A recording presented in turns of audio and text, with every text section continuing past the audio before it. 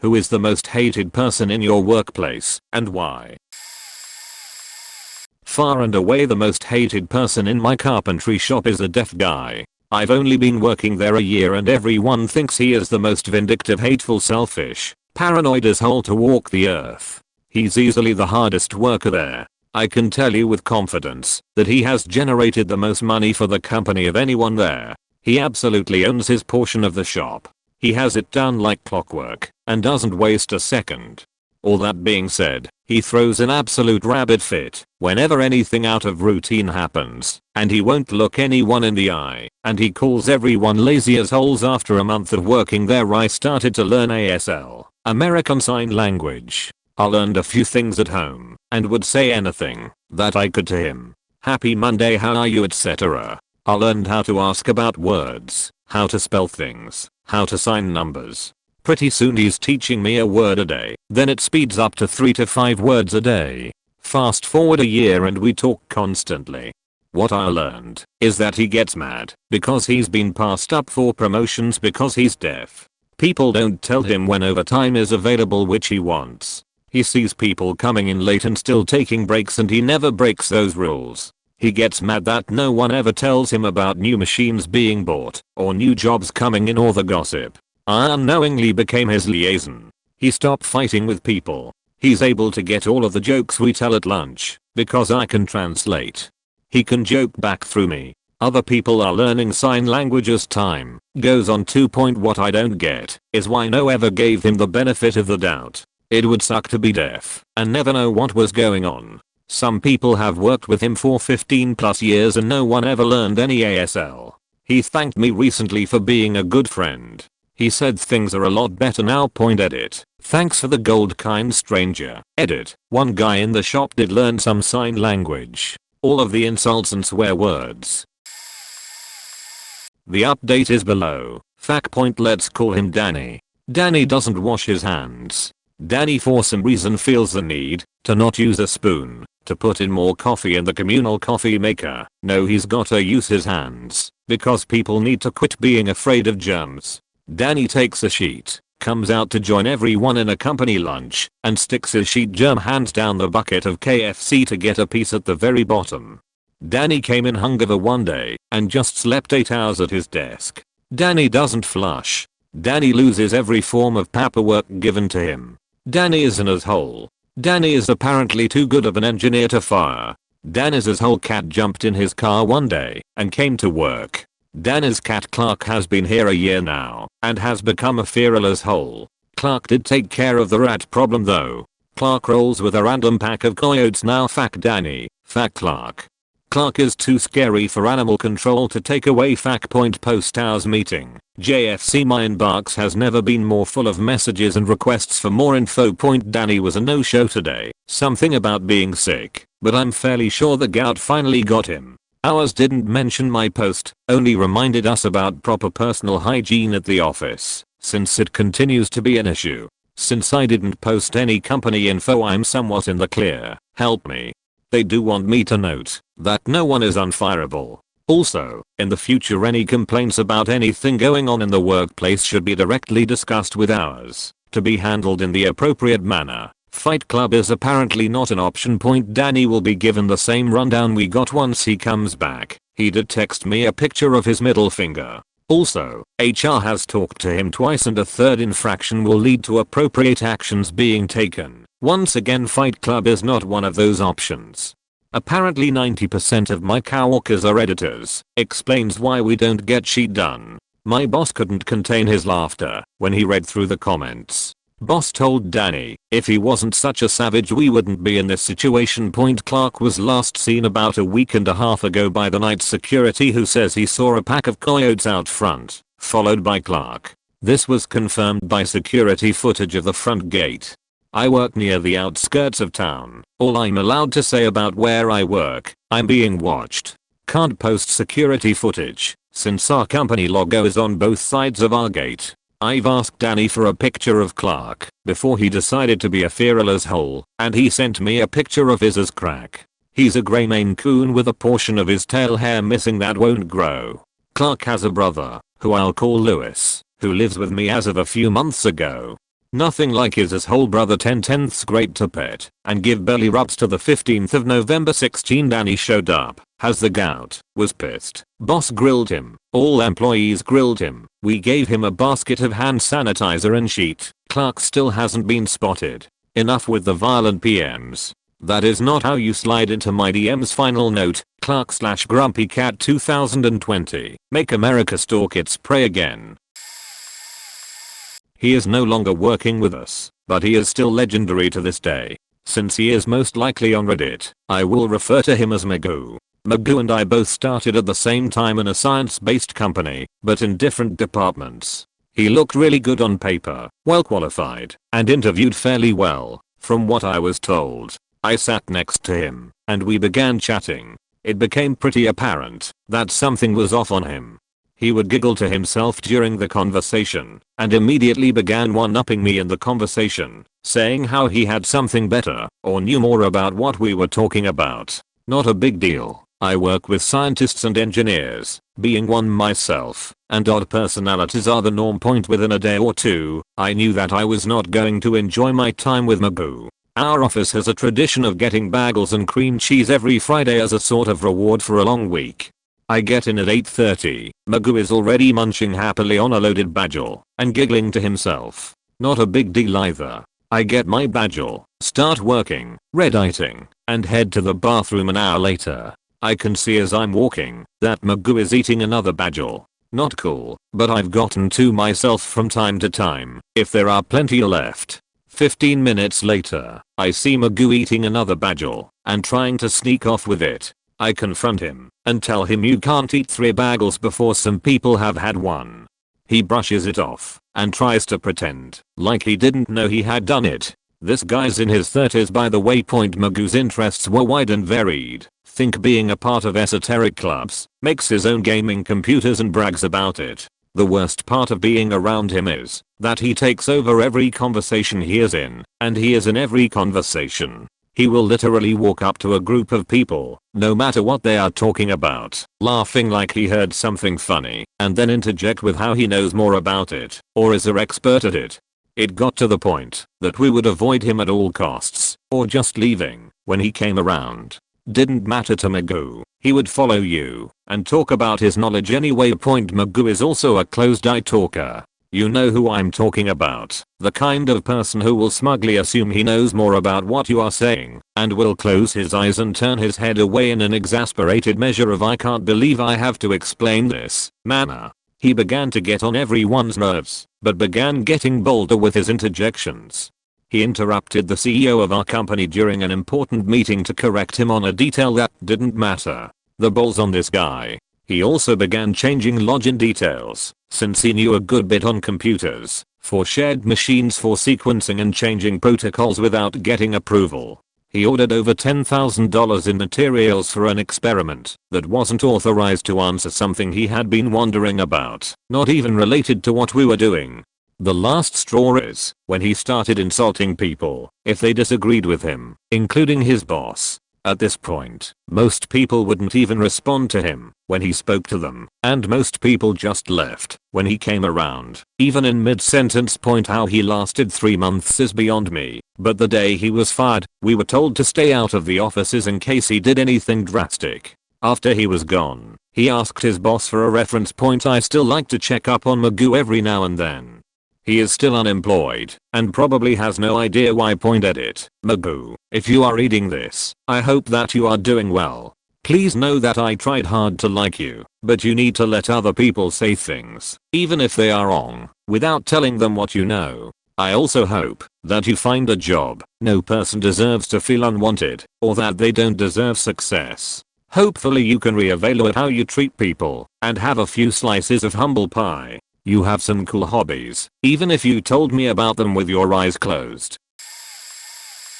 My office has the classic argue about anything guy. I mentioned once that I had recently rewatched the movie Equilibrium. This guy butted in and announced that the movie actually sucks. Spent about 10 minutes saying the effects were lame, the costumes were lame, futuristic movies are so overdone, obviously not knowing this movie came out 15 years ago, then ends it by saying I haven't actually seen it, I'm just saying.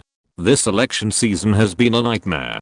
Guy went out of his way to try to find out who everyone was voting for, and if someone wouldn't tell him, he'd make an educated guess and then argue and question their voting choice that he himself decided. He vehemently debated the result of the election and ended up exposing that he in fact had no idea what the Electoral College does and also had never even heard the term gerrymandering.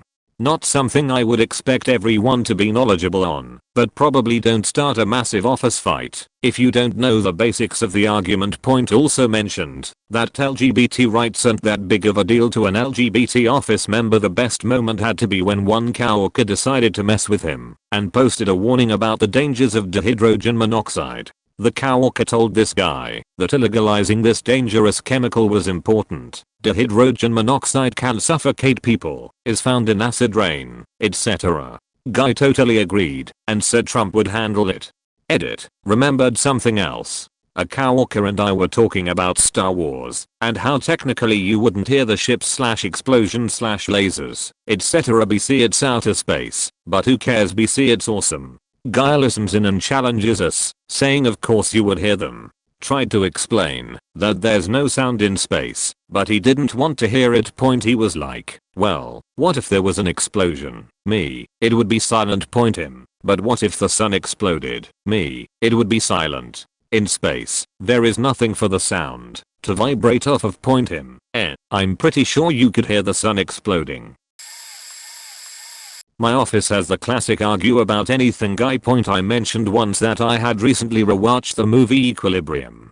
This guy butted in and announced that the movie actually sucks. Spent about 10 minutes saying the effects were lame, the costumes were lame, futuristic movies are so overdone, obviously not knowing this movie came out 15 years ago, then ends it by saying I haven't actually seen it, I'm just saying.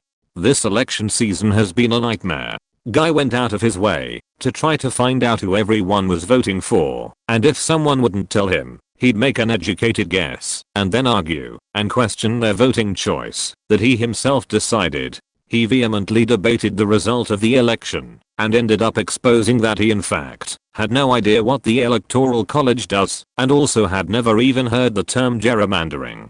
Not something I would expect everyone to be knowledgeable on, but probably don't start a massive office fight if you don't know the basics of the argument. Point also mentioned that LGBT rights aren't that big of a deal to an LGBT office member. The best moment had to be when one coworker decided to mess with him and posted a warning about the dangers of dihydrogen monoxide. The coworker told this guy that illegalizing this dangerous chemical was important. Dihydrogen monoxide can suffocate people, is found in acid rain, etc. Guy totally agreed and said Trump would handle it. Edit. Remembered something else. A coworker and I were talking about Star Wars and how technically you wouldn't hear the ships/explosions/lasers, etc. BC it's outer space, but who cares BC it's awesome. Guy listens in and challenges us, saying of course you would hear them. Tried to explain that there's no sound in space, but he didn't want to hear it. Point he was like, well, what if there was an explosion? Me, it would be silent. Point him, but what if the sun exploded? Me, it would be silent. In space, there is nothing for the sound to vibrate off of. Point him, I'm pretty sure you could hear the sun exploding. Point wanted to show him their check. Then he tries to talk to his desk mates about receiving less than last year, and this is where it goes downhill. Everyone he asks tells him they received more than last year's amount. You can see where this is going now. After everyone's gone for the day and a few of us stay to clean up the holiday party mess, Tim rushes the company owner and lays it into him on why he received a lower bonus, that he feels undervalued, he should be asking for a raise. We can hear him yell through a closed window to the outside. The holidays pass, and Tim is as happy as ever. All debt heads get called into what seemed like a normal Monday after the holidays meeting, and we are told the yearly bonus structure will no longer continue at our branch. Everybody knew why. A month later Jess finally got him fired, after bringing light to several sexual harassment instances revolving around him. Last I heard he moved to Kansas, to live closer to his family. Point edit. Wow. This really took off with a few people. Before the new year I was already in exit plan mode after an acceptance at a larger company. I made it clear with the owners months beforehand, so they weren't shocked. March 2014 I officially left, which was about a month after Tim. Many of my coworkers were older than me and could basically be my parents if you looked at the ages, so I didn't have an outside work relationship with anyone. However, I Facebook messaged an old coworker who's still there to get some updates for you guys. I'll update once I have new information. Point update. So looks like everything is back to normal and the company chairman reinstated all the perks. Right after Tim was fired, the department heads had a meeting with the chairman and concluded Tim was the issue to all of this. The chairman agreed to reinstate the bonus structure, and now, when Mexican food is ordered, there are always leftovers to take home.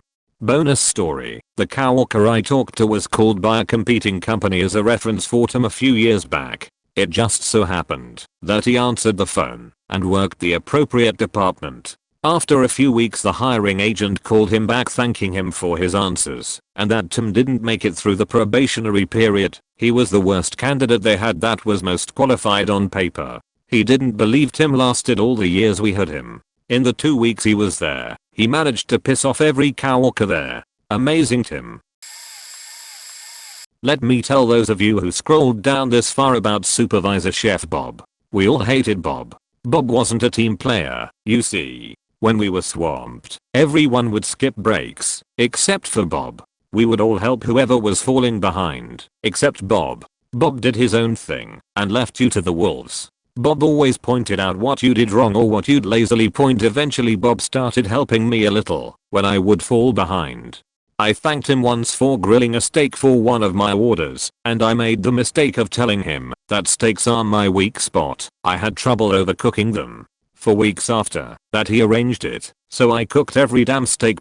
Time passes and I become, not to brag, one of the competent employees. I noticed one night that Bob was jumping in to help me whenever I fell behind. He would even ask what I wanted him to cover. Once I was working with him and I noticed Brenda was falling behind.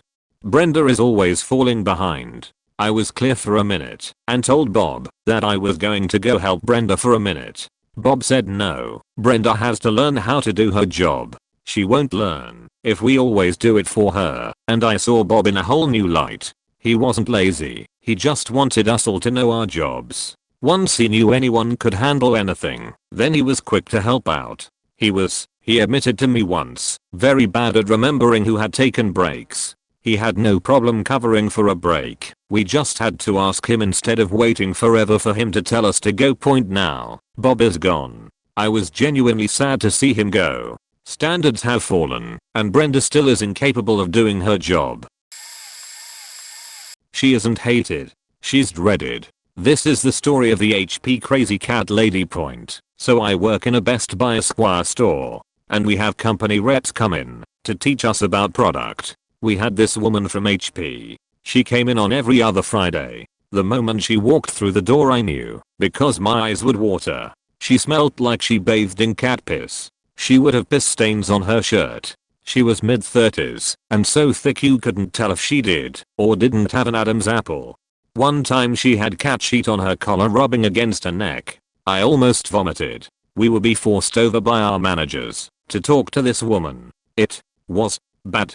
We would make jokes to new people about asking her out and trying to sleep with her. One newbie actually did it, and he said he puked on his food. He couldn't take the smell. Fast forward a few months, I get a customer interested in a 75-inch TV, but he won't buy because his cat will knock it over. He also smelled hardcore of cat piss and had cat food in his pocket. He told me he had purchased 3 cats.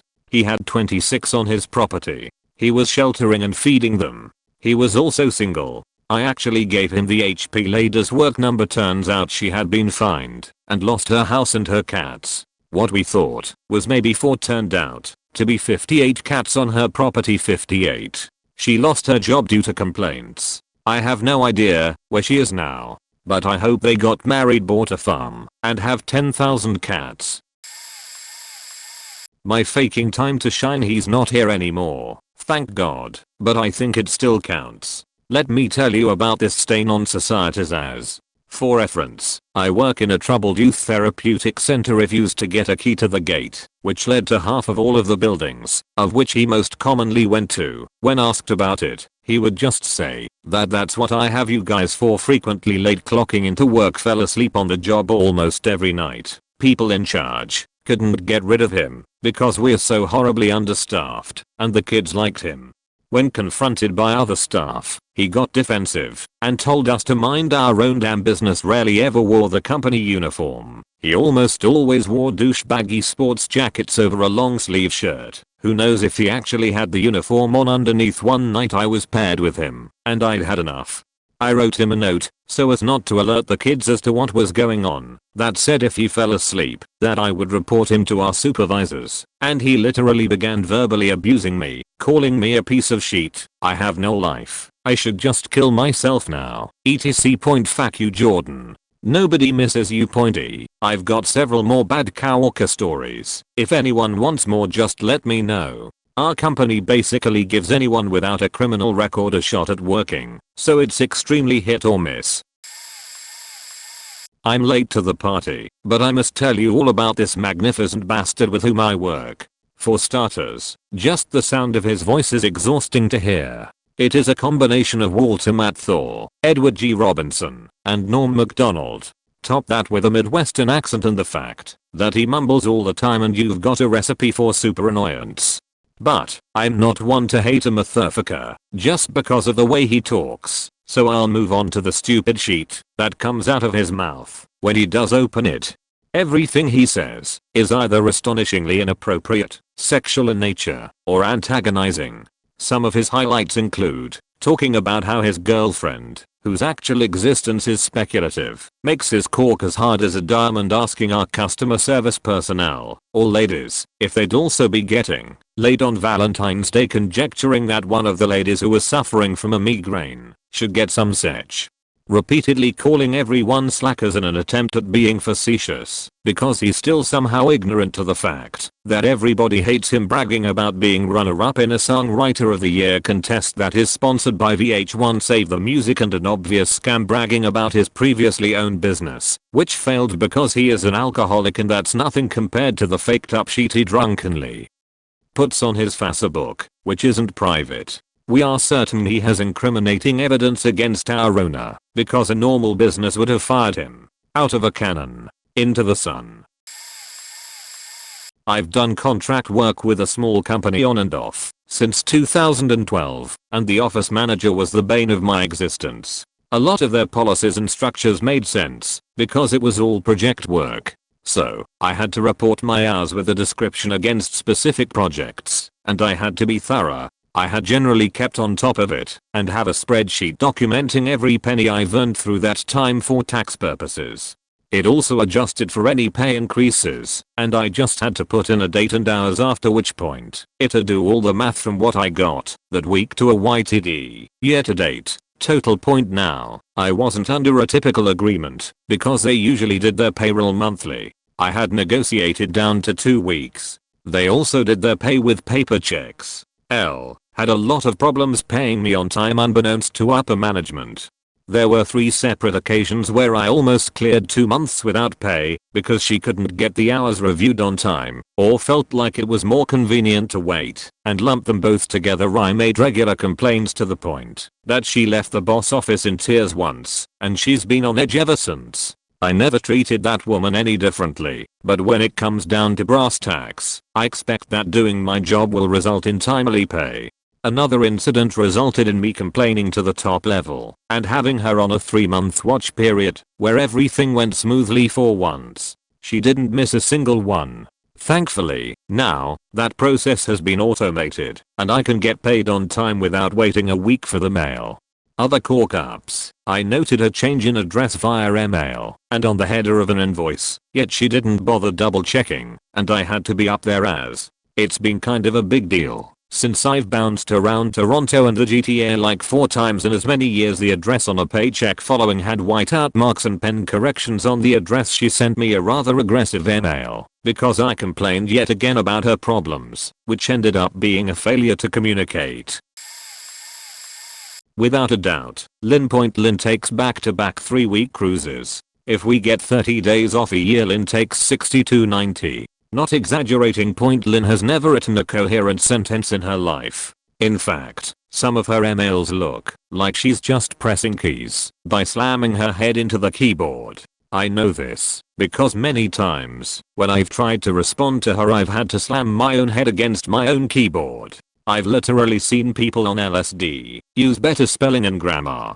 Lynn sends these emails out to clients. Lynn works remotely and does not regularly respond to internal emails. Everyone refers to her as the black hole. Nope, the only responses you'll get from Lynn is when one of her email chains accidentally get sent out by the boss and you find that she's been throwing you under the bus. Lynn has a fake personality. No matter what time of day it is, she always answers the phone with the loudest, freshest, "Hi. It's 9 AM on Monday morning. Please shut the fuck up." Lynn is unable to answer a direct question. If you ask her an either/or question, she'll respond yes. If you ask her a question with options A, B, C, or D where the answer can only be one of them, and let her talk long enough, she will eventually answer with each option as the answer. Lynn is pretty incompetent at her job, but that doesn't matter to the boss. When Lynn screws up a relationship with our largest partner by not responding to emails, Lynn gets put in charge of the entire Australia market and installations to boot. Lynn also travels for her job, but Lynn does not work on days she travels. Even if it is only a 30-minute flight. Lynn does, however, count this time towards her 40 hours and will quit working on Friday because she's already worked her 40 hours. I could go on, but I'm getting pissed writing this, so I'm going to stop here. Lynn, if you see this, I'm sorry, but you know every one of these are faking true. I worked at a dollar store as a teen. The manager in a side business selling some flower button things. She'd spent her entire shift on the company phone running her other business. She told me on the first day, unless someone is walking out with a whole cart of stuff, don't bother me. We, needless to say, had a major shoplifting problem. One older lady who worked there was nuts. She would come into the unisex restroom after people and wait while they went. She bitched at me because they hired me part-time instead of making her full-time. I apologized and said I didn't know when I applied. She also bitched at me for not waiting with my umbrella to walk out with her 2 hours after my shift ended. The homophobic remarks were unbearably frequent after my so dropped me off for work one time. The manager couldn't be bothered to intervene. The last straw was when a woman came in with her kid to buy some cat food, threw a fit, chucked boxes of product to the floor, attacked an employee, knocked her own kid into a shelf, etc. because she couldn't find it, punched her kid when he found the cat food, and then tried to walk out with a basket full of cat food and Snickers. I tried to call the cops. The manager was on the phone. You could only have one outgoing call at a time, so I couldn't. She bitched at me for interrupting her call and told me to mind my own business because the lady wasn't a big deal. I took off my name tag and walked out. The crazy coworker chased me to my car to tell me off for not giving notice, and now she'd have to cover my shift. I looked at her and said, "I thought you wanted me to quit so you'd have more hours." Probably me. However, I no longer work in the environment I'm about to talk about, and I hated all of the server I worked with, so I guess either me or them depending on whose side you're looking at this from. I used to be a bartender in a pretty high-end Italian restaurant that could seat easily around 200 people. For those of you who don't know, a bartender in a restaurant is vastly different from a bartender in a bar or club. You still have a bar to take care of, but you also have to make drinks for everyone seated at the tables. The servers ring in the drinks and you get a little shit pop out of a machine, like in a kitchen. So on top of serving guests at the bar, you're also like a drink cook. I was a total beach to the servers. They hated me. I'm sorry I was a beach to you servers, but here's the deal. You were lazy as fuck, selfish, and entitled. I worked the daytime shift, scheduled between 10 to 4, but I came in typically 2 hours early to do prep for my bar, and stayed an hour late to ease the transition for the nighttime bartenders, and make sure they had everything they needed. I was not paid for my additional 3 hours of work. Special shout out fuck you to my managers. The nighttime team loved me for this. However, the servers believed if I was staying late it meant I would run food for them. That's not how sheet works. I came in 2 hours earlier than you, did more work, and now I'm leaving. I'm not picking up your slack while you beach by the espresso machine. Oh, speaking of the espresso machine, guess whose job is not to make coffees?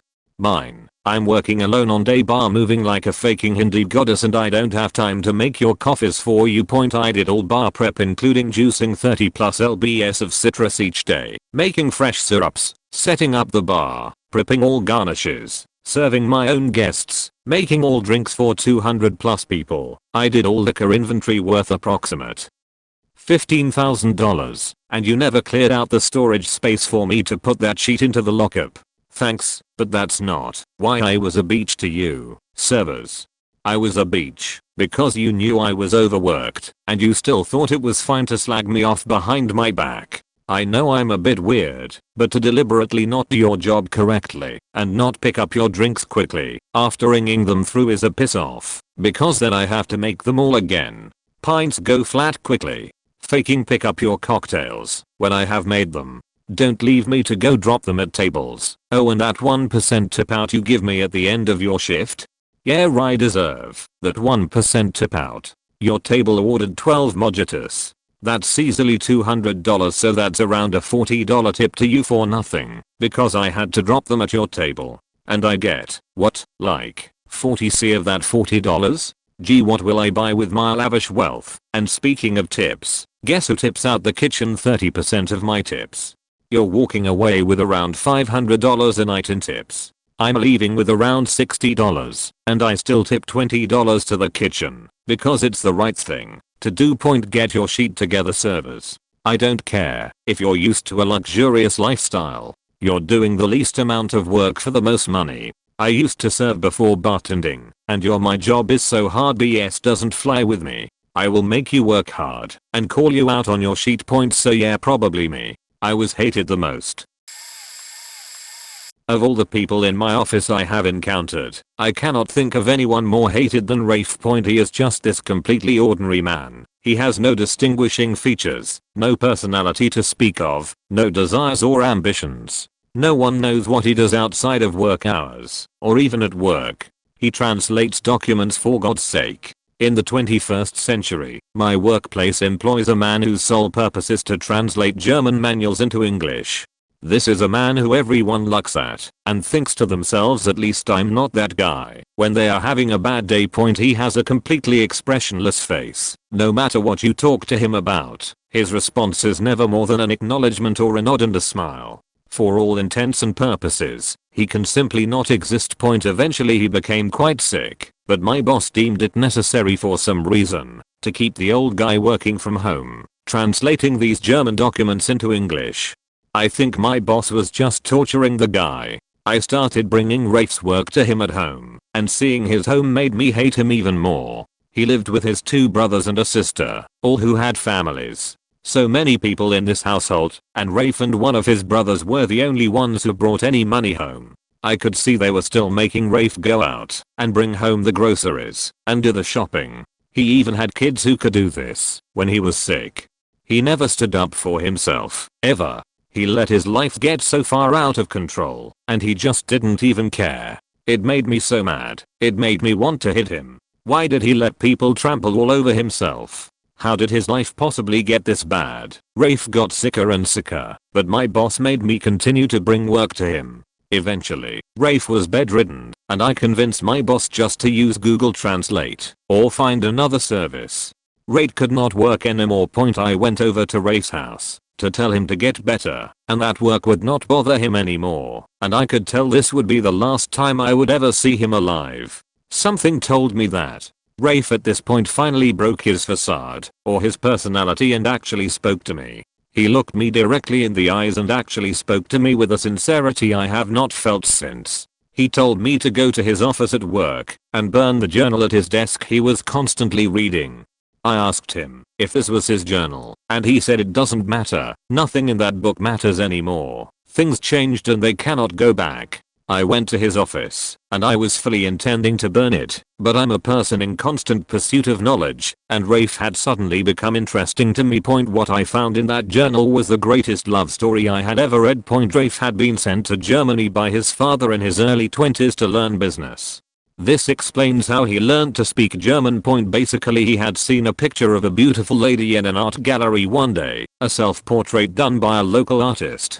The way he describes this painting alone, for a full 4 pages, is enough to convince anyone that a truth beyond words surely exists in this world. Rafe stared at this painting for many hours every day he could. He was obsessed. One day somebody sat beside him and started asking why he was so interested in tea painting.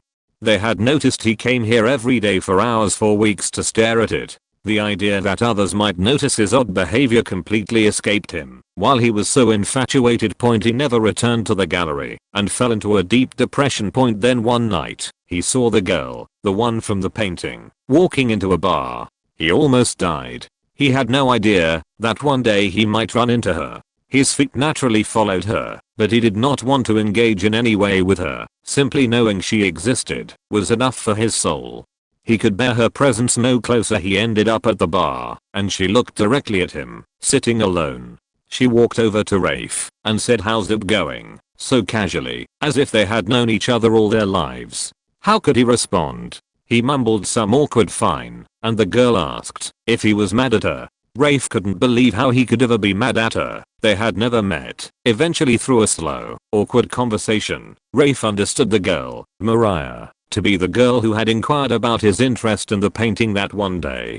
She had noticed him staring at her self-portrait for weeks, and she just started back at him. His infatuation interested her, and one day, she had to find out more. "I should have never done that," Mariah said. "I thought I had lost you forever." Rafe thought he was the one who had lost her forever. Despite this being their first meeting to him, they gallivanted around Germany for the summer, completely in love, spending much time every day together in the spring and winter until Mariah became ill. She was in the hospital for over a month. The doctors were unsure of what was the exact issue. Regardless, she made a slight improvement, enough for Rafe to stay in her apartment and take care of her. Rafe got a letter that his father had passed away and he needed to leave Germany and go back home. Rafe needed to settle his father's estate, and his mother had sent money for him to return immediately. It was decided that Mariah would move into her mother's apartment in a different city, and Rafe would write her letters every week until he had enough money to send for her. They agreed to get married and spend the rest of their lives together. Rafe continued to write every week, and Mariah wrote back. Her letters grew shorter and shorter, however, and started missing weeks, and eventually stopped altogether. Rafe's last 3 letters got returned to him as an undelivered. He made inquiries in Germany to the whereabouts of Mariah, but realized since he had spent too much time with her, he knew no one else in the country who would know Mariah. Eventually Rafe got his father's estate settled and found out he had inherited nothing but debt. He needed to start working immediately. He took work doing low-pay labor while saving up enough for a trip to Germany again to try to find Mariah. He constantly debating his worry about her well-being versus how strong he thought her feelings truly were for him. Rafe suffered many misfortunes in the poor economy and had given up hope of ever finding Mariah again in Germany. He settled for a job translating German documents and married a local girl who was also single at his age. Living together, his relatives eventually moved into his house, eating all of his income. Rafe lived this lifestyle for over 30 years, never able to escape it. Never able to leave. He made no career advancements. He could not build up any resolve to increase his postillion in life. He let everyone take advantage of him. One day walking home from work, however, shortly before he got sick, he heard a woman's voice call out behind him in German his name, greeting him, calling him to wait. He turned around, hoping, knowing it would be Mariah.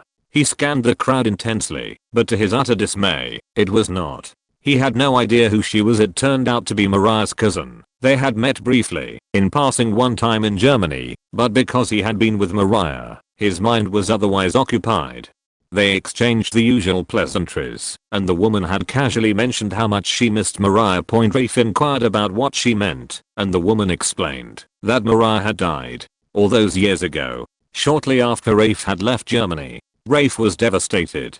Completely destroyed. Of course, this woman had not known the relationship that Rafe and Mariah had. She was oblivious to how such a simple statement of Mariah's death had such an effect on Rafe. The journal ended there.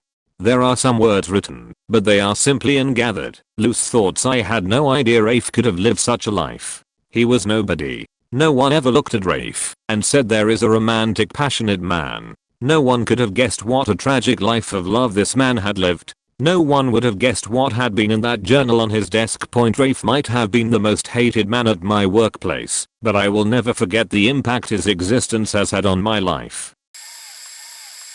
I work twice a week under the table for a 90-year-old woman as a home health aide. Love the woman as I do my own grandmother. I work first and second shift as needed, and we'll call her Sarah. She worked third. She had the general stuff going on, arriving late, not getting her job done on time, etc. She once went weeks without speaking to me because I refused to come in a whole hour early without my boss's permission. If I'd just helped her out, as she put it, I would have been working an hour that she would be paid for. Beach. Please fuck I look like my boss, still of 90 years old, would come in to pay me and spend 40 or so minutes complaining about Sarah. That she did whatever she wanted, touched things in the house and rearranged stuff. Mind you, the house and all its contents belong to a 90-year-old. If you move her Christmas sweaters, she's going to panic when she goes looking for them.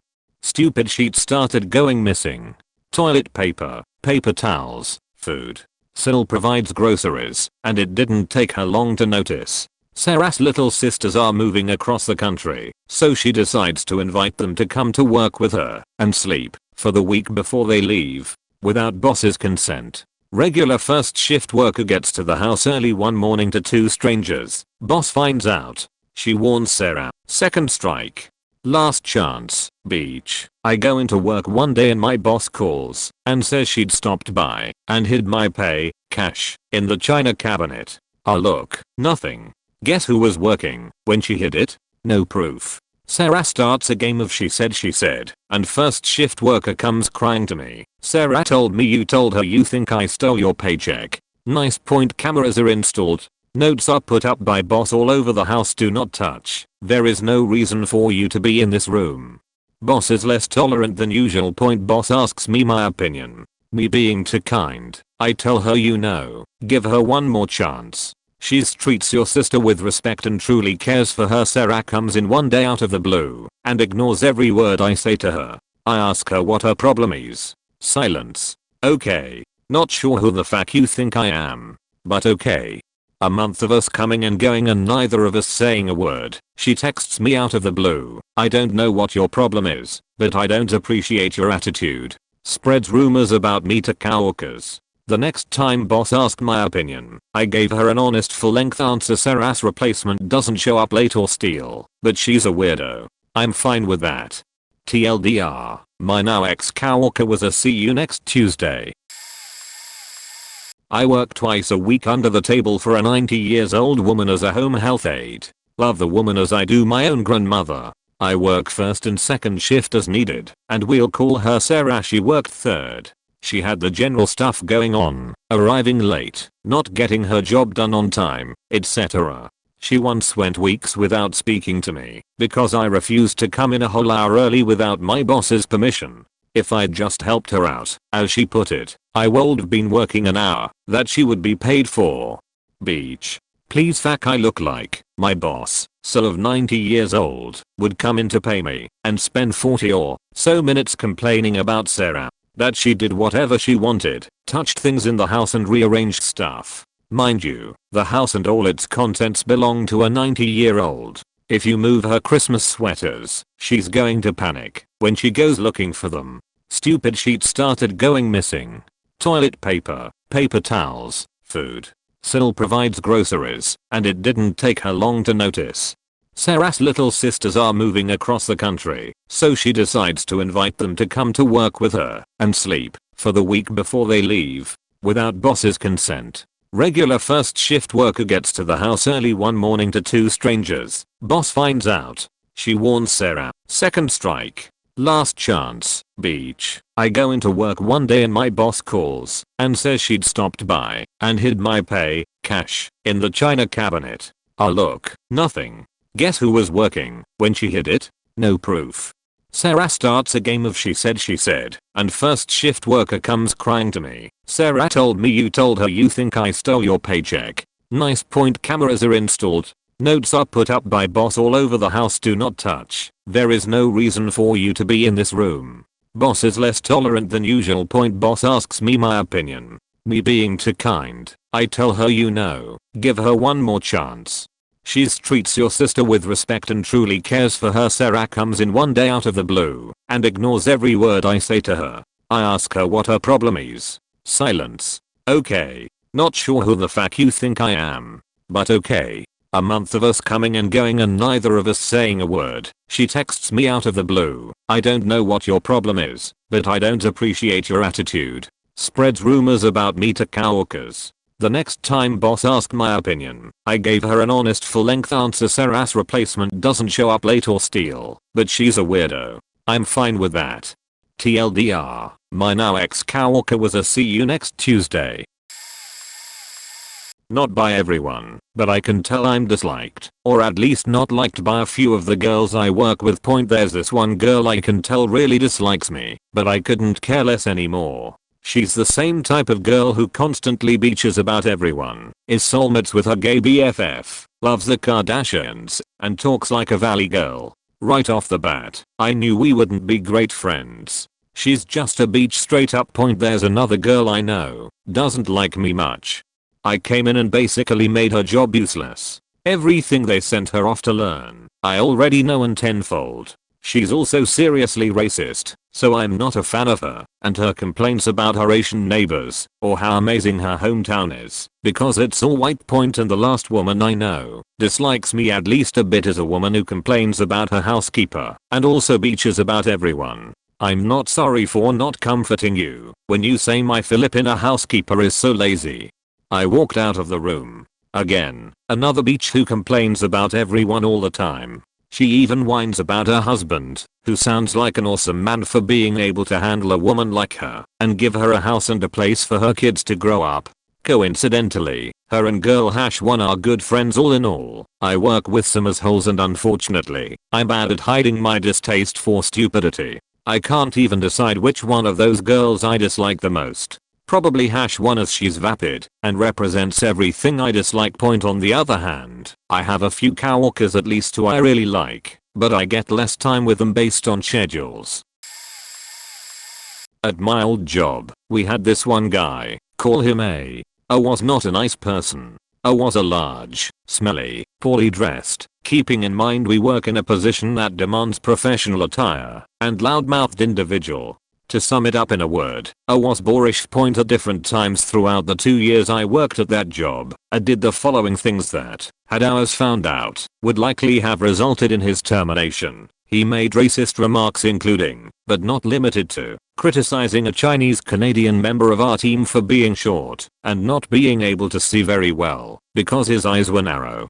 He made sexist remarks including, but not limited to, discussing, in a voice loud enough to be heard by most of the office, which former and current female members of our team he would sleep with. He made sexist/racist remarks. This one has a particular example to go with. He was talking to our manager, who is a Chinese woman, about her husband, who is a white man, and was surprised to learn that her husband actually allowed her to drive because she was not only a woman, but also Asian. He made several homophobic remarks which included suggestions that certain members of our team were in homosexual relationships with one another.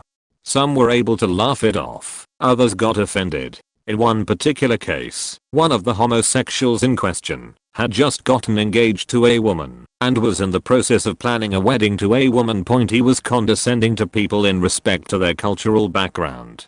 He had traveled quite extensively in Southeast Asia and determined that this was grounds to explain Filipino culture to 2 Filipino members of our team, Chinese culture to 3 Chinese members, and Indian culture to an Indian member. He also happened to have Ukrainian heritage, despite never having been to Ukraine, which made him uniquely qualified to tell a newly hired Ukrainian woman who was actually from Ukraine, about her heritage. When his racism/sexism/homophobia/condescending nature was brought up, he would simply say that there was joking around and brush it off. When jokes were made at his expense, he became very enraged and often threatened to take it to the manager or even fight other members of the team. This was our most hated person. He is the person that I missed the least when I left that job 2 years ago. We have a guy in our office who embodies creepy guy of the office. Here are a few things he's done. He applies for every promotion opportunity. He's not leadership material, so we always have to reject him. Every time, which is about 5 times since I've been here. He calls in sick the day after we give feedback. He doesn't get that we notice that and see it as totally unprofessional. He's a Facebook creeper. When I first started, I didn't know anyone. I relocated, so my circle was literally nada. He and I got along decently as he was my cube neighbor, so I accepted his friend request. Every time I would post a picture of my daughter, the first thing he'd say to me at work the next day is, "I saw that picture of your daughter. She's a cutie." Normally, I would just say thanks, but when a middle-aged dude says that every time, it's weird. He's very unhappily married. He and his, probably mail order from Taiwan, wife hate each other.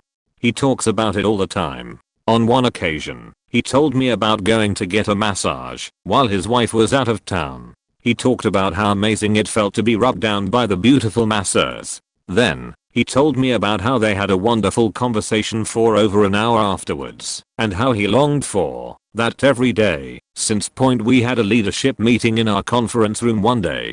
Dude forgot to apply for a promotion and asked to be considered after the cut-off date. Our manager said no, and we were discussing the whole situation. The next morning, he went into our manager's office and said, "I just want to bring you some peace this morning." And then he walked out. Turns out he was texting his daughter and overheard us talking bad about him. 1. That's not true at all, and 2. You have to put your ear literally on the door to hear what people are saying inside. We know this because after it was brought to our attention, we tested it out. My boss, my coworkers and I work in a chemistry lab in a very small company. As in, we report directly to the owner. We can pretty much all agree that she is the reason the business is failing. First off, despite decades in the industry, she apparently knows all about chemistry. We come to her with actual scientific theory that's been established for decades and even centuries, and she responds with "that doesn't sound very scientific." Next, she expects us to stay late, take on more work than usual, even come up with ideas for her to make money from without offering any incentive to do so. My raise this year, 3%, was immediately wiped out just by the increase in rent costs, never mind every other bill I have increasing as well, and the fact that I actually ended up owing income taxes because they wouldn't let me fill out my own W-9. Her husband, the actual chemist I work for, and a brilliant man by all accounts, an octogenarian who's had no less than 3 heart attacks in the 2 years I've worked here. Each time she's made him come back to work the next day against doctor's orders. She makes him do manual labor and only chastises him for it once I've already intervened. At this point I'm convinced she's trying to kill him. She sexually assaults contractors working on the building, such as the janitor that comes once a week. I've seen her try to kiss him as he tries to pull away, only for her to start yelling at him and how horrible he is at his job, threatening to fire him.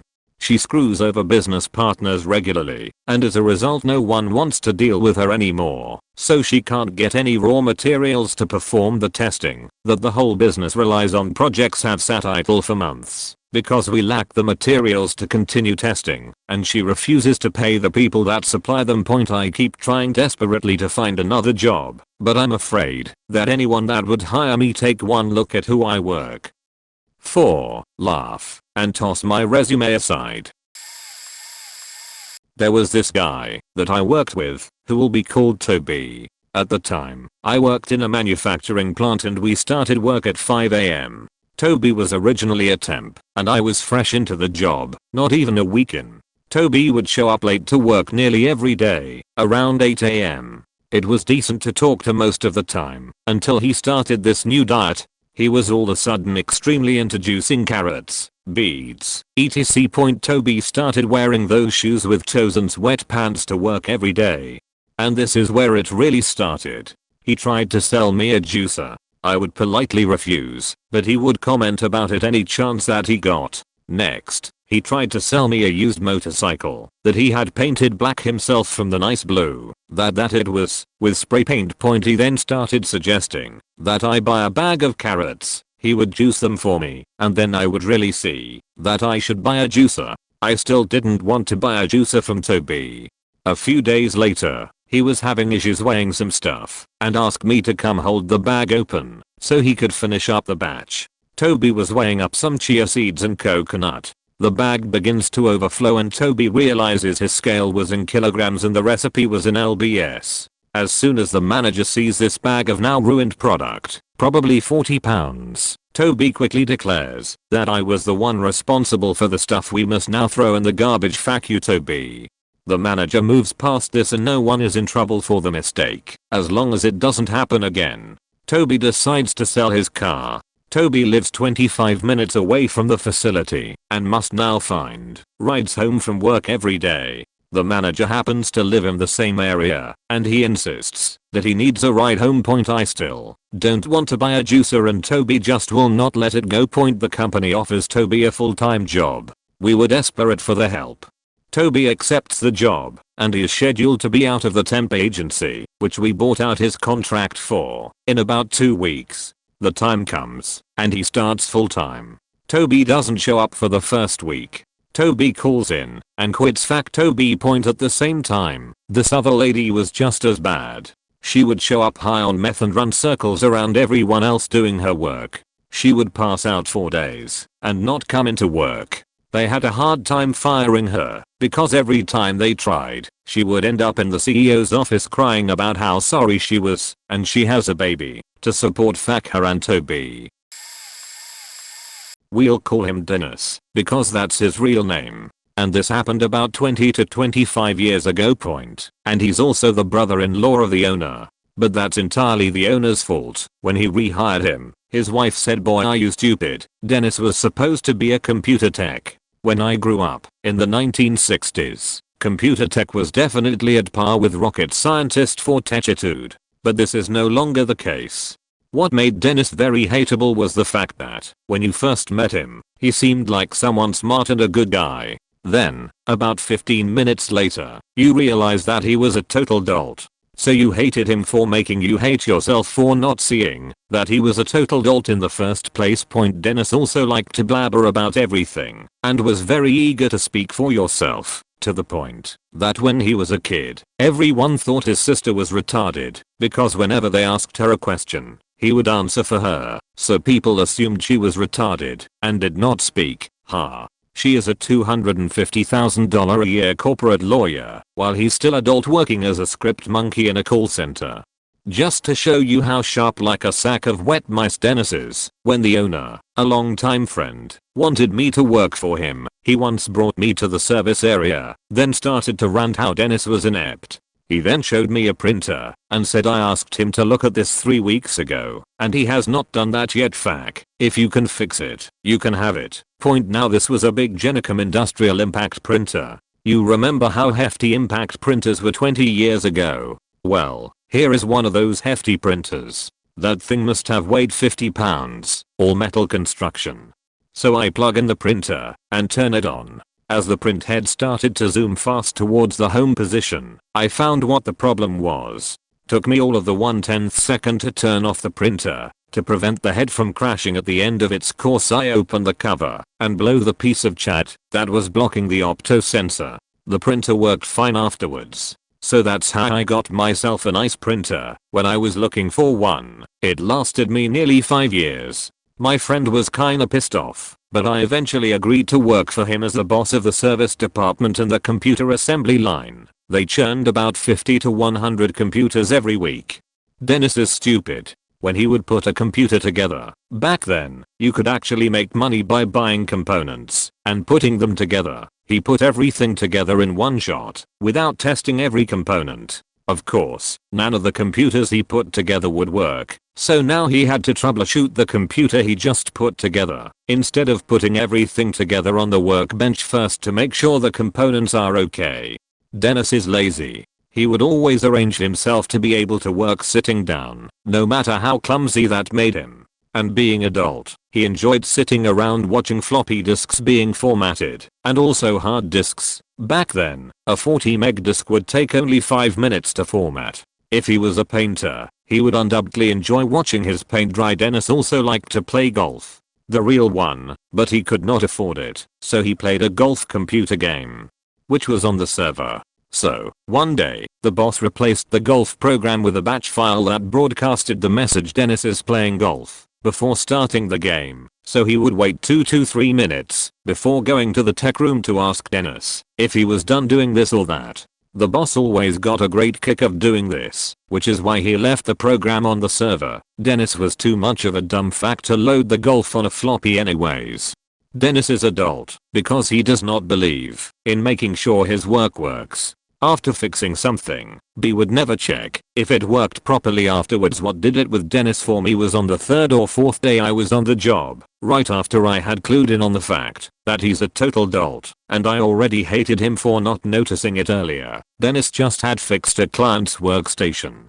Back then, a workstation was nothing more a computer with a floppy disk drive and a network card. No hard disk, no mouse. You booted DOS off the floppy and had a network connection on the server, and you ran your programs locally off the server. This was 20 years ago, remember? If you put the floppy disk drive cable backwards, which was easy because the connector is not keyed, the disk drive would be in Magic Auto Disk Erase mode, which instantly trashed any floppy disk you put in the drive. Point of course, when Dennis fixed the client's workstation, he did not test it, and the client hated Dennis, so another tech would have to go bring it back. Trouble is, no other tech was available. So the boss asked Dennis to drive me to the client. I do not drive, where I would take care of it. Point. When we get to the client's place, up the sticks, he grabs the computer. Cool, I don't have to carry it, I thought. So we bring the computer, and as I was talking to the client, Dennis installs the computer, without telling me. He was just supposed to chauffeur me. When I turned around, the only usable boot disk had already been Magic Auto Disk erased. I was pissed, and so was the client, so we had to go back to the office to make a boot disk. If Dennis would have stayed in the car, I would have noticed the always on floppy light, which meant it was in Magic Auto Disk erase mode, and flipped the cable. When we walked back to the car, I kept giving shit to Dennis, and he took off without me, stranding me at the client's. My cab ride cost $45. No transit in those boondocks.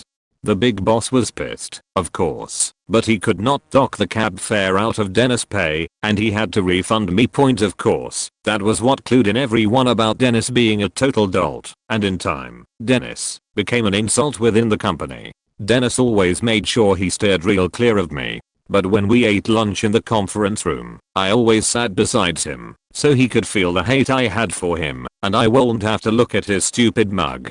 I also made sure I always interrupted him, as no one listened to him anyways. No, Dennis was not fired for the taxi cab caper, because the boss was kinda sadistic, and wanted to keep Dennis around, to compare us with him, if he was pissed at us. Which is why Dennis was the most hated guy in the company. Yes, it's not nice to make fun of adult, but this was 20 years ago, before the politically correct bullshit, and the guy was really hated anyways. But Dennis would get fired once in a while, because he really went below and beyond, only to be rehired a few weeks later eventually. I left the company to finish my university, and the guy who replaced me made it very clear pretty soon that it was either him or Dennis who would go. So this is why he permanently lost his job there, but my friend still had to see Dennis, because he was his brother-in-law. Point. When my friend divorced 10 years ago, the first thing I thought, great, you won't have to see Dennis anymore. And he high-fived me. Ain't life great? The most hated would be a 50-year-old knock shift worker who styles her hair in that crunchy curly style and takes pictures of herself captioned with no makeup, no filter, even though she is clearly wearing makeup. She is most hated because she is miserably two-faced and spends every morning in someone's office complaining about every evening shift person, but spends the first 3 hours of her shift bullshitting, checking her email, and sitting down. She also tries to get everyone else to do work for her by means of manipulation, tantrums, and claiming she has never been trained to do that despite having worked in the department for several years. She gets into shouting matches with people from time to time, which is pretty uncomfortable / unprofessional. The second most hated is just batshit crazy. She runs around with a panicked expression all the time because she can't get anything done in a timely fashion. She is constantly making mistakes and takes forever to get even the simplest things done, yet she takes excessively long breaks and sometimes takes 2 dinner breaks. The weirdest thing about her, though, besides her existence in a general frenzy, is that anytime she tries to join in a conversation she just starts talking about something completely irrelevant and inappropriate. The last thing she told me was about how her ex-husband was giving enemas to her son a lot with an "I told you so" look on her face. I barely know this person at all. I told her she should call the police or whatever if she actually suspects that sort of abuse, then walked away. I have definitely avoided her since then. I have 2. The first is hated because she's a classic office bitch, negative, whiny, lazy, and spends more time looking for ways to fuck everyone else over than doing actual work. She steals credit for other people's work and has actively harassed another woman so much we had to bring outside mediation in to try and make it better. The mediation resolved nothing, but I work for the government, so she hasn't been fired or moved to another department.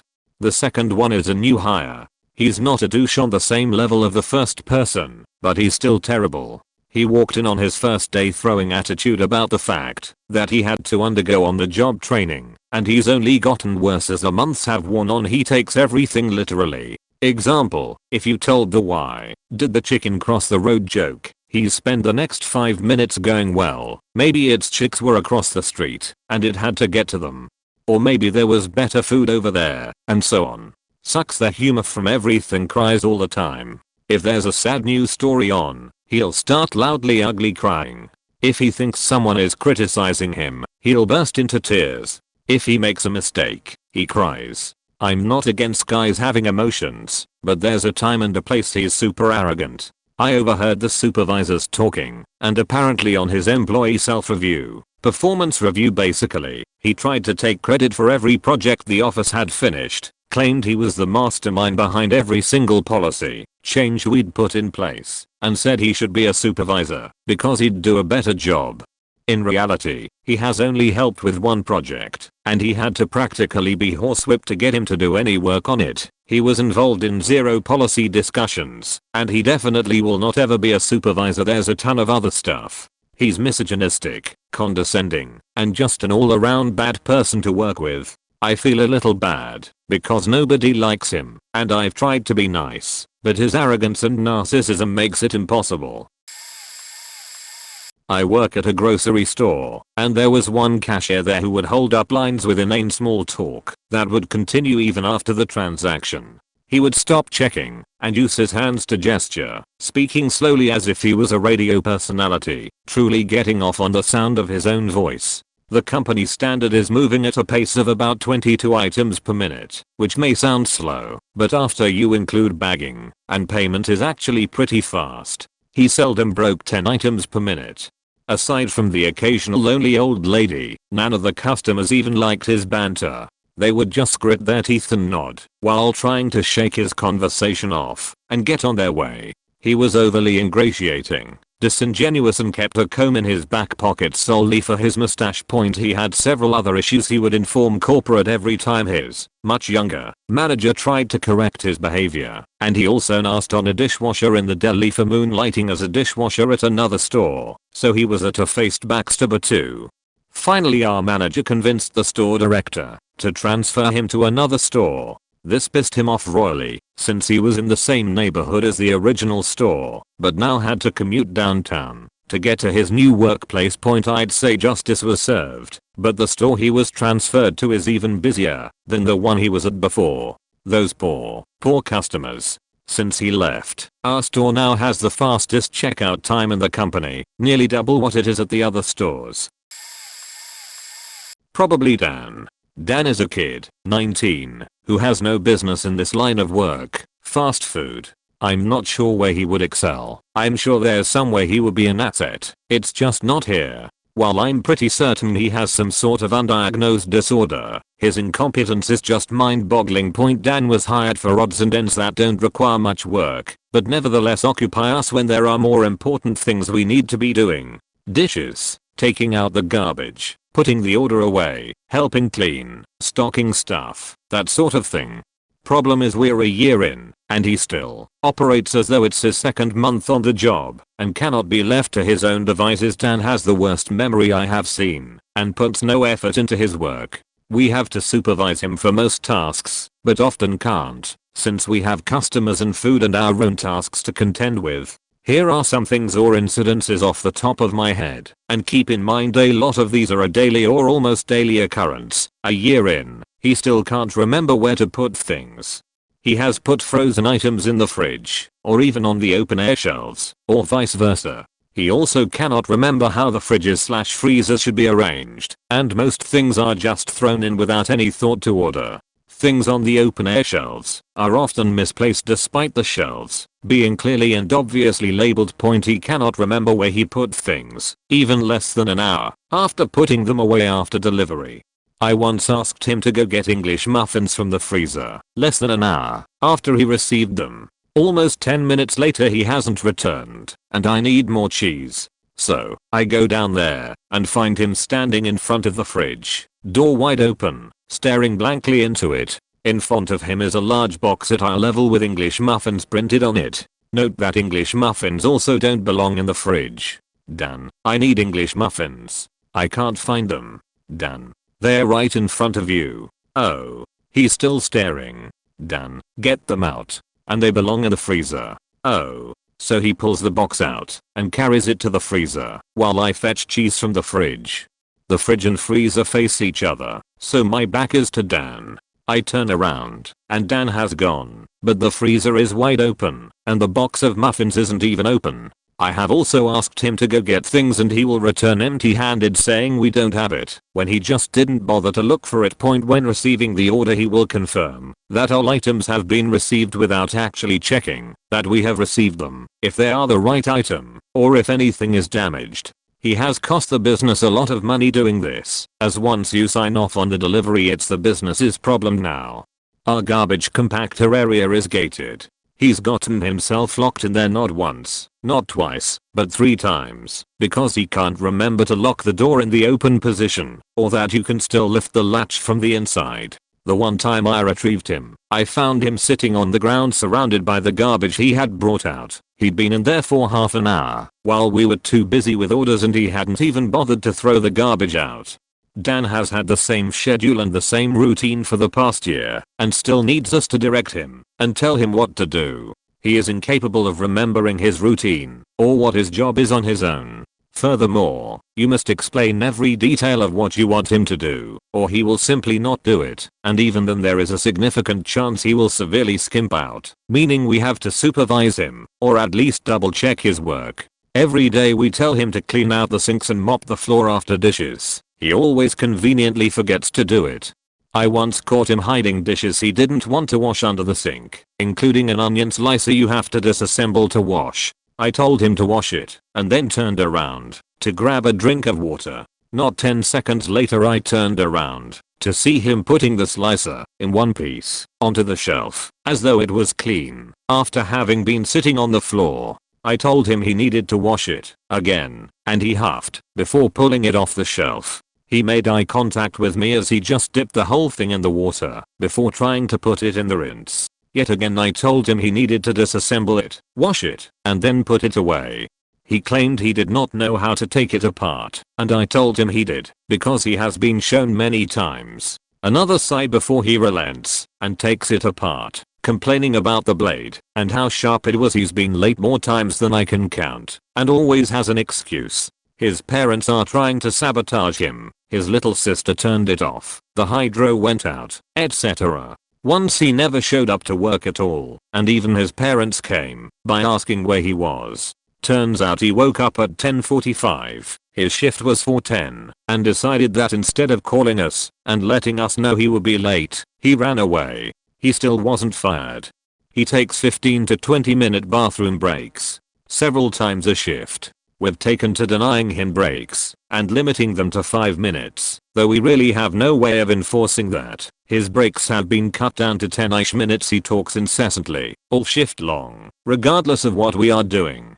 He is completely and utterly unaware of anything that is going on around him. We will be balls deep in the lunch rush with 10 active orders and he will be milling about in the kitchen asking questions and just talking about anything and everything. It doesn't occur to him that we are busy. Dan lies all the time. If we send him to go do something where we can't directly supervise him, like cleaning in the stock room, he will either just stand there for as long as he thinks is long enough, or do the most uninspired job possible just to say he did it. He doesn't seem to grasp the concept of the surveillance cameras and is genuinely surprised when we tell him to go do it again. For real point, his parents are aware of his ineptitude and restrict his access to his own money, much to Dan's dismay. He seems to also be unaware how expensive things are and how much he spends, or he doesn't care, because he will blow his allowance in the first couple days of the week and then spend the rest of the week either asking for money from us or complaining about how hungry he is. I'm not sure if he can count. We make onion rings in-house and we keep them in bins, 8 layers each. Many times I have double checked how many layers he's been putting in each bean, and they've been as many as 9 to 10 and as little as 6. When I bring it up to him, I get one of 2 responses. He wasn't aware it's supposed to be 8 layers. B. He wasn't aware he wasn't doing 8 layers. He once wore the wrong shoes to work, and they weren't non-slip. He suggested he go home, since he didn't have proper footwear. Unfortunately for him, trying to get sent home early is a known trick from him, and the supervisor refused to send him home.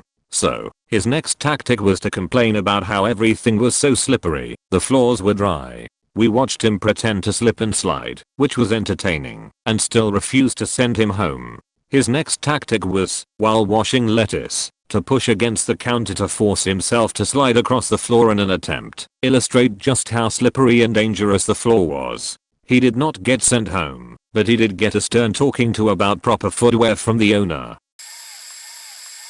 Pretty late to this one, but anyway, I work in hospitality. More specifically, I'm a line cook. This girl started working with us maybe like 4 to 5 months ago. She works out the front, mainly as a waitress, so luckily I don't encounter her as much as others. First of all, she is just straight up annoying. She asks the weirdest questions and tells the most pointless stories. At first I passed it off as her just wanting to make friends or whatever, but it's just straight up weird. She'll walk up to and just be like, "Guess what? I bought bread today," and just walk off. Keep in mind that we are extremely busy, and she tends to annoy the kitchen with her trivial BS at the worst possible times. She got very buddy with the assistant manager and ended up moving in with her. I still can't work out why the fact the assistant manager did it, but I guess she was desperate. Anyway, this has the beach thinking that, because she lives with the assistant manager, that she now holds some sort of power. She comes to work in his glossy, bright red shoes that I'm pretty sure are against our uniform code.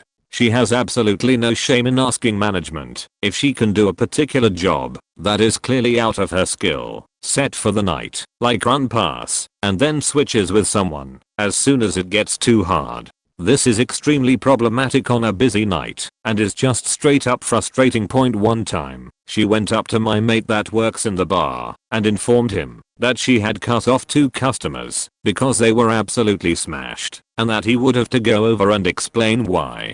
First off, it's absolute bullshit that she just thought she could shift the awkward part onto her coworker. But what's more annoying is that when he went over to talk to the customers, he saw that they were quite elderly and that she had mistaken their old age for drunkenness. It's like she tries to latch onto whatever power she has so she can abuse it. She also fucks up orders all the time, but refuses to take the blame a lot. One night she faked up like 4 dockets. I watched as whoever was on pass asked her about it, and she proceeded to say that's impossible. That is absolutely impossible. And then went and sat out the back in our storeroom for like an hour. On a busy night. There's more, but I'd be here forever.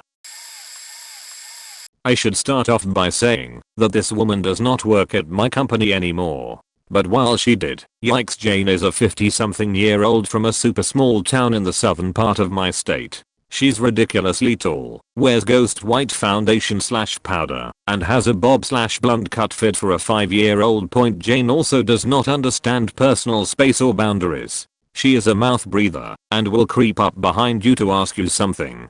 There have been countless times when I've felt a presence in my area. I wear headphones, so I don't always know when people are around, and turned around to see her standing an inch away from me with her creepy smile. She asks way too many questions. Like, I'm all for being a team player and helping, but she forgets what Google is a lot of the time. She breathes really loudly and constantly giggles because she gets confused. She trips in the hall all the time and will most likely spill her drink at least once a day. Jane also will bring us treats without her knowledge. New flavor of icy at Burger King? She's on it. I'm diabetic. I can't have that shit, and I've told her this, and she still buys me candy and slushes. I throw them out every time. Lastly, Jane believes she was abducted by aliens. For real. She truly believes this. And she has brought pictures of her house to prove that aliens have visited because there are orbs in the air. When my boss let us know she was being let go, I couldn't stop smiling, and I felt really bad about it. I saw her at this restaurant a few days later and crept out the back door as to not have to see her. She called my coworker crying for days about losing her job and showed up at her house, banging on the door and begging to be let in. Oh Jane, please don't ever come back to our office. Ever. The new guy who gets really mad at coworkers when we don't go the extra mile to screw over our customers. One example of several. We are a hotel, and like all hotels, we have a cancellation policy. Ours is 48 hours before check-in, with a one-night penalty if we don't reserve your room. So Mr. Guest calls the morning of his reservation to cancel. There's a business catastrophe, he can't make it, the usual. We inform him of our policy, he grumbles but gets it, hangs up. Now, we are not very full that night. No one's clamoring for rooms. But by random luck, we get a walk-in. So the front desk girl working that evening sells Mr. Walk-in the room that Mr. Guest cancelled on. We still get paid for that room. Mr. Guest doesn't pay $200 for a room he never sees. We'll probably get repeat business from him. New old guy gets on to work the night shift, reads the notes, and is furious that FT sold that room when we have so many other empty rooms. I get a 20-minute rant about how she should be fired for selling a cancelled room when there were any other options. Fortunately, he's the newbie who works now because he's too slow to work days and no one has to listen to him except me, your friendly senior now. He's also just personally insufferable in weird ways. Aside from wanting very hard to be a shyster, he's a generally cheery guy, but he has this way of talking that is kinda shouty and has just random sounds making every sentence take too long. And now he's been here for months and still thinks he needs to update me about every tiny thing he does at his desk. I have my own job to do, new old guy. You can handle locking down a sleeping building and checking your files without me approving every little thing. I know you want to make sure the buck never stops with you, and I'm sick of it. Let's call them May and March. Not because March is young, but rather because March is old enough to be way past December, and probably mad as the hare himself. May is supposed to be a therapist. She sees, maybe, 3 patients per week. I have seen her sitting around the corner from the front desk window when her patient checks in. Tell the front desk staff yeah. Tell her I'm not here. I'll see her next week. Then turn to the billing department people and go back to her conversation about her Weisha Swiddle items puppy or her $1.5 million estate being oh so lonely and empty, but he pays her $2,000 per week, salaried, to keep up payments on the house. Well, it's almost empty. Our boss, March, lives in her basement. Why? Because he bought it for her. With company funds. It's across the street from his actual home, with his actual wife. But wait. There's more. March may have once been a brilliant psychologist. I do believe that. Now though, supervision that should be about what we are doing with patients and discussing development as a therapist. Supervision for patients we treat under his licenses we train to take our licensing exams. He told us not to take because we'll lose money when only he would lose in his pyramid scheme.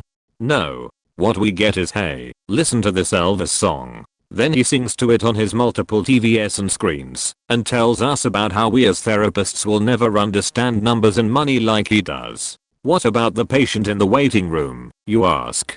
Oh ho ho, my friend. You didn't realize it, but that guy in the waiting room, fuck him. You say he's going to go to jail if we don't give him his psych report. Lol, March don't care. He says to tell the guy's parole board he was non-compliant. I mean, obviously March took the folder home with him from the office and forgot because his brain is being eaten away by years of alcohol and guilt. But no, it must be the extern's fault.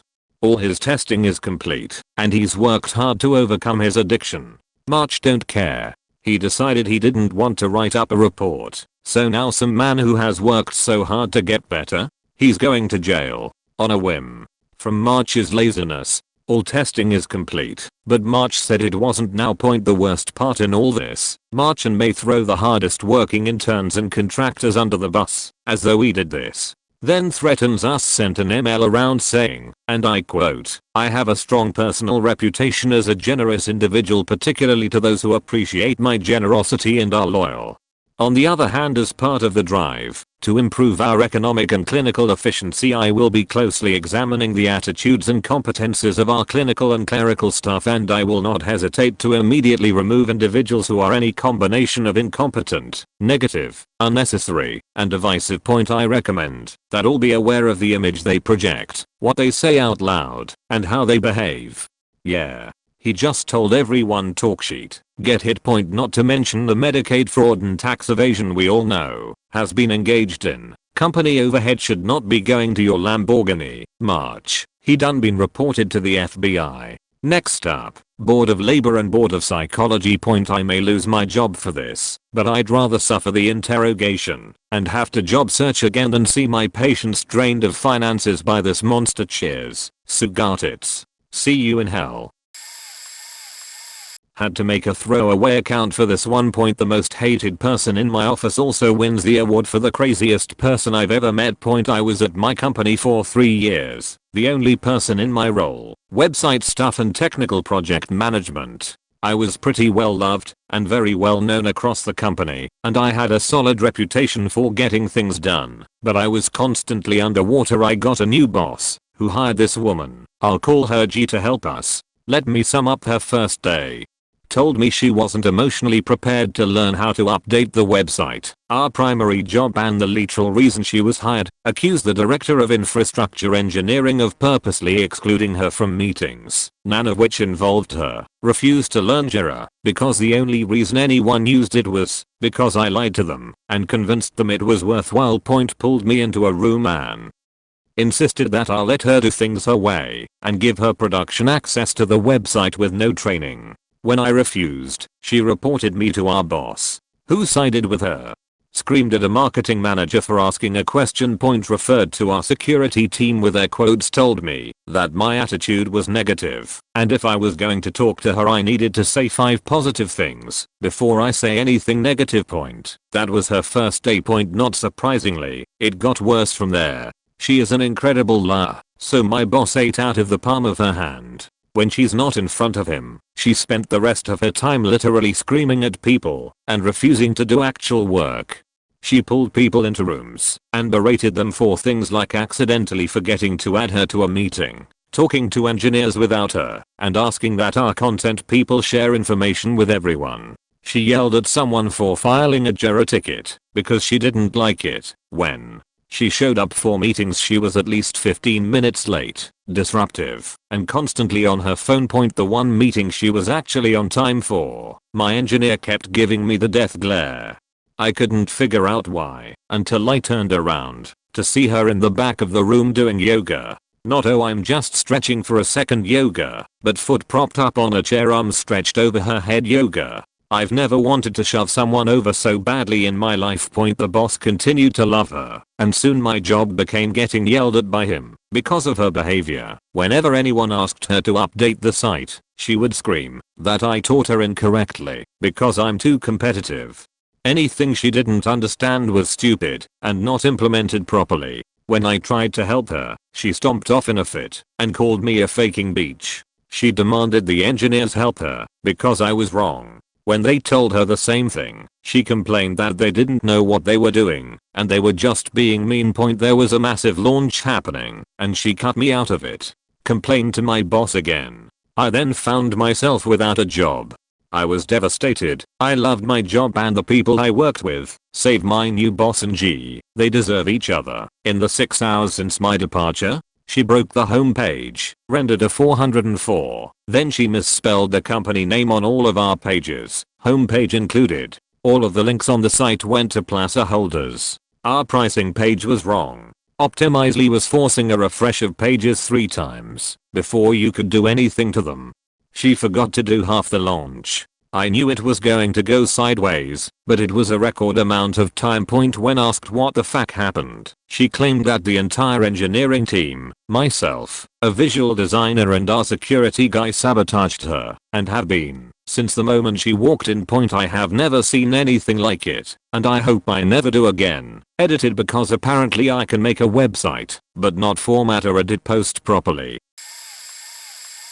Sherry is by far the worst person in my workplace. One of the typical snitches. She watches everything. She has eyes like a hawk and millions like a spider. When she was on third shift, she would find any little thing every person in my department did. The thing I always found funny was how she would be watching everyone and tell our supervisor if she saw us out of our seat at any time. Note, we are allowed to be out of our seat to talk to a QC or go to the bathroom at any time we need to, and she would automatically assume that we were doing something we weren't supposed to, and like I said, she would go to our supervisor and even go as far as calling a conference meeting to discuss all of the issues she's been seeing around the department. I have only worked there for going on 3 years, but I have heard that she even called the boss of the entire plant and all sorts of other figures that were higher than us. She also had this little clique that she would force to help her get people busted. And you could always tell that they didn't want to, but they did anyway, because they knew that Sherry would completely turn against them and surely find a way to get there as too.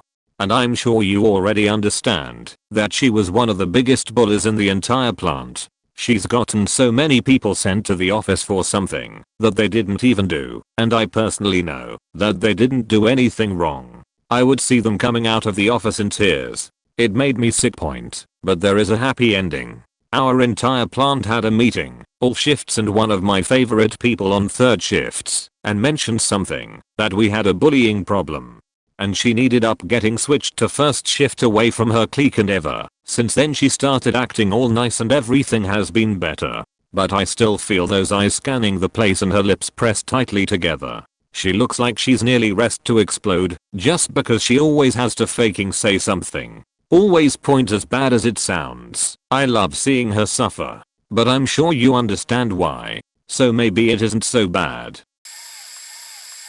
Oh man, I worked literally right next to this person. We shared a big office, and I was the only one to pretty much experience everything that no one else really does at work. Where do I start? Okay, how about every damn morning? The morning she comes in and sits down on her computer, she lets out this obnoxious yawn.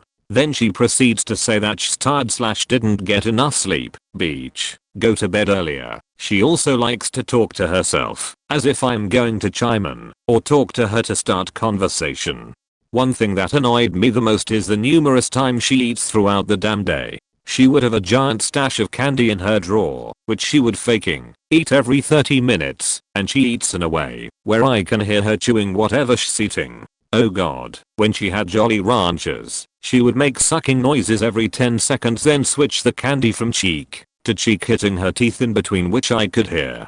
She also ate M&Ms, and like a heathen she would open that fun-sized pack and pour that sheet on her desk, making a bunch of noise. No, she didn't put it in a napkin or just eat it off the package. She ate it from the table. I can hear every tiny crunch when she popped one into her mouth. Then she would pop gum every hour, and she had one of those bucket ones that holds like 60 pieces with a snap on top. I can hear every squish and chew when she ate her gum, which annoyed the fuck out of me. Then later in the afternoon she starts eating crunchy sheet like crispy crackers or ice cakes. And throughout the day she drinks tea and loads that sheet with sugar, where she would stir her drink like 80 times before stopping, which meant I could hear that damn plastic spoon scrape the sides of her mug with each lap. Also her faking computer speakers were always on, and she had an email notification sound whenever she got an email, which was annoying because she gets numerous ones throughout the day. She would play her videos / work through the speakers, which I didn't need to faking. Here for like 3 hours of wench's making video edits. Keeps playing the same part of the video like 40 faking times. Then she would have conference calls with other developers my company worked with through speakerphone. I'm pretty sure I've developed misophonia throughout my time working with her. Every noise or thing that came from her location would really irritate me. Thank faking God she quit recently, and I couldn't have been more happier when her last day came. We now have 2 new people who work with me, and they are much more quiet and don't do obnoxious shit. Hitler. That's not really his name, but we all agree he looks like Hitler, so I'll refer to him as such. Hitler has worked at every entry-level job in this town and the next town over, and has been fired or quit from every one of them. We work with food, but he only recognizes some of the rules we have to follow. For example, he will wash his hands when he comes into work every day, but is also willing to grab food with his bare hands in front of customers. A big no-no, even if he is wearing gloves.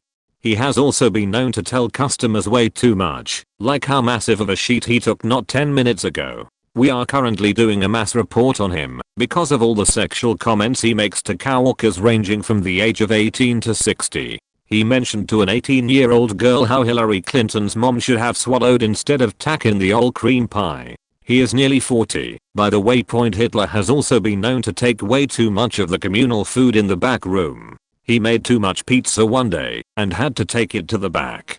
Instead of coming back to work, he decided to sit in the back and eat the pizzas himself. We had not seen him in 45 minutes, so we sent a coworker back there to find him, and he found him eating the pizza. When asked to come back to work, he took one last slice and ate it all in one bite before saying okay and coming back. Has reached infamous at our place of work now.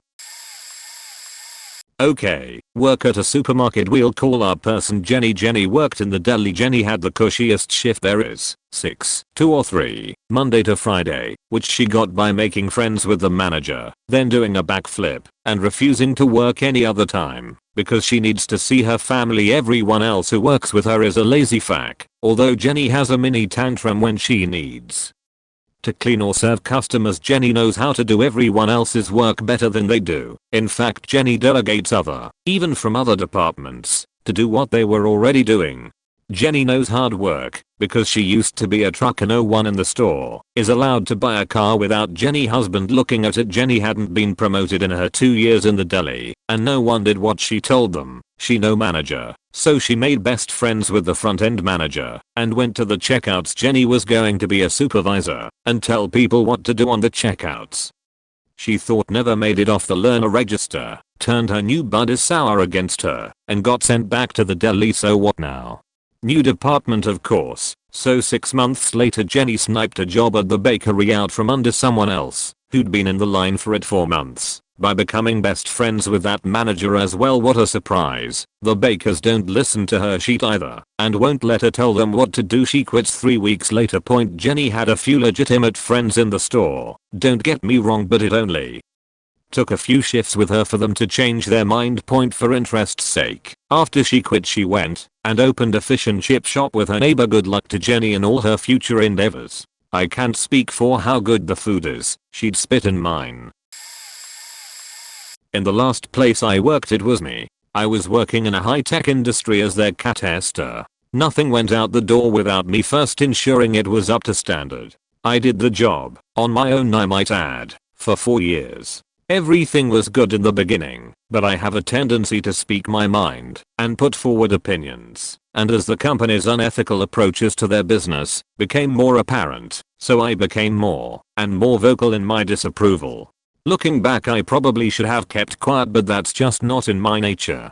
If I don't agree with something, I will say so, and to hell with the consequences. I didn't care who I was criticizing either. My boss would regularly get me pissed off by asking me to change the procedure to allow the tests to pass when the machinery just wasn't up to the required standards. I would refuse, point blank, pointing out that the tests were important as we were dealing with dangerous chemicals and that our customers, Pepsi being one of the biggest, were relying on this equipment to measure the concentration of formaldehyde, which some of you will know is a carcinogen, as well as others like DMMP, which is a chemical warfare agent. He was more worried about meeting deadlines than he was in making machines that worked properly. Anyway, as the company grew and became busier, I was approached many times being told to cut corners and miss entire tests in order to meet deadlines. Just before my 2-week holiday, I took the entire management team aside and read them the riot act demanding that they leave me to do my job properly and correctly. 2 days after I got back, I was fired. So yeah, fuck em. Oh, this is so easy. Let's call her Carly. I don't know how Carly is still employed. We work at a hospital. Back in the day, Carly started off just being a greeter at the hospital doors. Then she moved into housekeeping. Then she moved into some job where she called patients all day. She's had a million jobs at the hospital. Eventually she ended up in an office support / assistant role in one of the departments, which is where I work as well. Our boss gets daily complaints about her from various people in the department about various things. He knows how awful she is, but won't get rid of her. I'm pretty sure he's just waiting for her to retire in about 4 years. She is always showing up late and or leaving early. She's been written up multiple times. She always gets the lowest marks possible on her annual review. Most of her job involves using a computer and various hospital computer systems. This woman knows nothing about computers or technology. She is still on dial-up at her house and barely knows how to use the internet. She can only type by doing hunt and peck. She doesn't know anything about the computer programs we're supposed to basically be experts on. One of my favorite stories is the time she was sitting at her desk furiously banging on her keyboard, just going absolutely crazy on it. My coworker and I are just like, what the fuck is she doing? 10 minutes later she's still banging away. We had no clue what she could possibly be typing up like that. I look at her screen and there is nothing open. Nada. Huh. So I ask her what she's doing. I'm practicing my typing. What? But you're not really typing. You don't even have anything open. You're just randomly hitting keys. I know. I'm warming up my fingers. My coworker and I were almost crying from laughing so hard. She disappears for significant periods of time. We never know where she is. Sometimes she'll tell us she's going somewhere, but it's obviously a lie. It doesn't take 30 minutes to check the mail. The mail room is down the hall from our office. I'm going to go empty the laundry cart. She comes back 45 minutes later, and the cart is still full. Most of the time she just walks out without saying anything. Sometimes we are not sure if she's even still there or not. It's so bad that our boss has started popping in now and then just to see if she's at her desk. She usually isn't.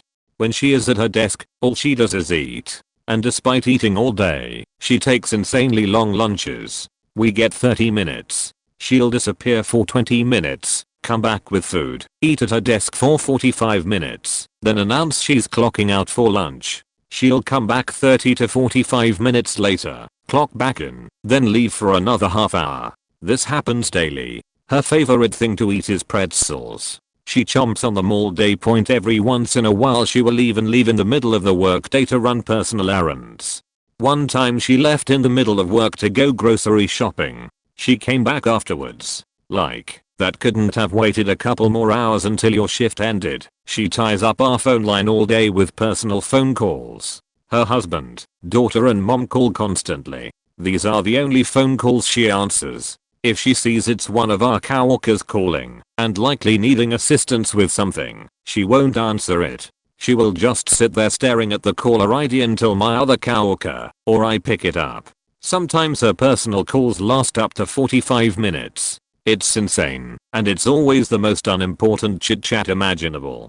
She is the most gullible person ever and believes the craziest stuff. She has an atomic clock hanging above her desk, and one of the guys in the department convinced her that if it ever falls off it will blow up. She talks about Sasquatch and chemtrails.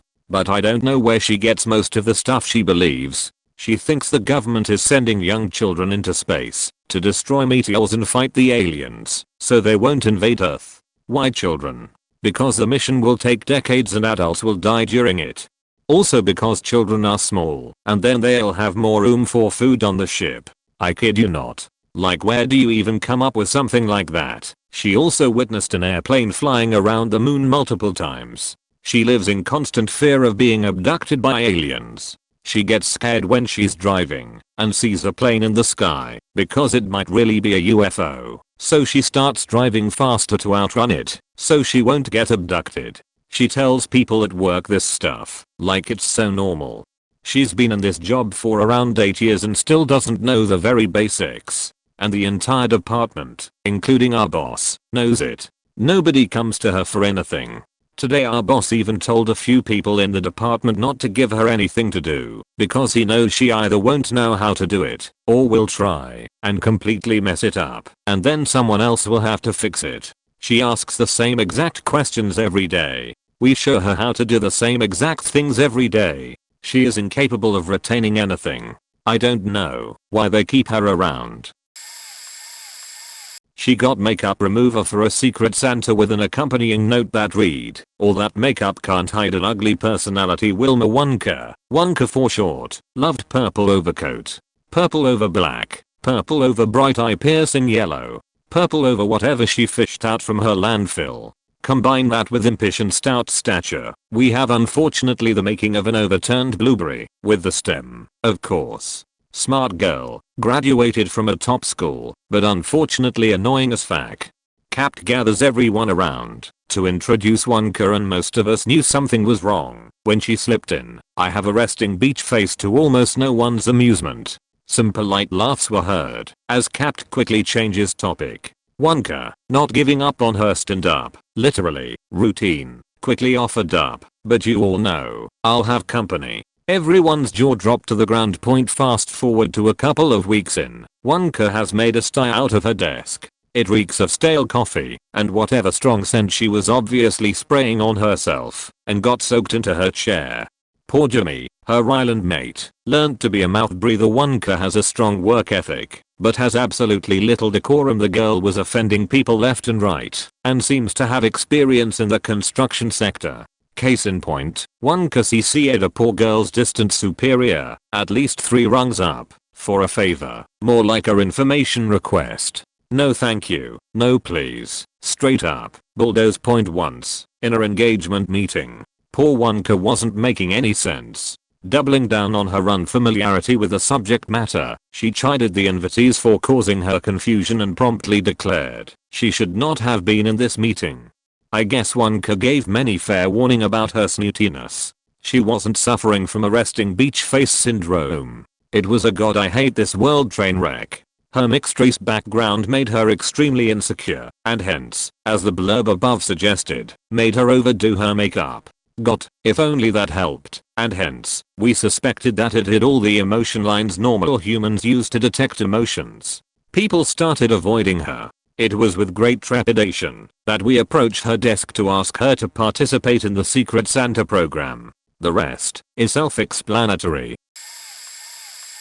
In the last 3 years, this coworker has been suspended probably 6 or 7 times and was fired last summer, but was brought back due to an overwhelming lack of service. She's very sweet for the most part, but she snaps when things don't go her way. We rotate sections and parties, small restaurant, but if she's not first in rotation, or she doesn't get the back section, or if she can't leave an hour before her shift is over, then she will scream and cuss right in front of everyone.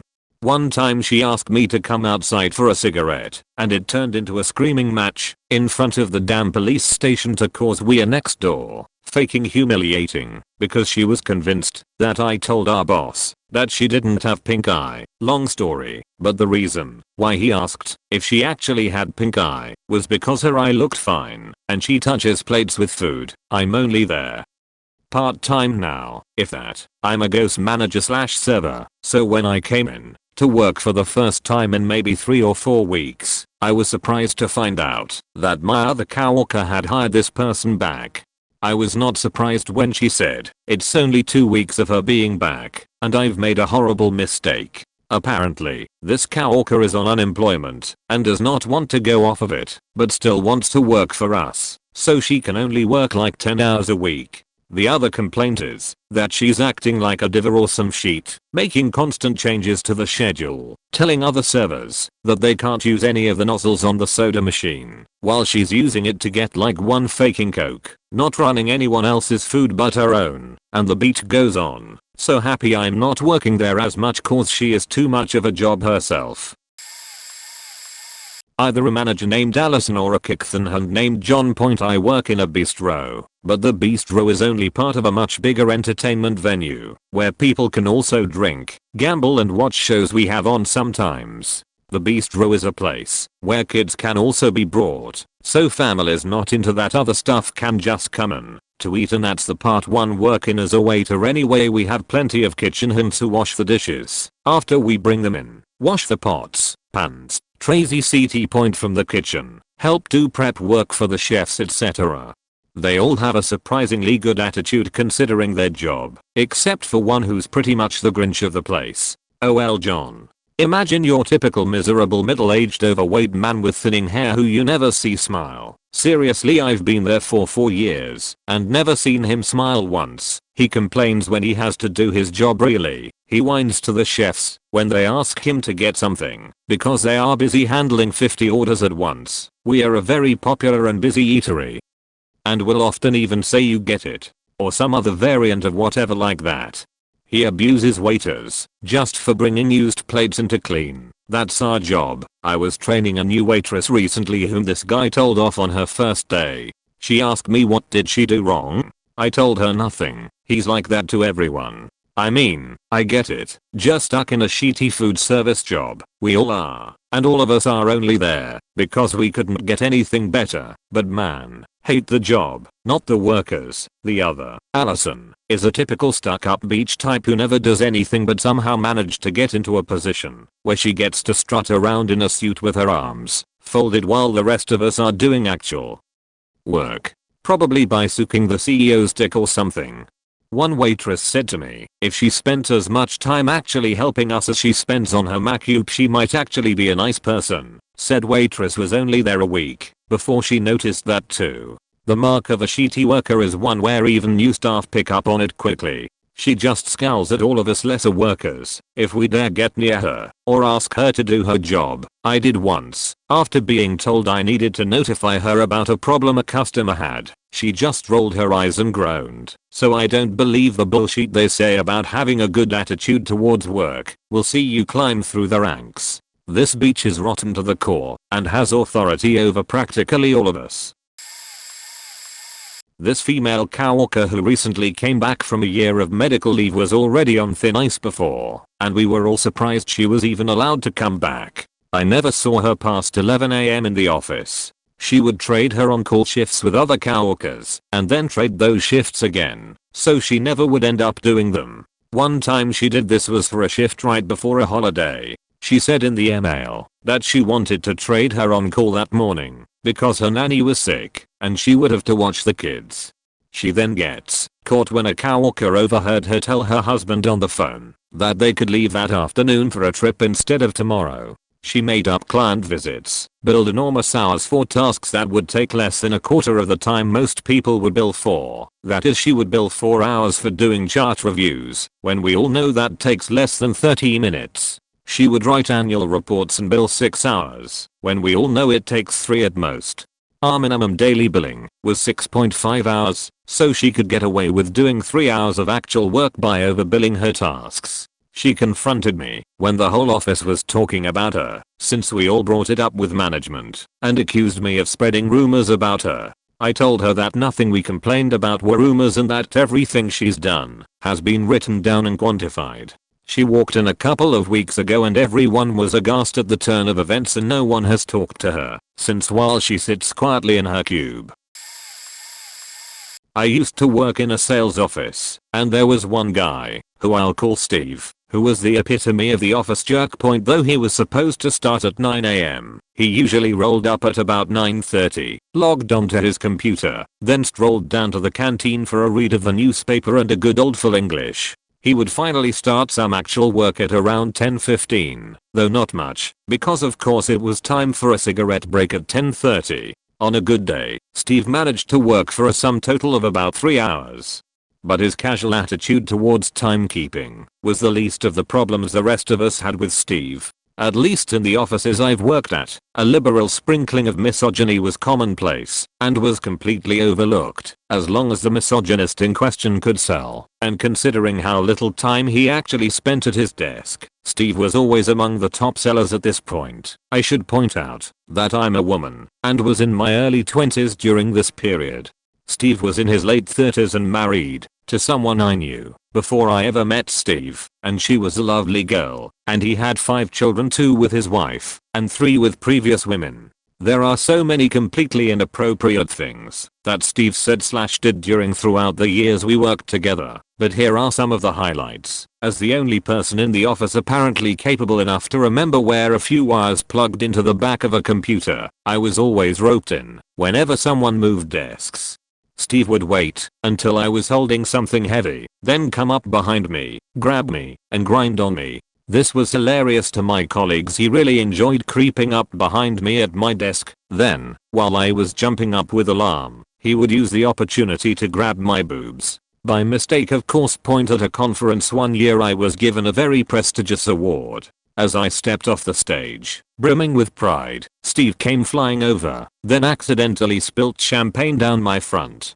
He then proceeded to lick it off, though he didn't get far, because I accidentally kneed him in the nuts. He was utterly incensed that I wouldn't sleep with him. I was very promiscuous back then, and decided to show me his secret selection of bar charts and graphs, which he had been working on for years. He charted the best places he picked up women, what line worked, what was most likely to get them in the sack, where he was more likely to meet girls more on the kinkiest side etc. There was page after page of that sheet. To this day I have no idea what made him think that crap would impress me. Honestly, it was just really fucking creepy. In any normal office Steve would have been fired over any one of those incidents, or any of the other countless episodes just like that. Or, not turning up for a whole day's work, ever. This place didn't fire people easily. You could get away with ridiculous shit, because management knew that the process to fire someone was so ridiculously lengthy, and even if they managed to get them through those hurdles, the union would scare the shit out of anyone trying to fire one of their members. Oh, did I mention who our union rep was? Yeah, Steve.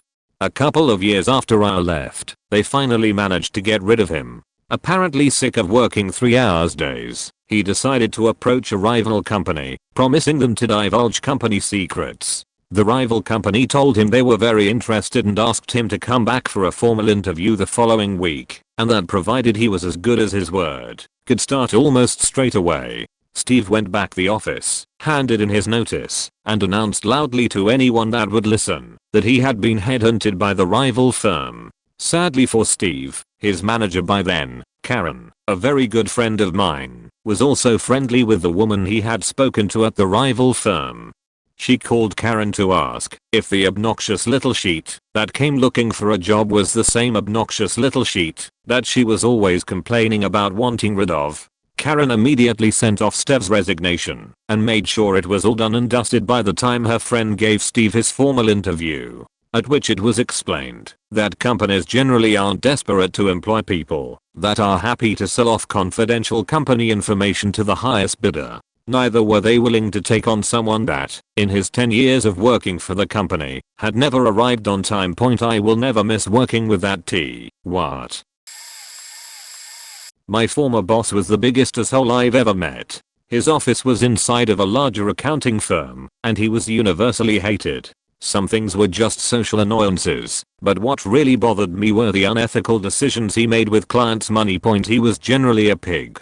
itched himself in public, burped loudly right next to you, used papers he was about to hand to you to itch his oily bald head, left used toothpicks everywhere. He also had this bizarre habit of using the door frame to my office as a bud scratching post. I swear it was so difficult to take a conversation seriously when he would be rubbing his back up and down and wiggling like a damn grizzly bear. He would regularly fall asleep in the afternoon and snore loudly. Point offered to take everyone out for administrative professionals day.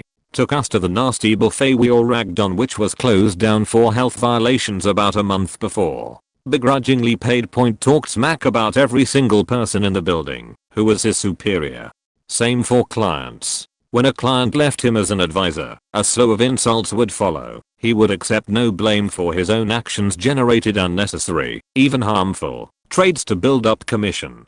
Chose investments for clients based on his personal gain, never what was best for the client. Point was completely addicted to work. I think he hated his wife. So naturally everyone else had to be addicted too. Even on days when the market was closed and there was literally nothing to do, he'd make us sit there until 5 PM. Point was glad when his dad died because he was such a burden. Likewise, I had to fight for time off to see my dying grandfather, who was like a father to me. And the crazy part was how dead slow this job was. I got all my work done between 8 to 9 and spent the rest of the day on the internet. He just really hated answering the phone, and if I was gone, he might actually have had to answer a call or two. Awful, right? Bragged about being an elder in his church, as if this made up for his incredible lack of morality in all other areas. Quitting was one of the happiest days of my life. Edit forgot one of the crazier things he did. I had a wall calendar of landscapes or something like that. One day he walked into my office with a printout of puppies and taped it right over my calendar without saying a word. I mean, I like puppies, but what the fuck is that? We've had a few creepy or hard to deal with types in my office, but the most interesting person was someone I'll call Amy. Amy was only a few years older than me, probably in her early 30s, but she had a daughter who she loved and a husband who seemed kinda shitty, so I kind of had a soft spot for her and would help her out, as I do with any coworker, when she needed help using our database or various other software.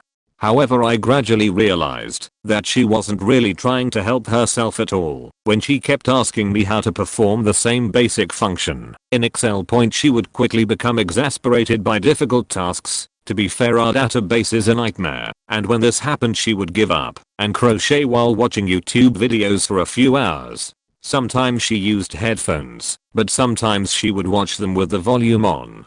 While Amy was not moralizing or preachy necessarily, she had a very Christian streak of a rather superstitious variety. The YouTube videos she watched on a daily basis would invariably be end times preachers talking about how this Saudi prince or that other random celebrity were actually the Antichrist, and various other signs that proved that the apocalypse was upon us and everything in the book of Revelations would come to pass. I'd know she had given up on a task for the day when I heard the familiar drawls of "read your Bibles, people, it's all there." I say Amy was not necessarily preachy, but every once in a while I'd forget about her apocalypse obsession and get into a normal conversation with her before she'd sneak attack me with the end times stuff. "Hey, did you watch the lunar eclipse last night?" "Oh yeah, I did. So cool, right?" "Yeah. Especially because it fulfills the prophecy of..." Oh god, oh god, oh god. I got her started. In the end, Amy could have been likable if she had actually been responsible with her work. Instead, she was ultimately let go when the boss noticed that no one would delegate work to her because she wouldn't do anything but the most simple of tasks. Ultimately, the most hated person in the office is the relentlessly smelly guy who thinks he knows computers but needs you to stand behind him, literally pointing to everything on the screen to do something as basic as burning a CD with iTunes, and makes slightly too creepy comments about and or touches the clothing of women in the office. LPT, your much younger coworker has flattered you like her sweater, but she doesn't want you to start feeling the material. He's no longer at my branch, but here goes. Meet Barry Point. When he started work after a qualifying period, he was meant to be allowed to drive any vehicle. The manager thought his driving was unsafe and kept him at the smaller cars. Feeling victimized, he went straight to ours and complained. As it was written into his contract that he be allowed, they told the manager to allow him and just keep an eye on him. Barry started the job the same time as Dave. Dave was great, hardworking, motivated and determined to progress within the business. Barry was laid back and happy with what he had. Barry would take his sweetest time in doing tasks such as going to other branches for vehicles because he was getting paid for it, and b, if he got done quicker the manager would just give him another task to do. Barry was a chiller who often took more time coming back to the branch once Pokemon Go came out. Dave soon managed to impress the people and he was promoted. Barry all of a sudden thought, why wasn't he getting pushed and promoted instead? After all, he'd started the same time as Dave and he knew his job just as much. Barry did the thing that he knew best. He went to ours and complained. He argued that the manager was biased against him and wasn't helping him develop. Of course it was everyone else's fault, as he tried to convince us guys, but not his own. Ours came down to speak to the manager and when faced with the facts realized that there was no case to answer. What Barry also wanted was to move to a new branch, but unless a manager requests you or the area manager moves you, that doesn't happen. So Barry in his wisdom gets a sick note. He's suffering from stress from this situation, and being at this branch, ours realize that unless they move him, he's going to be on long-term sick. So after speaking with a few people they agree a swap. Thankfully he's been gone for a month now, and we don't have to hear his crap as to why he isn't motivated enough to work hard. Our assistant manager, why? He's a complete dick to people for no reason and talks down to certain people. Those certain people he talks down to, he targets them specifically because he knows they won't do anything about it. When he sees you slipping at all, for example, taking an extra couple of minutes on your break, he will personally inform you of what you did wrong on the spot, then later alley your department manager and say he's concerned that you believe your breaks are more important than the customers. And finally, he will proceed to check the cameras, time your break and document the day and time that you went over, so he can eventually write you up for it. At some point you would think that he thinks that he's taking this way too far for a mere few minutes, but no. He's got to take it to that level. This guy is a complete 100% jerk at times. Also he has no fear of losing his job because his wife owns her own business and it's successful. Why doesn't he work there? I have no fucking clue. Probably because she won't put up with his shit and will beach slap him. I honestly don't mind the guy as I've gotten to know him more and figured out he has a unique sense of humor. Unique as in you got to know him for a long time to really get him. But I'm primarily speaking as to what I've heard and saw from everyone combined at the workplace. As for me, I just try and stay out his way and watch his actions towards others. I work in a factory that produces/inspects screws, bolts, nuts, washers, etc. for major auto companies, NASA, and military vehicle/aerial manufacturers. My job is to oversee a small team that boxes the parts, to program the machines and configure parameters, so parts pass and fail accordingly, as well as dump new parts in the machine when required. That brings me to the as-whole of the shop. All our machines require a forklift operator called a dumper to dump the parts from large metal tubs into the machine. The dumper in question, we'll call him Samuel, is an elderly African American man in his late 60s. You would think Samuel is a teenage girl with as popular as he is because Samuel, regardless of our company's no phone policy, can regularly be found texting on his phone in the corner of the shop on his forklift. He will do this for between 5 to 15 minutes each hour, ignoring intercom pages for dumps in different cells. Only when he happens to notice a supervisor does he start driving again. We also receive no break periods in an 8-hour shift, legal where I live, but apparently Samuel is the exception to this rule, as at least 3 times a day he parks and enjoys a nice 5 to 10 minute smoky smoke. On top of all of this, Samuel never looks behind him when backing up, always drives his late 60s, wafts the absolute most disgusting food smells around the shop from open Chinese containers on his forklift, never sweeps, is constantly dumping parts over the side off the hopper when his vision fails him, and he doesn't align his forklift correctly, and never faking cleans up said parts probably. The worst part is how arrogant, beachy, and inefficient he is. There will be 4 or 5 machines lined up to be dumped, He will dump one machine, drive the empty tub halfway across the NFL stadium, size chop to stack it, and repeat. This causes him to become verbal upset when he inevitably returns from his R&R texting/smoking sessions. When he realizes he has to dump a dozen or more machines, supervisors have been notified, and nobody has done anything about Samuel. He consistently causes every cell to do worse than the other shifts in production, which falls back on myself and others in my position. The shop has recently begun a vote to diagnose Samuel with dementia/Alzheimer's and retire him to a old folks home. I've had this guy in my department for 4 years. I'm not a manager, so I didn't have full control over his promotion to my group. We are a tier 3 tech support group.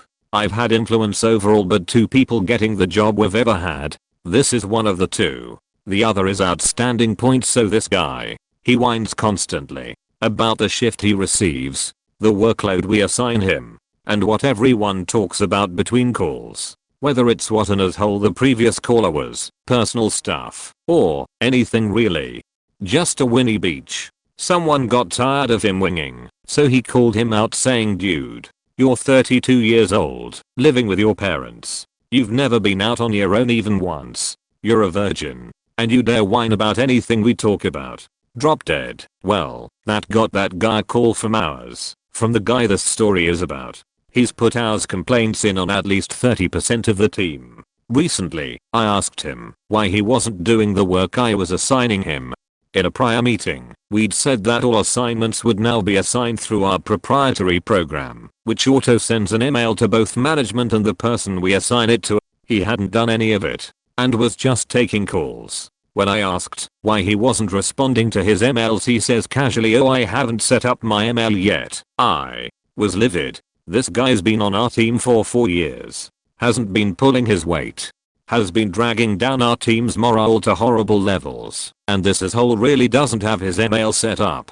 I went to management on it. I explained everything, including the email. Said, "How do you expect us to get our work done when our team is pulling stupid shit like this?" The manager actually said back to me, "Well, you have to take it easy on him. He's the newest person on the team." I obviously replied, "He's been on the team for 4 years. He's not new. If he can't keep up with expectations, he should at the very least be written up. This is faking ridiculous." In the end, I got a verbal warning for cussing at our manager. He did actually get a verbal. Whined about it loudly. Management overheard him telling a customer about his verbal. He got a write-up. He's been dead silent ever since, and actually doing his work. So at least there's that. The name Josh makes me feel aggressive as a Pavlovian response at this point. When I first started at my job, Josh was a pleasure. He worked hard, he cared, he was in on time, and didn't mind helping out. He would hit on me from time to time, but respect it. When I declined interest, I'm not really sure what changed, but one day, he wouldn't accept no as a possibility to his request, and even after reminding him I was engaged and flashing my ring at him, claimed he won't find out, and even if he did, he wouldn't mind. So I just walked away. A few weeks later, I show up for 3rd shift and he's leaving 2nd shift. I'm in the kitchen, putting up chairs, when he suddenly and intensely grabs my wrist, and I think there's a bug or something gross, and he's trying to help. While holding my wrist, he starts saying some weird and creepy things, like, "You know I'm your big brother, right? You know you have to listen to anything I say, right? Everything I say." My other 3rd shift companion comes in. Josh drops my wrist and walks away pretending nothing happened.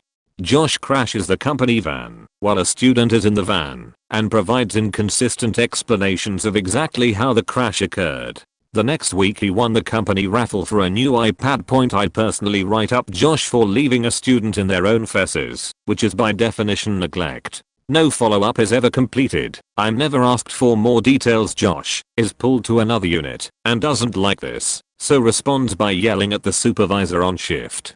I step in to tell him to leave her alone and go, and he tells me I'm lucky to even have a job, because women in his country wouldn't. I would be dirt beneath his feet. Josh is promoted to be my direct supervisor. Even after me complaining about these interactions to supervisors, Josh never has positive interactions with any staff who are not African males, like himself. He has told my coworkers that have worked there longer than him, and sometimes who have higher rank, to leave him alone. Shut up, you talk too much, and grows increasingly misogynistic until a coworker literally quits because of him. He blocked a student with a table.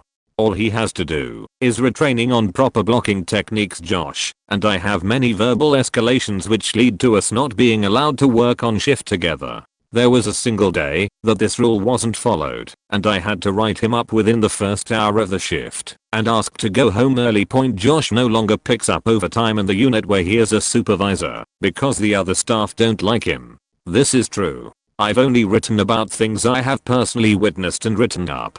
I don't understand how he still works here. Almost all of us have actively been trying to get him fired since he's a huge dick and doesn't work well with our students. Please help. I have a coworker that has appointed herself as the office busybody. Even though she is not the boss, she thinks it's her job to keep track of everyone in the office. We work at a fairly prestigious private university and all have advanced degrees. This isn't a business that needs to be staffed from 8 to 5. We are all salaried, and our chair has been very clear that he doesn't care which hours we are in the office, as long as the work gets done, and there is always someone in the office to make sure students are served. Office busybody went to the chair last week to tattle that I come in late every morning and leave early every afternoon. Also, I apparently haven't done a single bit of work in weeks. It's my busiest time of the year, so I've been working evenings as well as weekends to take care of everything I'm responsible for. Busybody told me that she used to follow the person in my position before me because she would say she was going to a meeting, but she was pretty sure she was just going home early. I have meetings all over campus, and sometimes I move my car when I'm going across campus and then home from there. I don't doubt that she has followed me out to the parking lot and assumed I'm going home, then run to tell the boss that I'm skipping out on work. She's already run several people out of the office. She's just exhausting. If you don't profusely thank her for existing every day, then you're ungrateful for everything she does. If you are having a private conversation with someone, she's sure you're whispering about her. She holds on to every bit of power and responsibility she has with an iron grip and refuses to give up one single bit of her job, even when there are better ways to do something. I'm so done with her.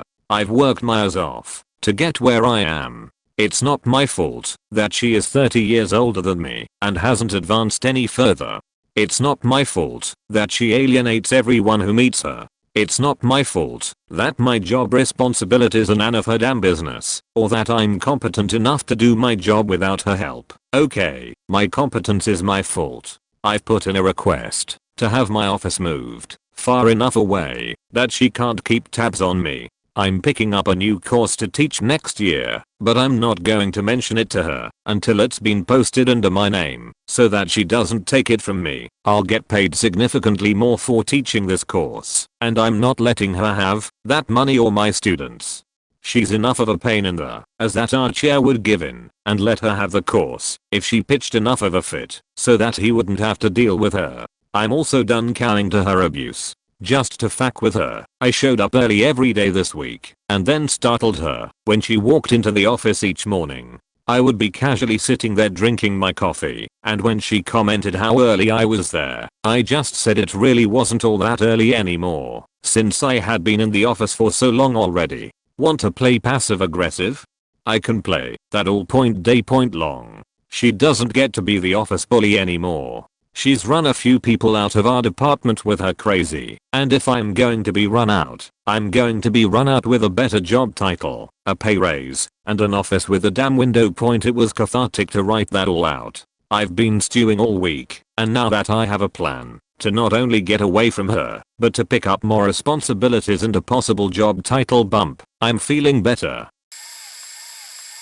I know this won't be seen, but I hate her so faking much. First, she goes by a self-given nickname. Let's say it's Beach. Beach stinks. Beach never washes her grey jacket and wears it in the summertime. It gets 100 deck.f plus HERE. Beach refuses to help the kitchen crew because she is in customer service and it's not her job. Beej will hear a conversation from across the store and will fly across the restaurant to interject her Tumblrized opinion.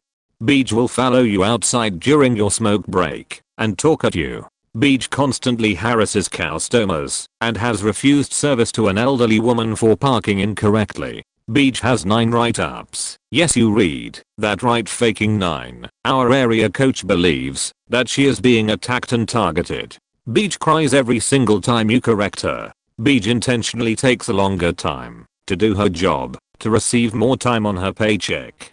Beej is never wrong. Beej won't respond to you unless you address her by her nickname. Beej will fight and complain to get off work early, only to walk around the outside of the store and harass the poor gas station workers across the street. Beej rolls her eyes when given a task or direction. Beej wears sunglasses everywhere regardless of the fact that we are night shift workers. Beej wears her work hat wherever she goes.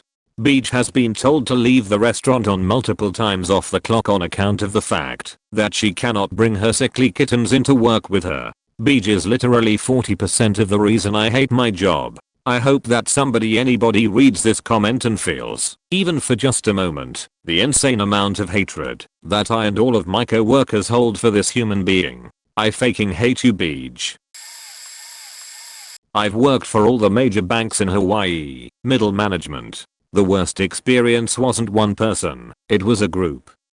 6 older, 60 and above, women have worked together for over 20 years before I got there, but they were all snitches on each other, filing complaints on each other like a merry-go-round. But in public, in front of the entire office, they'd be buddies, hugging, making plans together to catch the bus home, etc. Every day, every week, every month each would have a different complaint about each and every one. Examples would be so and so is tired. I saw her fall asleep and she gave me a mean look. After a year's worth of incidents, it all came to a boiling point when one of them didn't serve the other food during an in-office party. Even if the food was self-serve, one yelled and stormed off. So I pulled all of them aside with my superiors, requested them to talk to each other, air their grievances, and communicate effectively, though in my mind, I was thinking, quit acting like faking children. Well, that didn't work. All 6 of them filed a complaint on me 2 hours saying I made them feel harassed. Blam. Harassment investigation. Luckily, horizontally and vertically aligned managers backed me up. I survived it. Later that same year, one of the 6 older women made a complaint which got me released. What she didn't know is I did sign a non-compete clause and agreed to a severance package. I took 2 days off after working 13 days straight. System upgrade. The old lady said I had left without notifying everyone on the day that I was off and notified all my superiors. 3 years to the present day, I ran into the last complaint's daughter, who's my age, at a mixer for young professionals. After a couple drinks, she decides to spill her family troubles, namely her mother is in jail for banking fraud and disability fraud. Supposedly she does it every year, during the same time every year. So this year she had a public Instagram. Another one of the old ladies snitched, showed the managers and auditors that her videos show her well, capable, and in Las Vegas/Anila/or. Oh, and also, she's been typing her own account number when customers' cash transactions came through items processing, proof, then passing multiple fraudulent cash in/cash out tickets to hide where the money went. The very few instances where I remember person's name out of hate. PS. There's enough in this post for a company to know who I am. If you have a problem, do something. The most hated person at a previous teaching job was the principal, Dr. S. At least she was the most hated by me and my circle of friends. There were a few people who sucked up to her and liked her. I will start by saying that I think she had the students' best interests at heart, but her way of doing things was extremely different than everyone else's, and she had zero interest in any of our opinions or needs. It was her way or the highway. Classroom teachers had one planning period per day, about 40 minutes. She took up their planning time every day with a meeting. She would keep them late in their meetings too. While they were in their meetings, their students were in art/pair/music/ECT point, and so that would make them late to pick up their kids. Meanwhile, because she allowed no time between classes, not even 5 minutes, since it was a waste of instructional time, the next class was already standing in the hall waiting because their teachers were afraid to be late to their meeting with Dr. S. But teachers couldn't do any work like making copies, grading papers, ECT point during our contracted after school time because more meetings. Our contracted time ran from 7:30 to 3:45. Earlier if you had morning duty, but you would regularly see teachers at school until 5 to 6 because of the sheet they had to do that they couldn't do during the day. Because meetings, she only allowed 10 minutes of recess a day, except kindergarten who got to 10-minute recesses. That 10 minutes included the time going to / from the playground in the bathroom / water break after recess, so really recess ended up being about 4 minutes. She stood up in a faculty meeting and told the staff, mostly female, that we needed to time our pregnancies so that our babies would be born in the summer because she was tired of finding maternity leave substitutes. She also told a teacher who was scheduling a hysterectomy in October she had some severe medical issues that she needed to wait and do that in the summer because that's not serious enough to warrant taking time off work. It's not like you have cancer. She told us that if our children got sick at school, that our spouses had to go get them. We were not allowed to leave during the day. This is one of the few things she got a smackdown from the district office for. She cut every teacher's budget. For example, under the previous principal, the art teacher got $3 per child. We had around 500 to 600 students, and the pet teacher and I got $2 per child. The art teacher got more because her stuff was consumable and needed replacing, whereas the pet teacher and I were buying mostly non-consumables. When Dr. S came along, the art teacher got $1 per child and the pet teacher and I got 50 cents per child. Keep in mind all our copies and everything had to come out of that budget too. She had full discretion over what to do with the school budget because the district did site-based decision making. What did she do with the extra money? She bought new furniture, carpet, and curtains for the front office. I would have been way less bitter about having to make do with less if she'd spent that money on stuff for the kids, but no. It was about making her work area look good and putting on a pretty front for visitors. When standardized testing came around, she decided that all of the bubble kids, her term for students who were scoring just below passing on practice tests, so on the bubble of passing, needed more help with reading and math. So she made the art teacher, pet teacher, and I give up our lunch break to do reading/math groups for those kids for the 4 weeks before the big test. To this day this is still the dumbest faking thing I have ever heard of. If the people who are actually trained to teach kids reading and math can't get these kids to pass, it makes no sense to have the people who are not actually trained to teach reading and math give them extra reading and math tutoring. I also hated the fact that she stopped even thinking about the high achieving students or the ones that were way below passing and focused everything on those who were close to passing. Everyone else kind of fended for themselves. I made it clear to her what I thought of this scheme and she scolded me for not being a team player. I thought about quitting many times, but my mindset was that I had been teaching at that school long before that beach came along, and I was determined to be there long after she left. And I stuck around too. I loved those kids, and I was not going to let her shitty attitude ruin my job. Finally she retired, and then got elected to the school board. She still hates me to this day. If my name comes up in conversation, she calls me a troublemaker, but really she didn't like it that I wouldn't be her yes man and tell her that every idea she had was great. Not a cowwalker, but a boss at a design agency. Very small local company. I got hired on as the social media manager, one of 3 employees under her. Now this woman, my new boss, is in her 70s and has absolutely zero knowledge of design, marketing, social media, or even how to do anything on her computer besides send an email. I shared an office with the graphic designer, a very nice girl a little older than me. We are both in our 20s. She has worked there for about 4 years and is so scared of our boss that she has been trying to muster up the courage to quit for 2 years because her boyfriend moved 2 years ago and she was supposed to move with him. This boss lady, she immediately hated me. I was actually very productive and good at my job, but her last social media person lied to her constantly about the functions and possibilities of social media and used a lot of company resources for her own things. The boss would yell at all of us. Constantly she talked me in front of both of us in the office, went off on a couple of clients that brought us Christmas gifts for a totally made up reason, and would listen for when I went to the bathroom and then start yelling at me from across the office. To come to her right now point, the office was actually an old house filled with her possessions from years worth of hoarding and a bunch of her furniture from moving.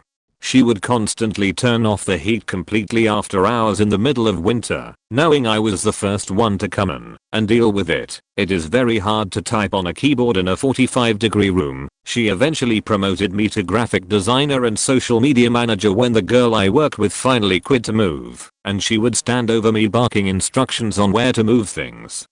What to fix. Told me you're a good designer, but a crappy person.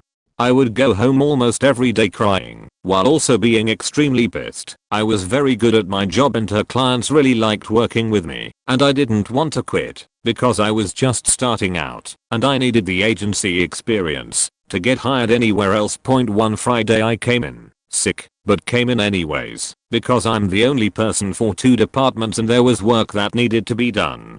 I got all of the work done by 11 AM and asked her if I could go to the doctor and then home, since everything was finished. She closed the door and blocked me in, saying, "I thought you didn't feel good because you were nice to me today and you're never nice to me." She then fired me over text the next day, stating, "I will tell you why after the weekend."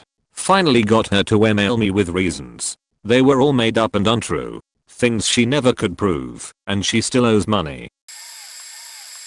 At my last job I was sent to a department because mine wasn't as busy. One of the shift managers was a complete sheethead. He was just sucking up to higher management on the backs of us. We had a small remote crane that moved coils of aluminum from the ground up 5 floors to the working area. It was a pain in the ass. It was slow and possibly dangerous as you are lifting these coils over where people can be working. Well, one of the wheels of the crane went missing. I have no idea, so it would get stuck if the coil would swing the wrong way and lean on the missing wheel area. So now we have a heavy suspended weight swinging over a working area. Well, his idea is just swing it more, that will get it moving. Yeah, but fuck safety, I guess. That worked for a few weeks until I had had enough of putting my friends in danger because a part was on back order. This little pose crane would cripple all of steel making, since it was the only way to get the aluminum that was needed to the feeders to keep the steel on grade. So fuck safety. Anyway, I had enough because every day Cap Jackass would get on my ass to fill out the safety checklist on the crane, but oh my god, don't mark it as being inup. Fuck him. I had to sign those, so I started writing crane has redline failures oct per shift manager.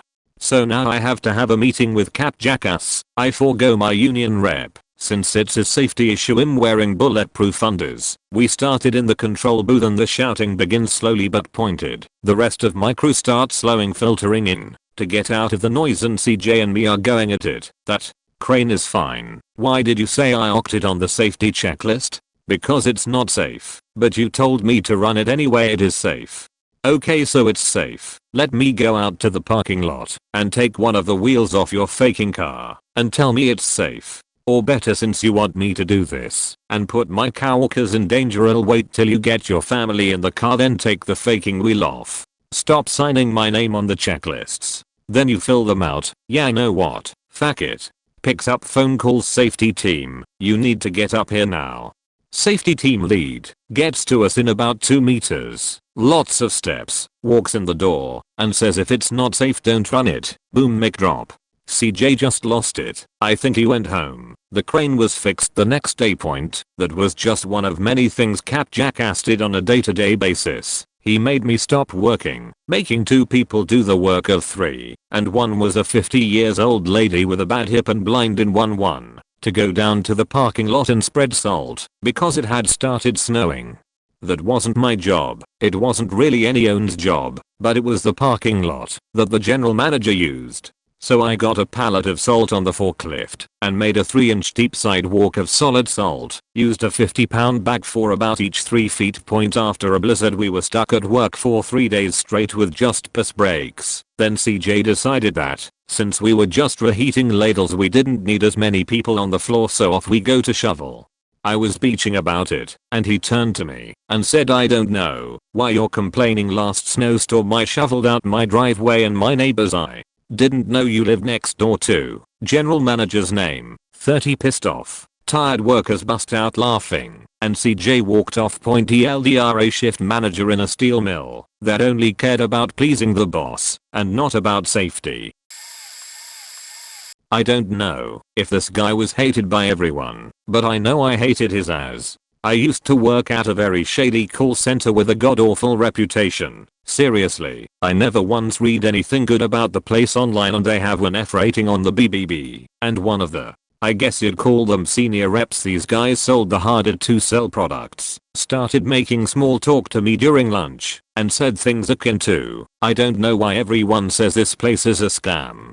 It's an honest business and it's so easy to cancel if you don't like the service/product. People who have a hard time with our company bring it on themselves." He also talked the company up like it was such a genuine privilege to work there, and acted like being an employee of this company should be your only payment if it was legal. Exactly how the boss talked. So what he was saying was that the thousands upon thousands of people we called and duped into trying our awful, overpriced free services were all stupid for not understanding how to cancel their trials. The instructions were kept intentionally confusing, so people would screw up and be sent to collections. Basically, the brown-nosing Kool-Aid drinker. What the unfortunate customers bring on themselves is being called for years either by the company or their equally shady collection agency, and since they rotate products so often, there was no way to avoid getting their calls. Even if you were on the do not call list, probably no surprise that the company had a lawsuit brought against it for paying its employees less than minimum wage and violating labor laws. I don't work there anymore, and neither does he. He left or was fired sometime after I quit. But when I worked at a department store, some guy named, let's call him Bob, got hired into my team. I was part of a group of about 10 people that stocked various areas of the store. I had my own department which I worked in solely. Other departments also only had one person, while some larger ones had 2 to 3 each. Bob was filthy. He smelled like cat piss, and his hair was always matted with grease. I don't know how he got hired. Either he cleaned up for the interview, or management was just that desperate. You had to hold your breath when he passed you, and the smell would cling to an area for about 10 to 15 minutes after he had gone. It was so bad one day when he came in for his shift, and coworkers and even customers had complained that the store manager made him take a bath in the employee men's room sink. At one point I had to raise hell because he had been working in my department when I wasn't there. He wasn't asked to, he just took it upon himself to go over there and try to help, I guess. My department had some very high-priced items that needed to be secured with spider wraps. He didn't seem to understand the concept. It took multiple times of him being told by me and by his direct supervisor before he started sticking to where he was supposed to be. Because of his smell, he ended up being regulated to truck unload, and then when that was done he was allowed to stock merchandise on the pet food and laundry detergent aisles. Because those had their own strong smells already, his smell improved slightly when he came in with his head shaved bald one day. Rumor has it that he had had a very bad case of headless, hence why he shaved it off. I think management wanted to get rid of him, but couldn't think of a way how. Plus the company very rarely fired anyone for fear of paying out benefits. He was still there after I left, but I know he no longer works there. I'm going to assume he left of his own volition though. My work crew is a second family, so we don't hate this person, but she's at the top of everyone's complaint list. Will always remind everyone how old she is, how long she's been in this line of work, and how long she's been with the company.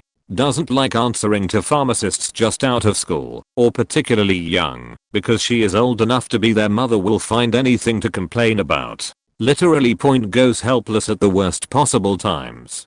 I will be trying to count pills and she will scream my name over and over until she's got my attention to ask me something she could have found out for herself. Repeatedly point if she is upset at something. She goes on and on about it repeatedly. Then when someone comes in the door for their start of shift, they get to hear the same story/complaint 3 times too. Repeat until entire pharmacy has been informed of her grievance. Stays past her shift and acts holier than thou about it, and gets incredibly angry when the boss tells her to take a long lunch or leave early later in the week. Because we're a corporation and overtime is a no point, apologizes for things no one even complained or remarked about, and follows up with "I'll probably get fired for being a screw up." Has a shitty and impatient attitude in general, and pisses off at least one customer per week, enough that they leave us a bad survey rating, or flat out demand to see a manager icing on the cake. She has one of those high-pitched, nasally voices that carries straight through one ear and out the other, dragging its figurative mails across your brain and sanity as it passes through. Tom, or as we call him, Fucking Tom. He's not a bad guy, don't get me wrong. He just does everything wrong. Everything. I work at a golf course, so let me give you some examples. We had a huge pile of gravel in our parking lot and decided it was getting in the way, so we hand scooped it to a different location once it got low enough. The next day we get another shipment. For some unknown reason, Fucking Tom decided he would be the one to tell the guy where to dump it. Yes, you guessed it, right in the old spot, so we had to scoop all of that up again. My back still hurts thinking about it. We decided to give him an easier job and place all of our bunker rakes out of the way so we can mow around them. Easy enough, right? Wrong. Tom has worked there for 2 years and still skips bunkers. When he does this, he knows where they are. I see his Fucking Tom tire tracks drive right past the bunker, but for some reason he can't seem to get all the bunkers.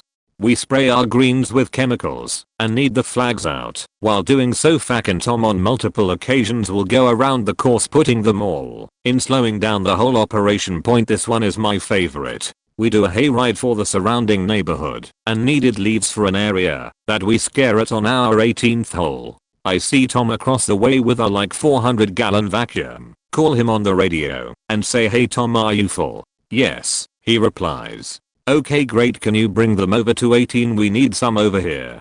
He drove to 11 and dumped all of them. Fucking Tom.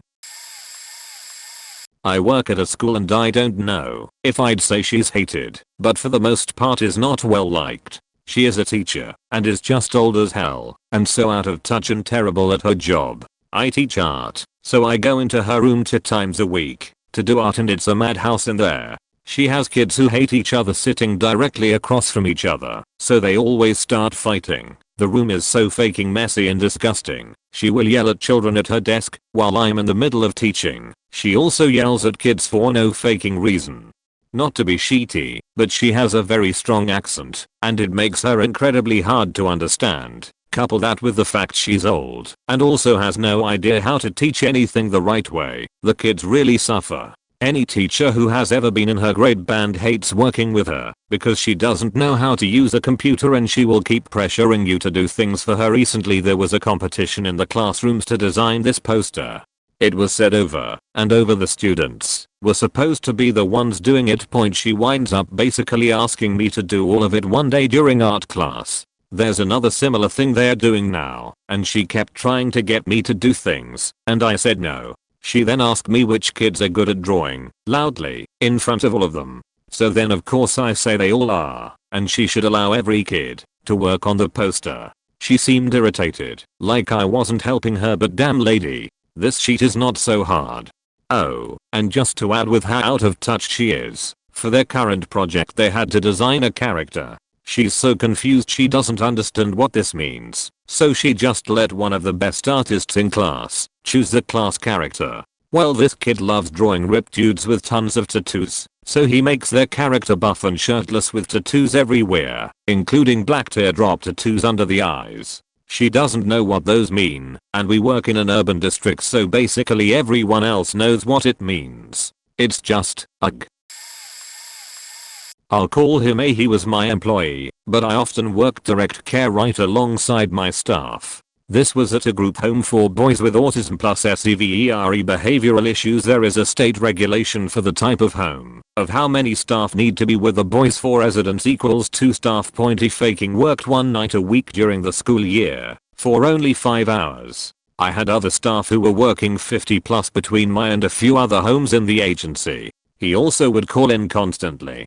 That ratio that I mentioned legally has to be maintained. Further, it's a safety issue. Many a night we would have to call the police for assistance and you couldn't deal with the crisis and keep the other 3 safe. So even if I had been there for 10 faking hours already, I would call in 5 to 10 minutes before his shift. So even though I was salaried and not eligible for a dime of overtime, I would have to cover for that idiot. More times than not it was too last minute to find someone to come in and cover. That got real old to all of us. And it was a running joke. Who do you think will be in an ambulance tonight? That was his excuse. Shockingly, weeks in a row he had family rush to the hospital. We had a no phones while the boys are awake / doing programs rule. So when they went to school during the day, yeah sure, listen to music and mess around on it when you're eating lunch. Or when they're in bed and the house is clean. I was pretty lax until a came point he was on his phone constantly. The residents and other staff got to the point of yelling at him about it frequently. I wrote him up so many times. There would be so much laundry to do, bathrooms to clean, meds to be passed, homework, etc. And A would just be chillin' on faking Facebook on the couch. And during a performance evaluation he asked me out for sushi after we had just been talking about my upcoming wedding. He also at times refused to follow the behavior support plans. That's what ultimately got him fired. I lost count of the number of times I wrote him up. So discouraging that my bosses refused to pay a high enough wage to get good people, so they were desperate and wouldn't let them meet him.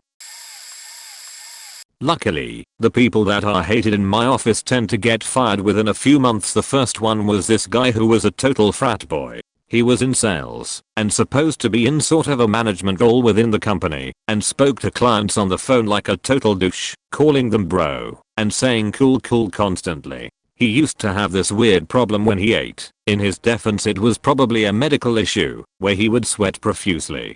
It was like a game of musical chairs to avoid sitting next to him at work lunches because he would use napkins to wipe his sweat and then put them back in the middle of the shared table. Like a whole pile of sweaty napkins. He also used to chew with his mouth open and eat super disgusting food all the time. But the worst thing he did was smoke cigarettes in the office. Often that smelled like cotton candy. I would complain to my manager and he would be asked to stop, and then he would just do it again every time my boss was out. He was the absolute worst. The most recent was a woman who is about my mom's age. She was one of those people who never stopped talking. Ever. She would come into my office and babble on about her neighbors, her mama, her Aunt Joe. You know, those people who can't take social cues? I wouldn't even make eye contact with her, just continue my work, and she'd just rattle on. She would sometimes get upset and come into my office and cry. I'm not someone to cry to anyway. Both of these people are gone, and our office is rather peaceful right now.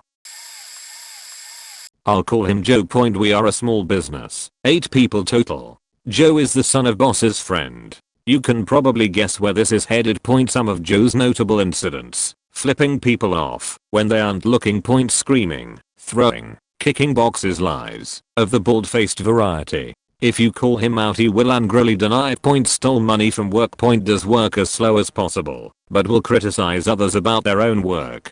Curse me out. Lots and lots of stabbing people in the back to anyone who will list and threw away boss stapler just because he was pissed one day. Bought candy on the company's credit card. He broke the front door by kicking it hard and repeatedly to open it. If work is remotely difficult, he throws his hands up and declares it impossible rather than solve the issue. Icing on the cake is he very obviously has mental health issues, serious anger problems, and OCD, so there's no real arguing with him or the boss about any of it. The bad vibes this dude bring into the place. He is petty and will actively try to make a person look bad or else cause them as many problems as he can, all while blaming others for his work not getting done. Worst part is I spent some time trying hard to be his friend because it was obvious he had none, for faking obvious reasons. He admitted his anger issues caused him to self-sabotage any relationship he has/had. Considering how he treated me afterwards, I'd have to agree. I feel for the guy, but Joe makes work shitty. I'm a manager at a very popular coffee chain, and my store is in a very busy mall in a very large US city. Our cafe is very tiny, and we are very slammed all day. Our baristas and shifts have to be fast, knowledgeable, and keep us somewhat personable at all times. Barry can't do any of that. Barry is miserable. Barry is in his late 20s and lives with his mom and complains about how he's been with the company for forever and it's not fair how I've been then less than him and I'm younger and I'm a shift and he's not. It's because Barry is the slowest, grumpiest, most unaware person I've ever met and he makes a lot slower than some brand new hires. Barry is also pushing 400 pounds. I don't care that he's large. I'm not the skinniest woman either. I could lose 10 pounds. But Barry takes up the entire aisle. Remember when I said how small my shop is? He consumes the shop. You cannot move around him, and he will not move for you. He screeches at customers and talks down on them. I told him to take the trash out, and he left all the trash cans bagless, because you only told me to take the trash out, not put new bags in. He had a girlfriend who I don't think is really, because he calls her a Puerto Rican goddess, and Barry is the weird pile of stale McDonald's french fries you find under your car seat when you finally clean it out. Barry tried to sit in our manager holiday meeting and literally started pouring when we told him he had to leave because he wasn't a shift. Barry once tried to tell me that because of my age and gender I didn't fully understand the horrors of war. Barry has never enlisted and none of his friends or family are in the service. Barry just watches Saving Private Ryan every Thursday night before bed. Barry smells like wet fritters and stale milk. Barry makes me hate my job. Fuck Barry. I work with a person that has driven me insane. Literally, I have had to seek professional help. This person's personality is just obnoxious. He talks over everyone. His conversations are one-sided because he never pauses, so it's impossible for anyone else to get a word in. During these conversations he repeats himself over and over again. He is also an idiot. He has a doctoral degree, but he is an idiot. It took him twice as long as average to complete his degrees, and I highly suspect his programs finally just passed him along when they got sick of looking at his face. He does not understand the fundamentals of the projects we work on, and when he does say something intelligent, jaws drop to the floor in disbelief that his brain does in fact work. He cannot write. If he needs to write something up, he procrastinates until someone else does it for him. If he does write something up himself, someone else ends up having to rewrite the entire thing because it is factually incorrect, verbose, and impossible to follow. He procrastinates. Data that should have been analyzed and written up sits on his desk for years. He works less than 40 hours a week. He always has some medical/personal/childcare reason for not being there. When he is at his desk he watches movies. This person is many years out of his doctoral training, but makes mistakes one would expect from a first or second year graduate student. He has committed offenses that should have gotten him fired because they violated strict policies and could have put our funding in jeopardy. If I detailed these numerous mistakes, anyone in science would understand my confusion at why this person is still employed. He is delusional. He complains that he deserves a raise and a promotion because he is always there and works so hard. He expects that when our boss leaves he'll be hired on by someone else in the department, yet everyone else can see that he is a joke. He also thinks he'll be competitive for a faculty position working less than 40 hours a week with a 10-year gap in publications and no funding history. I used to work as a guard in an art gallery. All of the staff was really friendly and we generally had a really good time, most of us students working part-time. Then the management hired this guy, let's call him D. D was hired on a full-time contract, which was different from our student ones, and he was in his 40s. Initially, his demeanor was really friendly, but right from the start, something was off, and everyone felt it. First he just started using our stuff. Making himself coffee without replacing it, that kinda stuff. Then his behavior started changing. I guess he could only keep himself at bay for so long. He started ignoring orders from our boss. He wandered through the gallery, it's pretty big, and tried talking to everyone, which is the one thing you're not supposed to do. It's literally the easiest job in the world. When he talked to any of us, he got more and more weird and intrusive. I was in a serious mood once and didn't feel like talking, which I let him know. The dude got even closer and asked me if I ever smiled and that I should. Red flag right there. Asked me what book I was reading and I showed him. He said, I only ever read one book and it's the Bible. He meant it. It was the only book he ever brought to work, but I never saw him reading it. He had this look in his eyes. He literally gave me the creeps. I stopped talking to him after that, and so did a lot of my co-workers. When he learned that one of them was a lesbian, he called her an abomination and told her she was going to hell. To her face. Things like that started happening every day. He wasn't doing his job and started getting weirder and weirder to the point that we would stop talking mid-sentence or cleared the room if he came by. Everyone started hating him and he seemed more crazy by the minute. We found out he was previously with the Hare Krishnas and an addict before that. He started ignoring our boss completely, going on long breaks and act like his rights were being threatened if she asked him to do his damn job. Problem was, our boss couldn't fire D because of his contract. Desperate to get rid of him, she tried giving him a different job in the gallery. Didn't do that one either. Management finally caught on what was happening and put him in a different location of the same institution. Everyone was so glad to get rid of him, and we soon started hearing about the same stuff happening over there. They still can't fire him, and I'm sometimes afraid I will meet him on the street and he'll follow me home. That's how creeped out I was. Still am.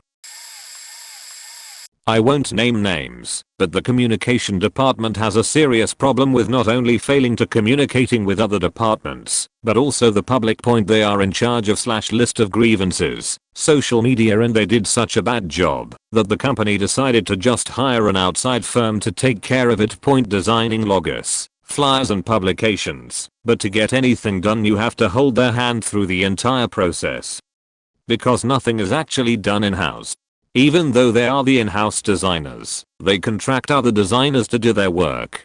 To make things worse, you are not allowed to speak directly to the person they hired to make your publication, so they are just middle management that does nothing but hinder the process because they can't communicate what you want to the actual designer and they just end up faking Googling clip art anyway. Updating the website.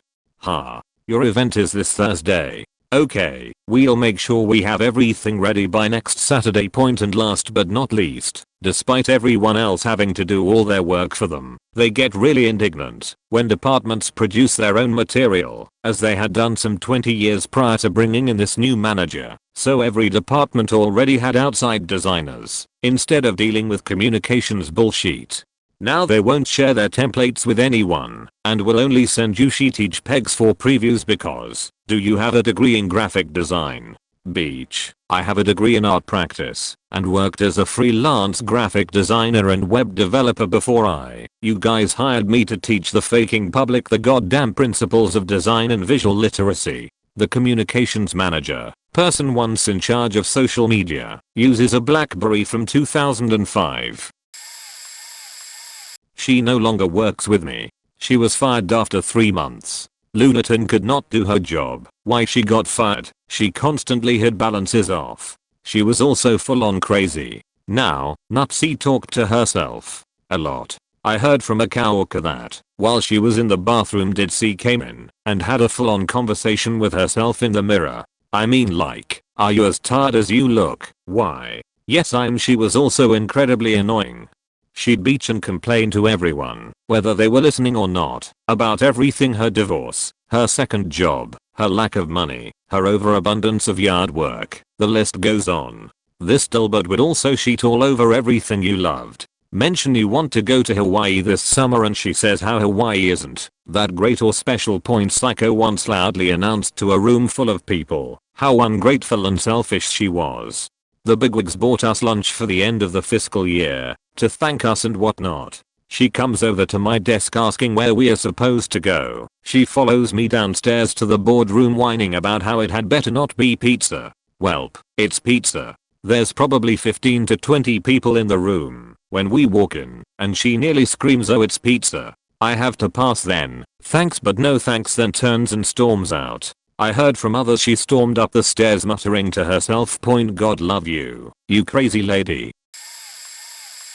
Sheila. Sheila is actually competent in her job. She shows up early and stays late when needed, usually without being asked. She's knowledgeable and experienced, and could potentially be a resource for younger people and new hires, but everything is a faking 5-alarm fire. If the slightest thing goes wrong, instead of calmly assessing the situation and fixing it, we have a full-on meltdown that can be heard on the other end of the department. Any attempts to defuse the situation just make it worse. She also constantly complains, loudly, how ridiculously overworked she is, yet refuses any and all offers to take a task off her plate or to develop automation tools for her. I tried showing her how to record a macro for repetitive tasks, and she replied she had to do those tasks manually because she didn't trust macros cause they always made it wrong. She sends high importance group emails for the most mundane sheet, which sets off notification alarms on everyone's computer, like an emergency alert is happening. She demands that you drop everything, no matter how urgent it is, and pull her data that she needs 2 weeks from now immediately, because if she doesn't get it right now the world is going to end. And if Sheila's actually having a good day and nothing is going wrong for her, well then she starts finding problems with everyone else's job, tasks, performance, and screaming about the problems that she's going to have to deal with because of it. She adds so much unneeded stress to the office that when she goes on vacation, it's like watching timid deer cautiously tiptoeing out of their cubes and into the meadow. You see people who normally keep their head down and keep moving are now looking around and smiling and commenting on how quiet and peaceful it is, and then she comes back and everyone disappears back into their bunkers. For context, I work at a university doing research. My job is pretty similar to what a master's/PhD student would do, minus taking classes and writing a dissertation. I have a lot of experience doing a certain kind of qualitative analysis, and one day my boss asks me to talk to this guy who's on the research team of a colleague of hers. She tells me he's going to be doing analysis similar to what I've been working on, and it would be really helpful for him to talk to me. He's a sophomore in college and relatively new to this kind of research, so I'm happy to help. The meeting starts off okay. I asked him some questions about the data he's working with, scope of the project, etc. I then start explaining how to do the analysis, or rather, I try to, because this faker will literally not stop interrupting me. I didn't get the chance to string together more than 2 sentences over the course of the whole meeting, which lasted over an hour. A couple of times I just kept talking when he interrupted, and he talked over me until I stopped. It got so bad that I started counting how many times he interrupted me, just to amuse myself/keep the irritation to a minimum. From then until the end of the meeting he interrupted me 30 times in space of about 45 minutes. The cherry on top was when I witnessed him do the exact same thing to my boss, who has a doctorate and is a professor at the university, at a meeting later that week. I could see her getting irritated too, and my boss is a pretty chill person. Since then I've seen him interact with other professors and the effect has been the same. Everyone else I work with is pretty respectful and laid back, so having someone in the department who's so unapologetically rude, especially an undergrad, is super annoying. Ricky. Idiot. Ricky is basically Kevin. The guy's been with the restaurant for around 5 years. Ricky isn't really a bad guy, he's just not very good at all at his job. A few examples. One day he goes in the back room with a plate full of pasta. I'm on dishes and he goes, "Hey bro, check this out," and then flings the plate like a frisbee across my dish room and into the back wall, where it smashes and falls to the floor. Meanwhile the pasta itself slipped off onto the floor and left a nasty trail. I turned to him with a nasty look, like what the fuck bro? I gotta clean that sheet up now. He just goes, "Oh man, I saw Joe, forgot name, do it earlier, it was cool." What? You saw someone break a plate and thought you should do it too? Faking Ricky. Another example. Ricky liked to help himself to food in the restaurant. We weren't really allowed, but for the most part the bosses didn't mind if we took some fruit or pasta if we got hungry.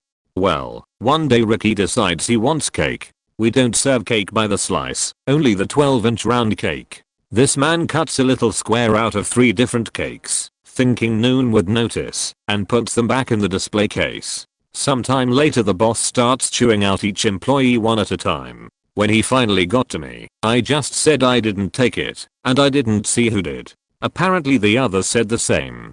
When I'm in the back, the cook is cooking, and the boss is smoking out back. There's only one motherfucker who cold done it, Ricky, who was nowhere to be found. This guy constantly breaks dishes, can't carry more than one plate at a time, isn't allowed to use knives, long story, and I'm pretty sure he's the one who's been stealing cheese blocks out the walk-in point. Honestly, the guy's a faking brick, but he hasn't actually been caught doing anything bad enough to get fired, and nobody gonna snitch on him. I wish I were a little more sober, so I could do this post like it deserves to be done. Small machine shop. Owners are married couple, can both run machines, and 5 of us workers. All of us absolute pros at what we do. Well, 4 of us, the newest guy Lindsay not so much, but is a world class pro as kisser. Never seen anything like it. Acts like he is their son, and acts like it around the shop. Treats other people, all 4 of us, like he is above us, because of his relationship with them. He also goes and gets our lunch every day and sits front with them, apparently having their ear telling them what's going on in shop, and how we are mean people. Point, maybe we are a bit mean. We all hate him. Thing is, he can't do his job. He needs constant help. Takes 2 to 3 times longer to do anything. Crashes his machine regularly. Will spend 5 to 6 writing a program on CAD/CAM with his machine not running, which I could do with a calculator and a pad of paper in under 1. Not to mention his scrap rate. Parts machine to wrong specs. Pure loss. Comes in late. Leaves early. But the worst is the little things. Throwing his half-eaten lunch trash in other people's trash can. Only guy in shop to lock his toolbox. Only guy in my 20+ years I've seen do this. Oh, and every time he uses a toilet he leaves the seat down. We do have a woman, but she has her own restroom up by her office, and would never use ours back in shop. No females are ever going to use this toilet. Leave the gosh darn seat up. Every time. I don't want to touch the seat. I flip the seat up with my foot. Point, I could go on all night, but that's just a snapshot. The level of hate we all feel for this guy is truly unprecedented. Oh, and owners know their shit. I respect the heck out of both of them. That's what make him the world class brown noser he has got them snowed. If they just took a step back, or maybe forward, and got the euphoric feeling of that nose up theirs, they would realize what a fraud he is. There is a man I work with as a casino dealer. Let's call him Joe. So I didn't know Joe until a few months into working there. I was on break one day, and so was he, and I'd forgot how it started, but we were talking about video games. He seemed weird to me, but just socially awkward, so I brushed it off, and we exchanged PlayStation Network names. Also, to make this clear, I'm in a long-term relationship, and in no way was I flirtatious with him in any manner. I was polite, and we simply talked about video games. That's it. So, he adds me on PlayStation asking me if I want to hang out. Mind you, this guy's in his early 30s with a wife and kid, and is not at all attractive. I'm not trying to be shallow, this is just the situation. So, I'm a young and somewhat attractive girl. I can't see why he would think I would be interested in him. Anyway, so when he asks me to hang out, I politely responded back, over PlayStation message, that I have a boyfriend who wouldn't be comfortable with that, but that we could play together anytime. A few days later, he sent me another message saying, would you like to hang out, non-sexual? So I found this to be extremely creepy. This message implies that it is sexual, lol. I didn't respond, and a few days later he deletes me LMAO. The bizarre thing is that he would still talk to me at work once in a while and act like nothing ever happened. I later found out from a million other coworkers that he is definitely the most hated worker here. He smells horrible. He acts like he knows everything. He interrupts conversations to put his 2 cents in, etc. He is definitely what you would call an ear rapper. I recently found out that after our first conversation those months ago, he told a coworker of ours that I had a crush on him. Lol. Go away, Joe. My boss. I think he has narcissistic personality disorder. The word sorry isn't in his vocabulary. He actually beached at me today for apologizing on his behalf to fix a business relationship.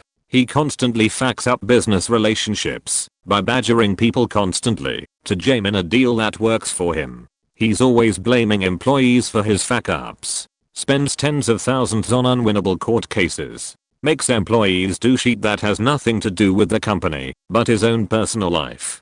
He constantly yells at everyone. He once vaguely threatened to kill an employee. It's not a wonder there aren't any women in the office, and frankly I don't want any here, because he sexually harasses all the women by making lewd comments every so often. He doesn't listen to his employees on important matters. He doesn't do his own job. Whenever he's in the office he just distracts people by talking very loudly. He's a faking slob.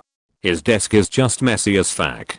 He hoards the fuck out of things. He orders too much product for us to store in our warehouse areas. He thinks everyone wants to buy his sheet when no one wants to buy his sheet. He wastes a ton of money paying employees to spend hours researching marginally cheaper options for things. He cheaps out on just about everything. When we need to get rid of product, he refuses to let us lower prices.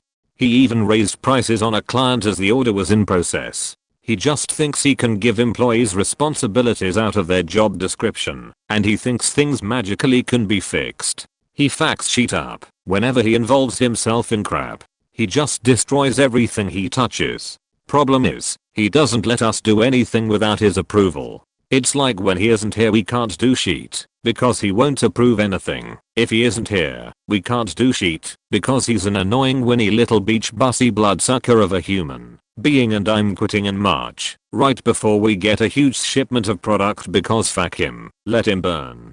Oh how I hope the law comes down on him hard, because I'm sure he's breached plenty of contracts. I take happiness knowing that he's alone, and will most definitely die alone, sad and miserable. I just fucking hate this guy, and every employee that has managed to stick around feels the same. This guy seriously never learns from his mistakes, so yay. Everyone hates the boss, and will eventually quit.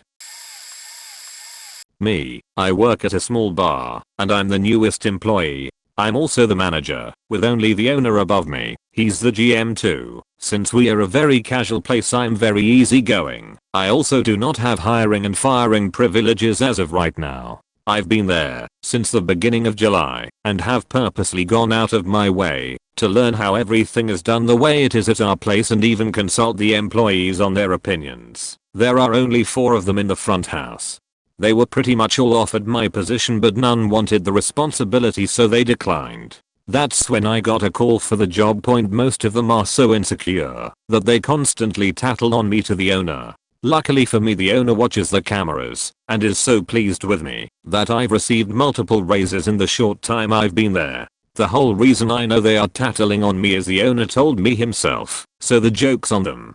Confrontation makes me ridiculously uncomfortable, so I've been trying so many ways to end this silliness. Still trying. I know as a manager you're not supposed to be friends with the employees, and I'm talking about being friendly, not friends. It makes work so much easier if everyone gets along, and with only a handful of people it should be easier. Also, when there is tension it makes it so much more awkward. There is a woman who comes in late almost every day, grabs something from the just in case you forgot your lunch pantry that work generously provides for free. Then slowly, so slowly that she probably gains calories instead of burns them, trudges to our workstation and proceeds to eat, and fetched from 8:40 I sham until 10. Then she takes a sheet and either clogs the toilet, or if it's period time she leaves menstrual blood smeared all over the toilet seat. After her bathroom destruction she trudges back to our workstation and texts her boyfriend on and off while eating. Some days there is added whining because he won't answer her. Then she'll take a 15-minute break at 11 and get more food from the pantry and eat while laying on the couch in the break room. When break is over she gets more food from the pantry and brings it back to snack on until lunchtime at 12:30 After lunch she brings another snack back with her for later. She whines all day about her feet hurting, but refuses to wear heel shoes that would be 1000x better for working in a warehouse with cement floors. I have seen her as crack so many times that I have lost count. She must have something against wearing clothes that are the right size. She takes every opportunity she can find to go sit down in another department, even though she isn't supposed to be working there. More fetchting.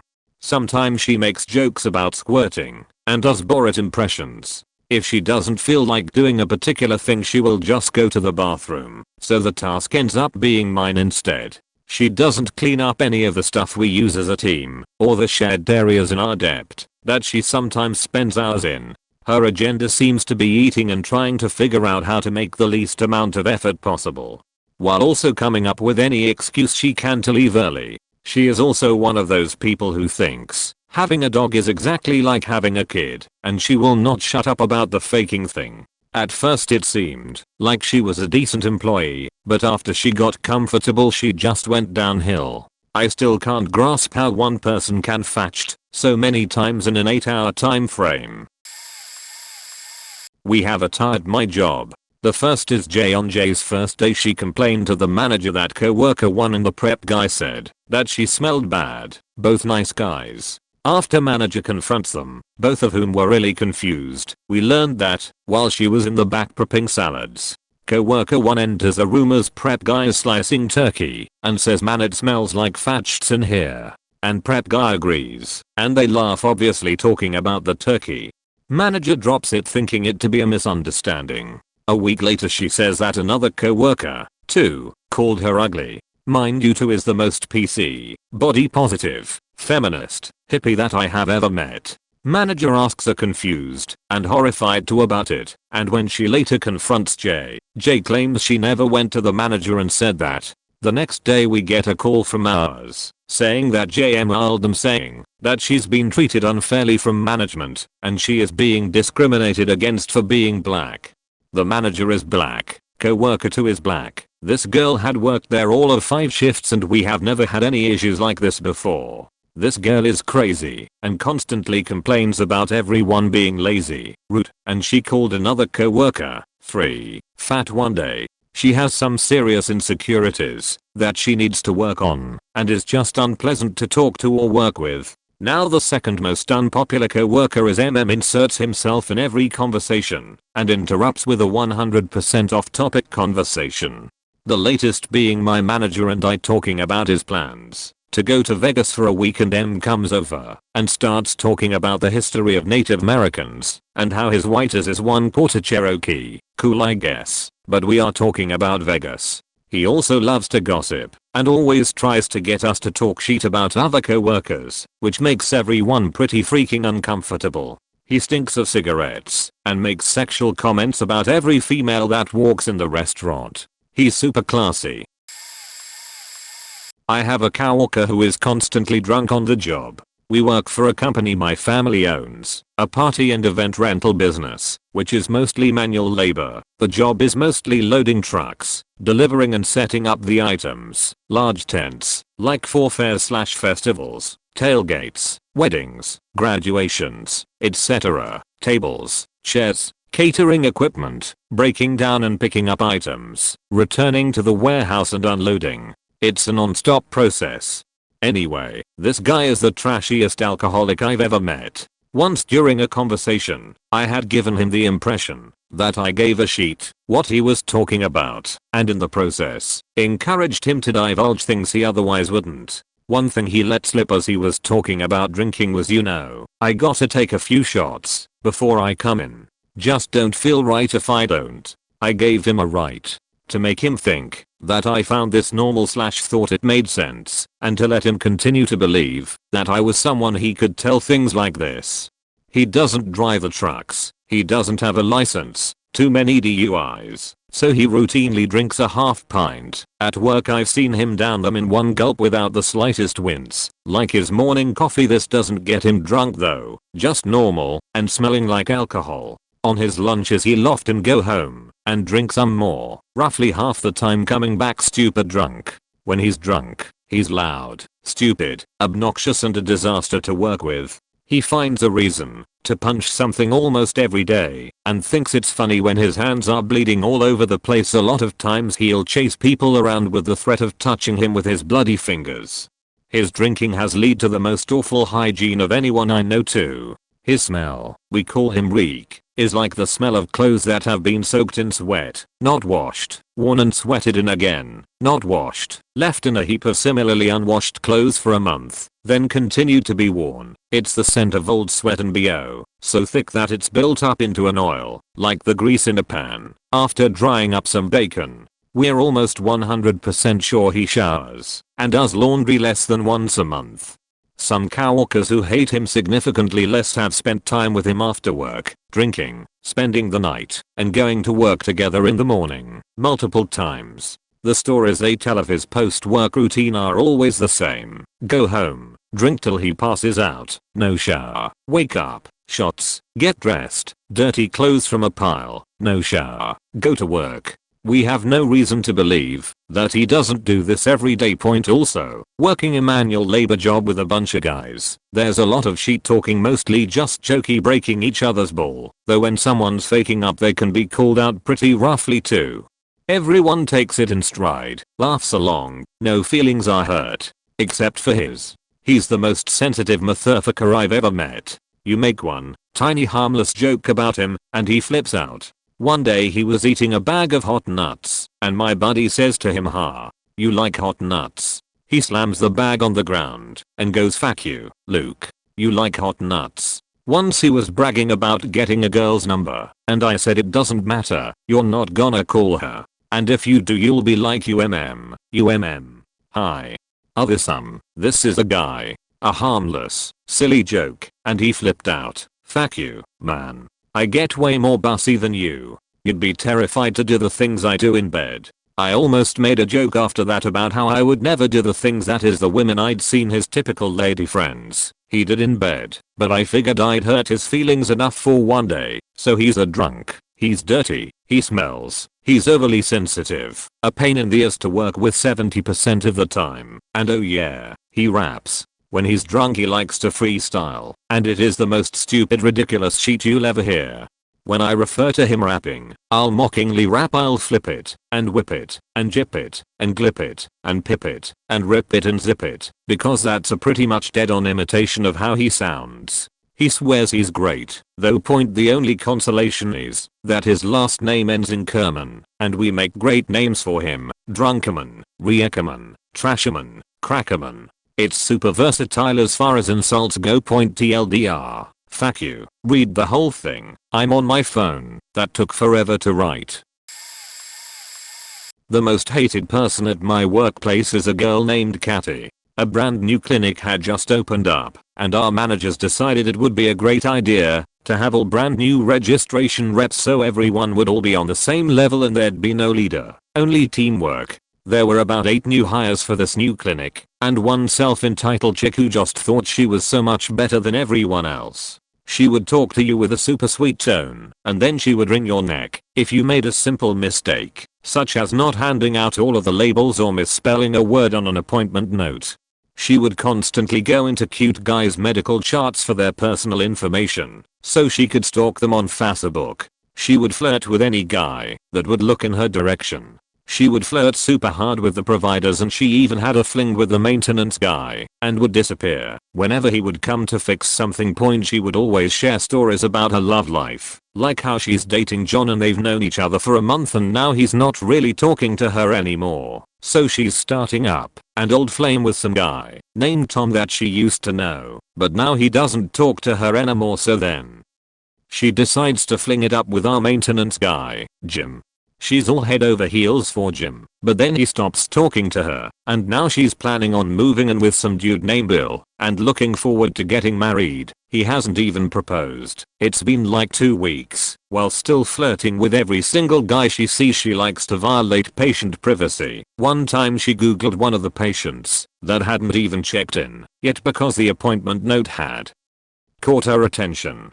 There was an actual article about this patient and her medical condition, and Cathy just kept ragging on her like, why did she need this second organ? She clearly doesn't take care of herself. She doesn't deserve it. Why do you care? It's not your body, it's not your life, it's not your job. And she pretty much just treated everyone cheaty like that, unless you were a guy. I remember I was checking someone into their appointment once, and I could see her waiting impatiently for something.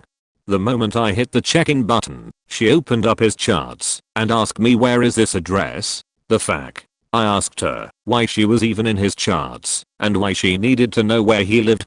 She would boss everyone around and shout, you all know that I'm the entitled supervisor here. Listen to me. When you'd point out her mistakes, she would make you fix them and say you better fix this right now or I'm the one who's going to get in trouble. I already know how to do this, so I don't have to fix it. Idiots.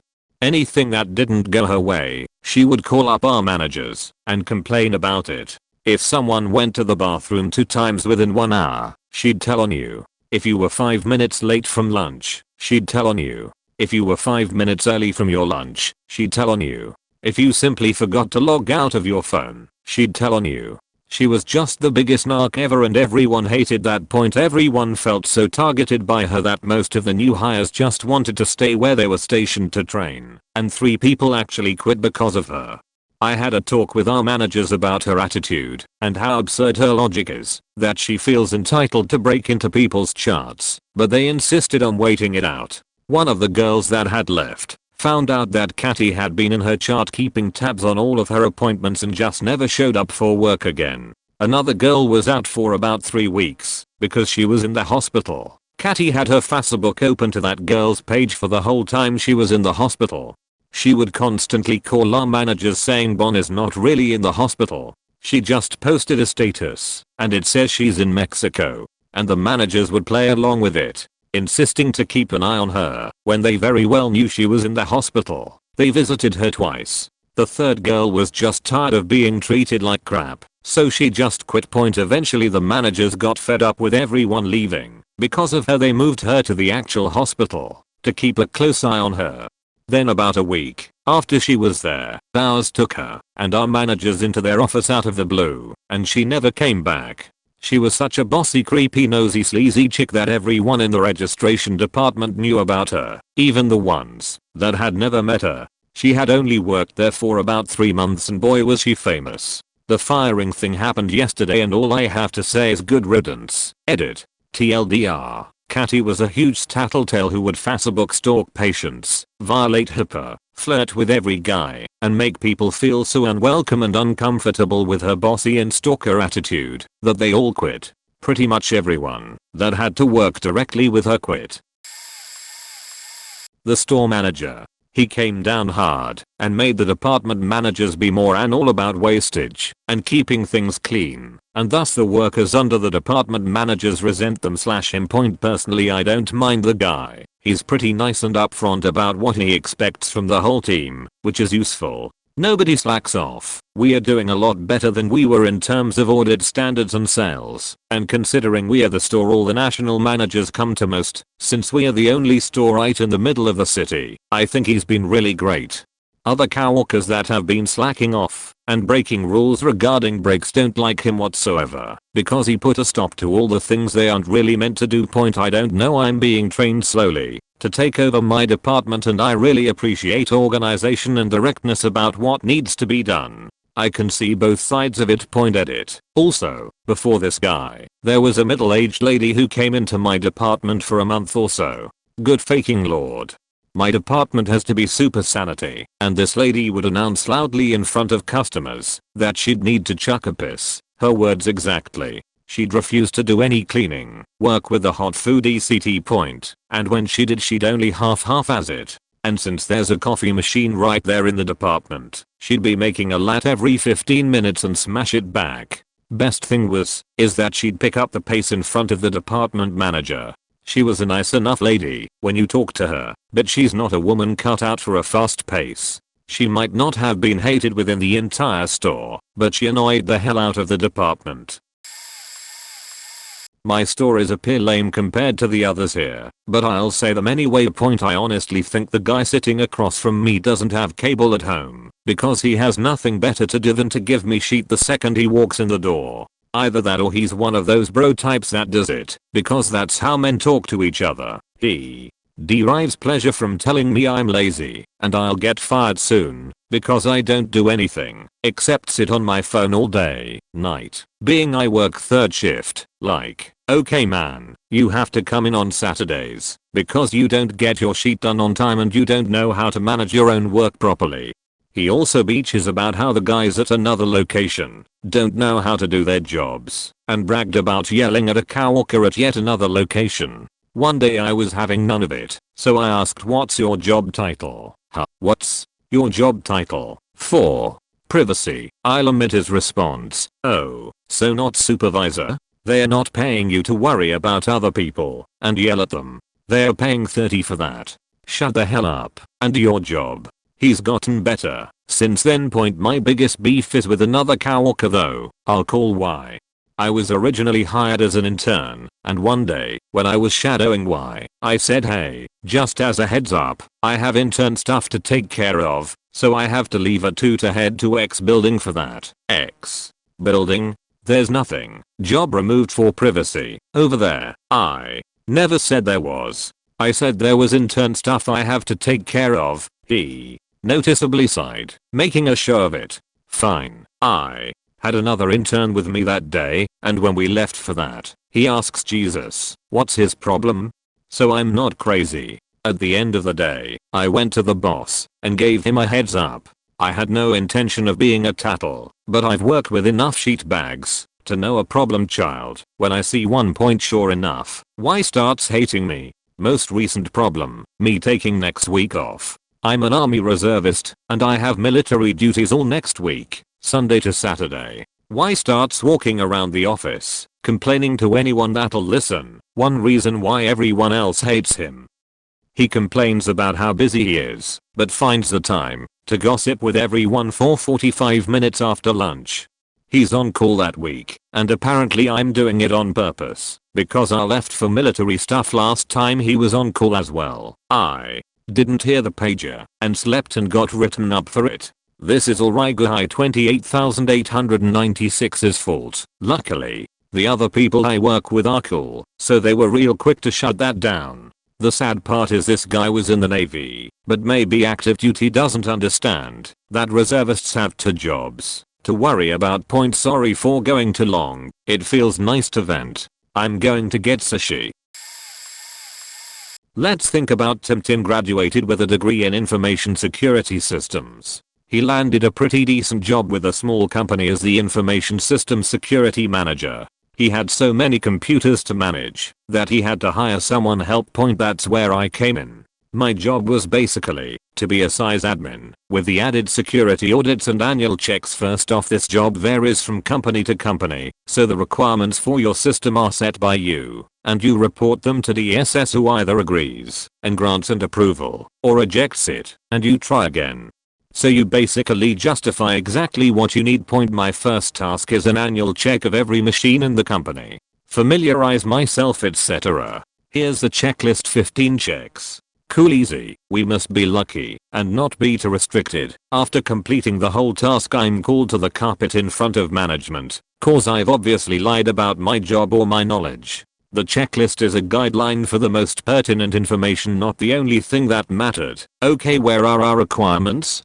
ODSS set those, but that's not how this works. So how am I supposed to know what settings are required? I had to dig through our entire SBP and find every requirement. 500 pages, and if I miss one, God forbid, so fast forward a year, I find out I've lasted longer than all 5 of my predecessors, and all the users hate him. Why? Oh, the zero obvious ninja. You need to go remove every CD drive from all computers. That's now a security risk. Idiot, we deliver media to customers. How? So I did this. This guy comes behind me and installs massive drafting configuration management software that changes a login account to active. This allows the server to log into the machine and update files as needed. Tim goes to do annual checks, sees account, obviously they were new activations. You could see creation dates, but no. The zero obvious ninja has not been doing his job and lied about maintains these checks and audits. He must be fired at once. So I was. That was a year and 7 days ago. He's had 3 people in my old job since. Fact him. And fact the management that knew what I was going through and let him keep doing it.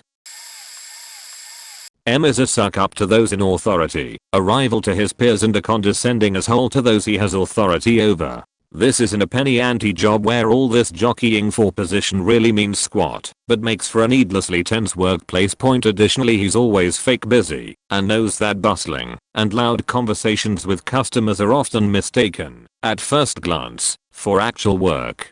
People who only see him on occasion, such as management, tend to see him as a go-getter.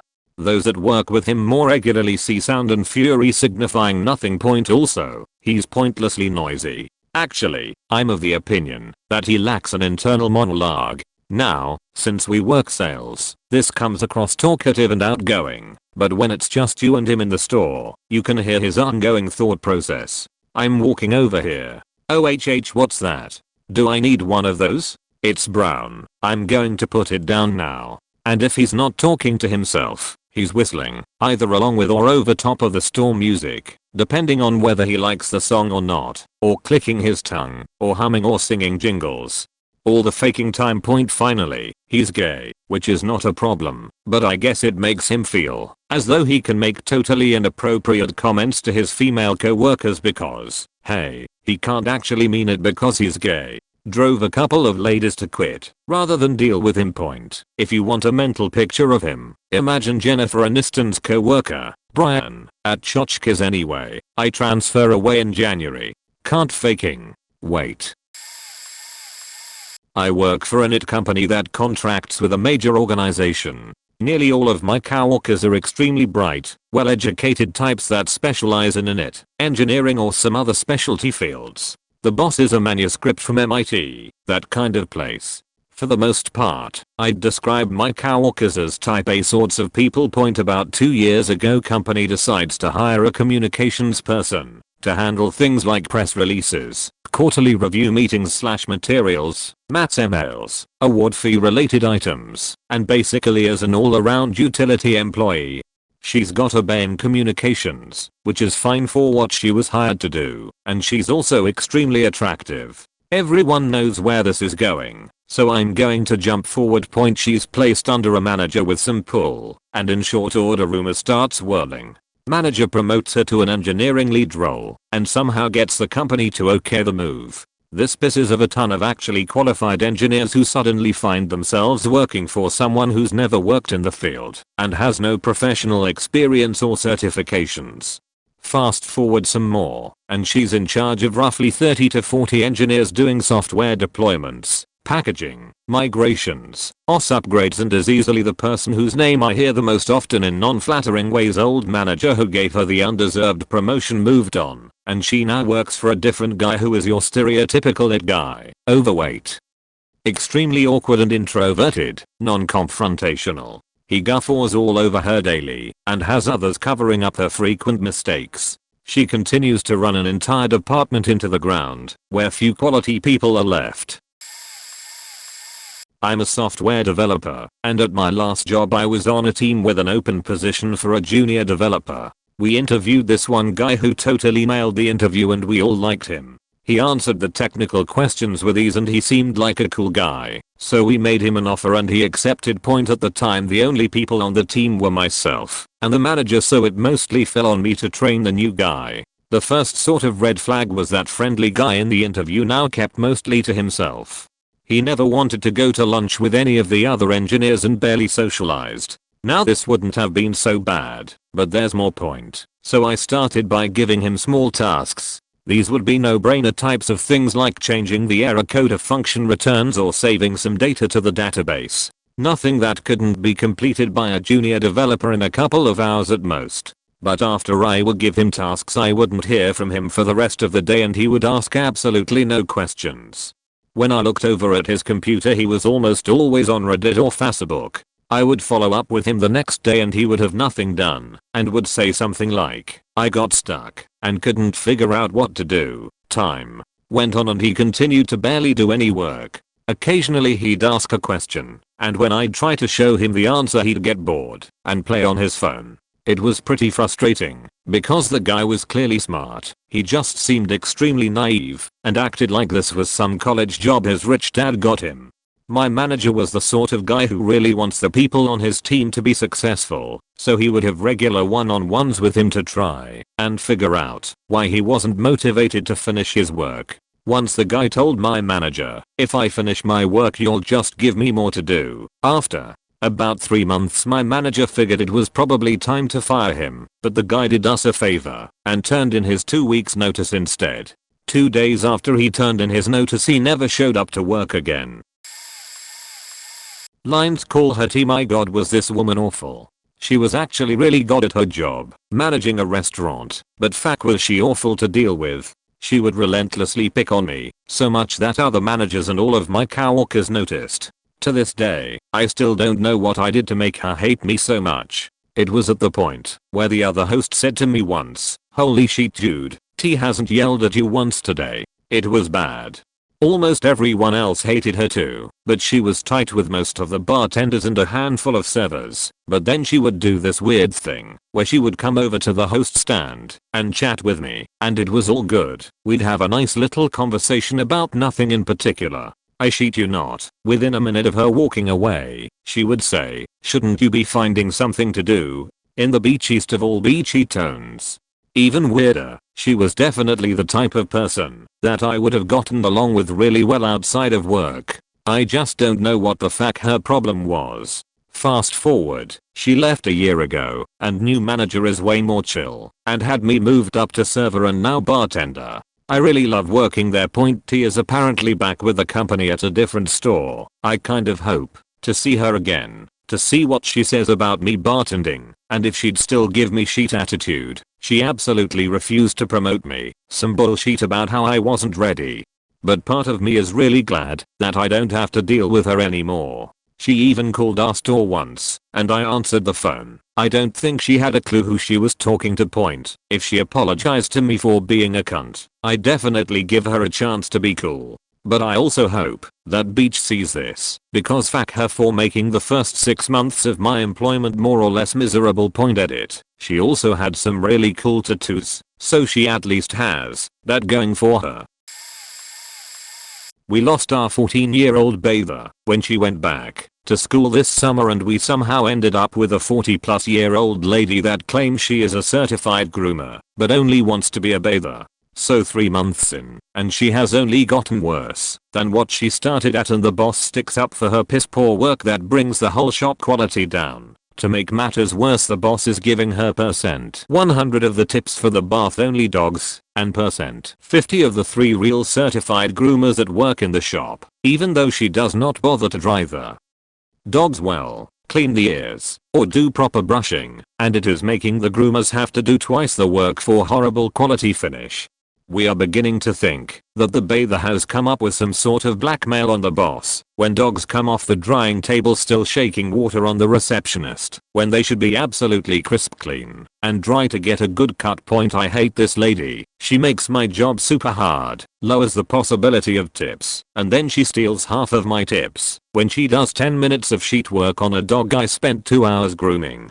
So at the end of the week, someone who did not pay for a degree, did not pay for her equipment, doesn't pay to maintain the things she uses, and is paid hourly to be there. Even though everyone else is commission based, she still manages to come in later than the rest of us, and leave earlier, even leaving us to bathe the last group of clients on our own with no pay, but the chance to keep our whole tip, and she still makes more than anyone in the shop. Good news though, the bather is a super homeopathic hippie and is trying to fight cancer with goat's milk, herbs and crystals. So all things positive, maybe things will sort themselves out and she will go ahead and just die and let us find someone with a work ethic and personality.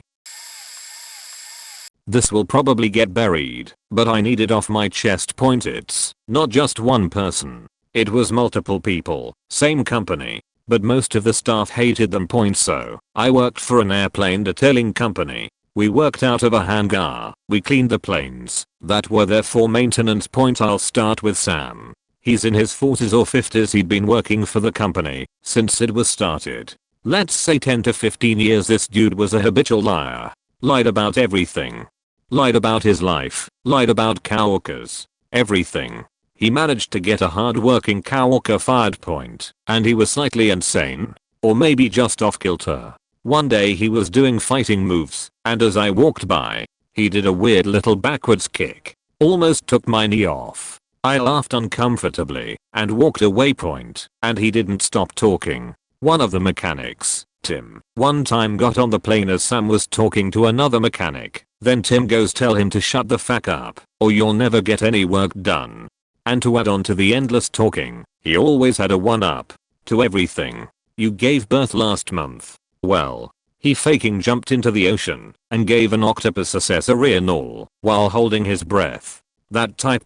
Last thing. He claimed to have manuscript, so he couldn't work. Just stood around talking 97% of the time. But if he couldn't find anyone to talk to, the manuscript went away. The kicker? In all those 10+ years, he never provided documentation for it. Never.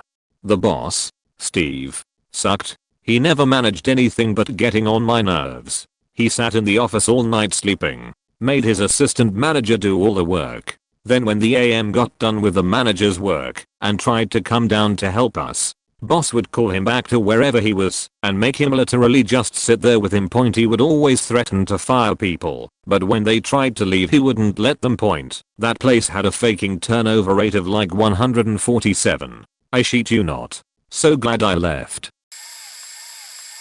I have a teammate in my team who is simply cancer. He has zero emotional intelligence. He randomly starts talking to people when they're in the middle of something to ask the stupidest questions, like, oh, you made your lunch today, or oh, you have to leave early because of a doctor appointment. What is your health problem? He interrupts people having in-depth technical discussions and forces them to explain everything to him, effectively breaking their train of thought.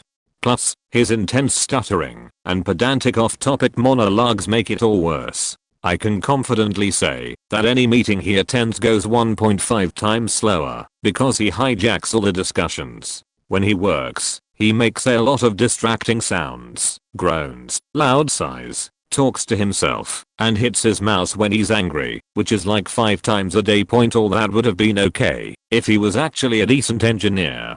He writes awful code, and when people tell him to fix it, he fights desperately to defend it without ever once humbly admitting he is wrong. Our senior engineer tells him nicely to fix his errors, and even though he has 5 more years of experience, and he knows what the F he is talking about, this asshole is trying to act like he knows more than him, and is being stubborn as a mule, costing valuable developer time. He has zero ability to learn from his mistakes, so we constantly tell him to fix some issues that he consistently keeps on getting wrong, and which would likely cause outages. Our company requires a minimum of 18 months of work before being promoted, and he actually thinks he is entitled to a promotion in his first year. My colleagues and I complained to our manager, who talked to him, so he slightly improved. But Jesus Christ, if he lasts more than a year in this company, I will not want to live on this planet anymore. Although, judging by this election, anything can happen. There are so many things to say about this guy. He is the most crooked man I've ever met. He is constantly stealing customers from the other employees in our department when he knows they will draw a commission. He never takes the blame for anything. It's always, well, I was just under the impression that, or I'm just doing what I'm told, in order to justify his mistakes. And when someone calls him out on it, he sulks and acts as if we killed his puppy. He had no respect for women. Every woman in the office, including myself, can say they have been insert last name Ed. Something will happen, and all of a sudden he will just blow up. He screams and yells and waves his arms and balls up his fists, and gets right up in our faces with his nasty breath. It's a rite of passage really. If a woman greets a customer at the door, which consists of asking if they want any refreshments, he will walk out of his office, interrupt the woman greeting, and proceed to ask if he can help them. The other day, I corrected him on something, and he told me to go sit out by the door and answer phones the rest of the day. He plays the victim in every situation. His job is always a sacrifice for the greater good, and anybody who doesn't go above and beyond even off the clock is looked down upon. He throws everybody under the bus. Nobody is safe. Nobody trusts him. He sabotages everyone else's tasks to make himself look better than the rest of our department. He doesn't wash his hands. Ever. At all. Our job requires us to touch human remains, and he refuses to wear gloves. He then proceeds to touch all the food in the kitchen. And the other day, he sneezed and sucked the snot off of his sleeve. I watched him do it. He's not just the most disliked employee in our workplace, he's also the most disliked employee in all of our sister locations. And he will never be fired, because he is a model employee on paper. He makes the company the most money out of anyone in a quarter of the US. There is so much more, but I'll just stop here. I'm starting to twitch.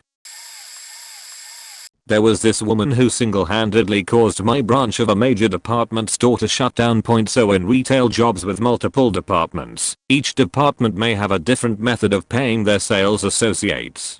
For my store, cashiers got paid straight wages, hardware made 10% commission, housewares got straight pay plus a bonus for high-end sales, and appliances got a 15% commission weighted, based on the month. If you don't sell anything for a week, your pay comes out of your next paycheck. This one woman was probably the best salesperson there, bringing in number 700% to goal. This is because she was sketchy as fuck in the way she went about sales. First she would tell new cashiers to ring things in her number to get the commission, while she wasn't on the floor, which many would do to lower their own sales goals. She would then stray from her department, while our coworkers were on break, and sell items outside her department. This ended up costing the company tons of money, because she would get her straight pay plus COMMISSION selling appliances, or her straight pay plus COMMISSION plus BONUSES selling housewares, as well as membership bonuses for making people sign up for credit cards. Everyone hated her because of this. No one was making above minimum wage, unless they stole her customers, but if we had caught, they would be docked pay, which would go directly to her. She on the other hand technically didn't do anything wrong, other than making people use her number, and this never got caught. Our managers thought she was single-handedly keeping our store open until corporate sent a financial advisor to see why our profits were low despite high sales. When our company realized what she was doing, she had been making the company too much money to fire her, but costing them too much to keep the store open. So either way, all of us, we are going to be out of a job. They ended up keeping her on until the very end, and not offering her a position at another store like many of the others that were there a long time. I work at a used game store. The job kicks ass, but we have one dude who ruins it for everyone. Let's refer to him as Justin. He's the owner's son and is, by default, an incredibly annoying person to interact with. He's a type 2, but into every conversation, she talk people behind their back, and also loves to one-up everyone all the time. Anyway, he gets a discount at the store. He bought the collector's edition of an expensive game kind of on impulse one day and later tried to return it to us. We don't have the money in the drawer, so he has to get it from his mom. Says he won't impulse buy again, immediately buys a PSP. What do I find in our return section 2 days later? That PSP fact Myers hole. I hate this kid. For a while he didn't even work here, he just hung out. Constantly. He would snoop around the back and hang out behind the counter and tell us how to do our jobs. Many customers thought he worked there, and rightly so. He sure acted like he did. His attitude drove away many of our regulars and many new customers too. He even told me that he hates working with people and has no intent to get better there. Great, thanks bud. This was a huge problem, so I brought it up with my manager. Hoss faking awesome by the way. Let's refer to my manager as Mark. Mark hated this faker more than anyone else, and that's saying something. We knew we had to do something, so he brought it up with the owner. Justin's mom couldn't even get a word in before he learns that Justin's now working with us officially. She doesn't care that her son's an obnoxious piece of shit ruining her business. Fuck me. What's worse is our owner's opening a new store soon and intends to have Justin manage the place. I might take bets with my coworkers on how long that's gonna last. Also, he thinks Boku no Pico is a good show. I can't make this shit up. Picks his nose every day. Interrupts every single person in every single conversation, ever. Racist. Homophobic. Birther. Conspiracy theorist. Anti-vaxxer, and he's uppity about it. Kids are homeschooled, and he's uppity about it. Does not take a lunch break, so he's only in the office 8 hours a day, not 8.5. I know the labor laws, believe me. Monopolizes conversations. Keeps expecting a promotion to an officer level position and beaches ad nauseum that it's taking too long. It's been 23 years, here's your sign. Talks shit about our company on conference, calls beach that he doesn't get to travel like the execs do, so our boss sent him to another site for a week. Then he beached about airports, WhatsApp, the laptop was too heavy, the city was hot, etc. Boycotts retail establishments over any perceived slight. Wife and kids text him all day long because they're fighting, and he must take the time to mediate. Talks about politics, but gets pissed when you disagree. Tells the same 2 jokes every single day of his life. Eats constantly. Eats noisily. Drinks constantly. Slurps every goddamn drink. Must show you, or tell you about everything he's eating.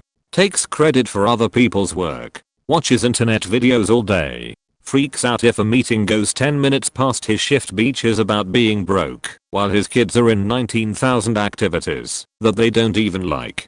Has been asked to leave every group or troop or HOA board he's been involved with. Thinks he's a developer because he uses phrases like parse the data or use an if, then statement. Sucks up to managers to the point of being nauseating. Walks out of meetings when people disagree with him. Takes his headset off and throws it on his desk when calls aren't going well. Refers to himself as being a native of the city where he was born and immediately moved away from. Hates that city, but talks about it constantly. Never ever understands a question the first time it's asked, but consistently launches into 20-minute answers that don't address the question. Talks about how behind he is, like months behind, but he could get caught up if he quit talking about how busy he is. That's a fun little hamster wheel. Point did I mention picks his nose conspicuously, and that he picked his nose on a conference call yesterday? And he told me he was glad his webcam was off, and I didn't have the heart to tell him that it was on. Shit. All of these happened at least once this week alone.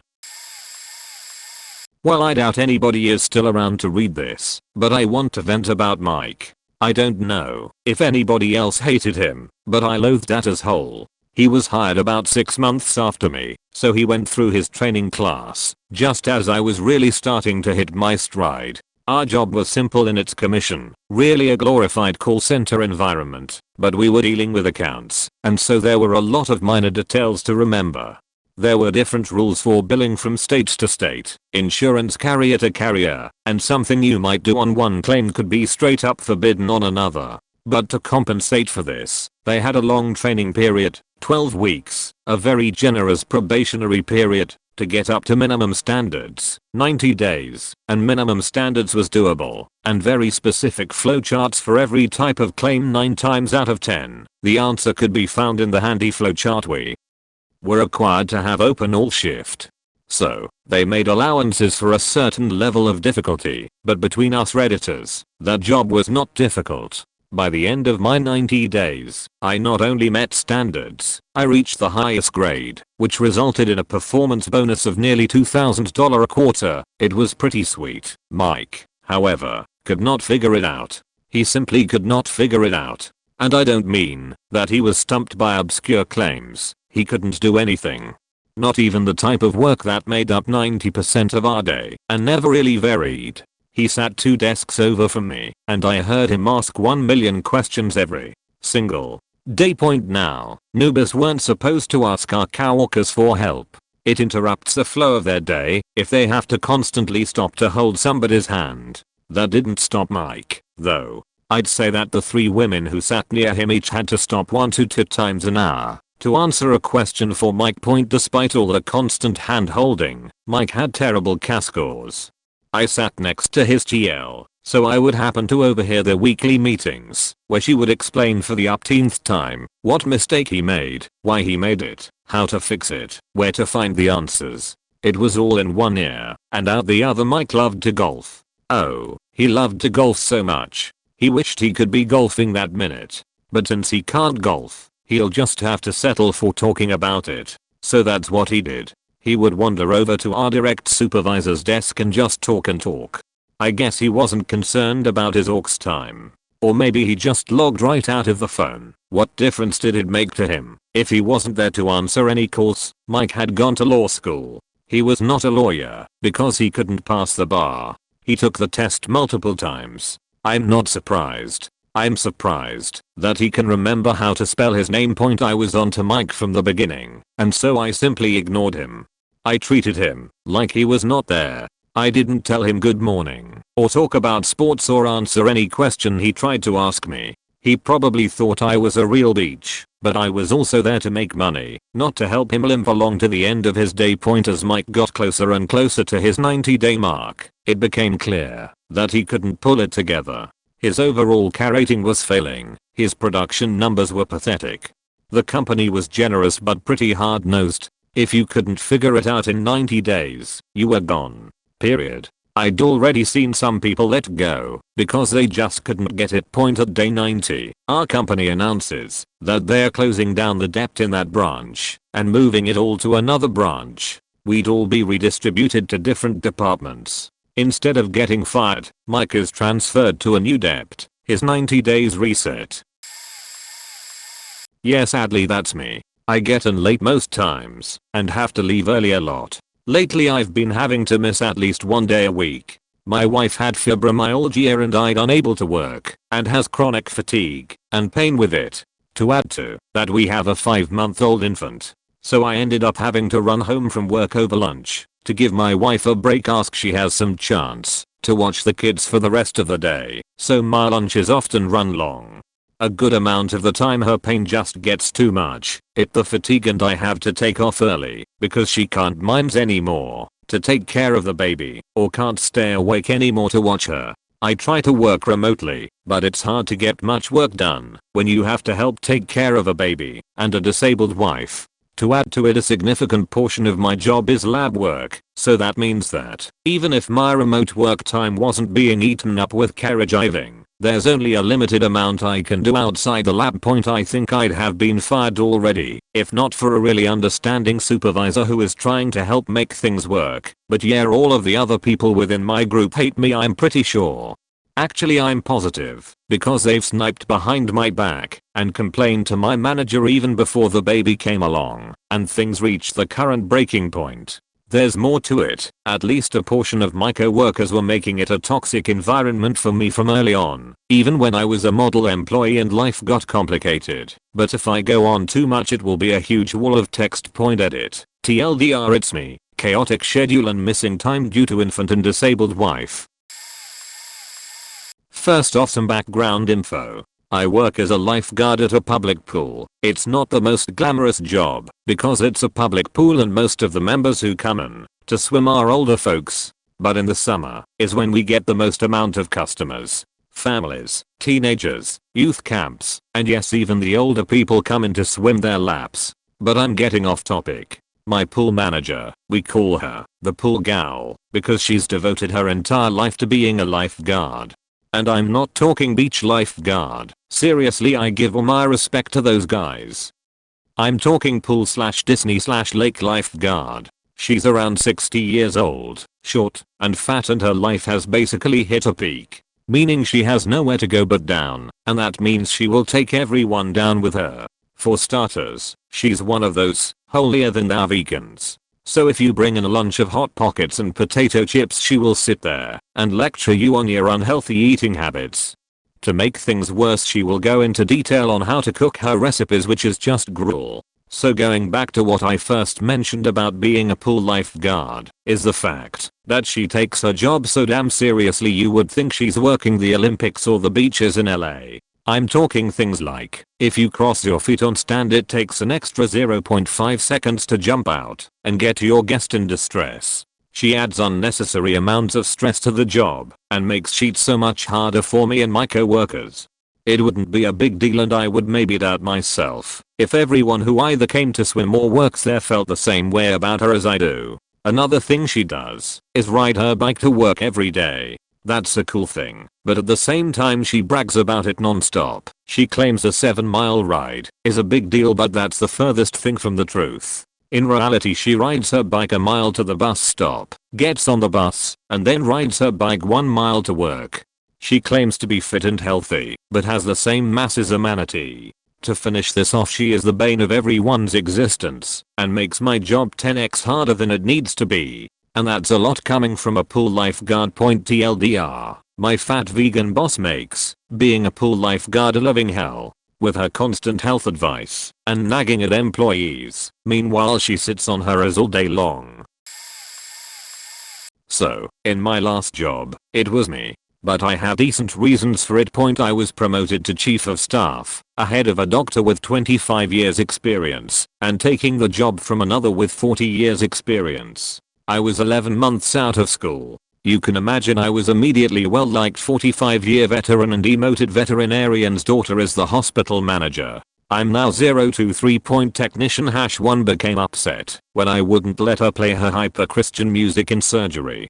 I don't like music in surgery, regardless of genre, and since I'm doing the surgeries I get to make that call. She believes this is a liberal assault on her religious freedom. I also tell her I don't like the use of the word libtards. I, the heathen liberal commie, am 0-4 technician. #2 is 20 years old and married. She dropped out of basic training after like 10 days, but ended up marrying the guy she faked. She now hates her and tries to hit on me. Rebuffed and reported 2 hours after she left sexually explicit notes on my car. 0-5 technician. #3 refuses to work more than 6 hours per day and threatens to quit if she is made to work a night shift. She makes good on her threat, ignores that I don't make the tech schedule. 0-6 technician. #4 is upset that I institute a dress code that insists on wearing scrubs in the hospital. Wild notions, right? Complains 2 hours after being sent home for showing up in basically see-through stretch pants. 0-7 receptionist is upset that I won't let her work from home because, in fact, I do need someone physically faking present at the front desk. And no, she cannot see a marijuana leaf patch on her hospital issue scrubs. 0-8 essentially I was tasked with taking a financially disastrous hospital and making it successful. I got 0 corporate support, no training, and wasn't allowed to hire anyone remotely competent. I quit after a year. They've lost a catastrophic amount of money since.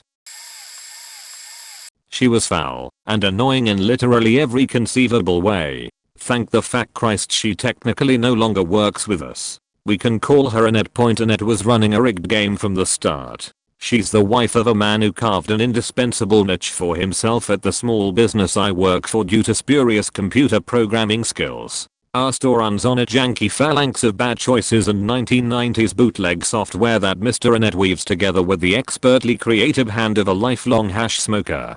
Hired solely because she was physically present at a moment when extra help was needed, Annette quickly bedded down and took root at a vacant desk, much in the manner of malignant cyst. Annette is the sort of woman that would offend most people without even exchanging words with her. She constantly stole food from the company fridge, is a religious zealot, shuffles with every step, refuses to indulge in even the most rudimentary bathing, is racist, and doesn't understand the concept of an inside voice.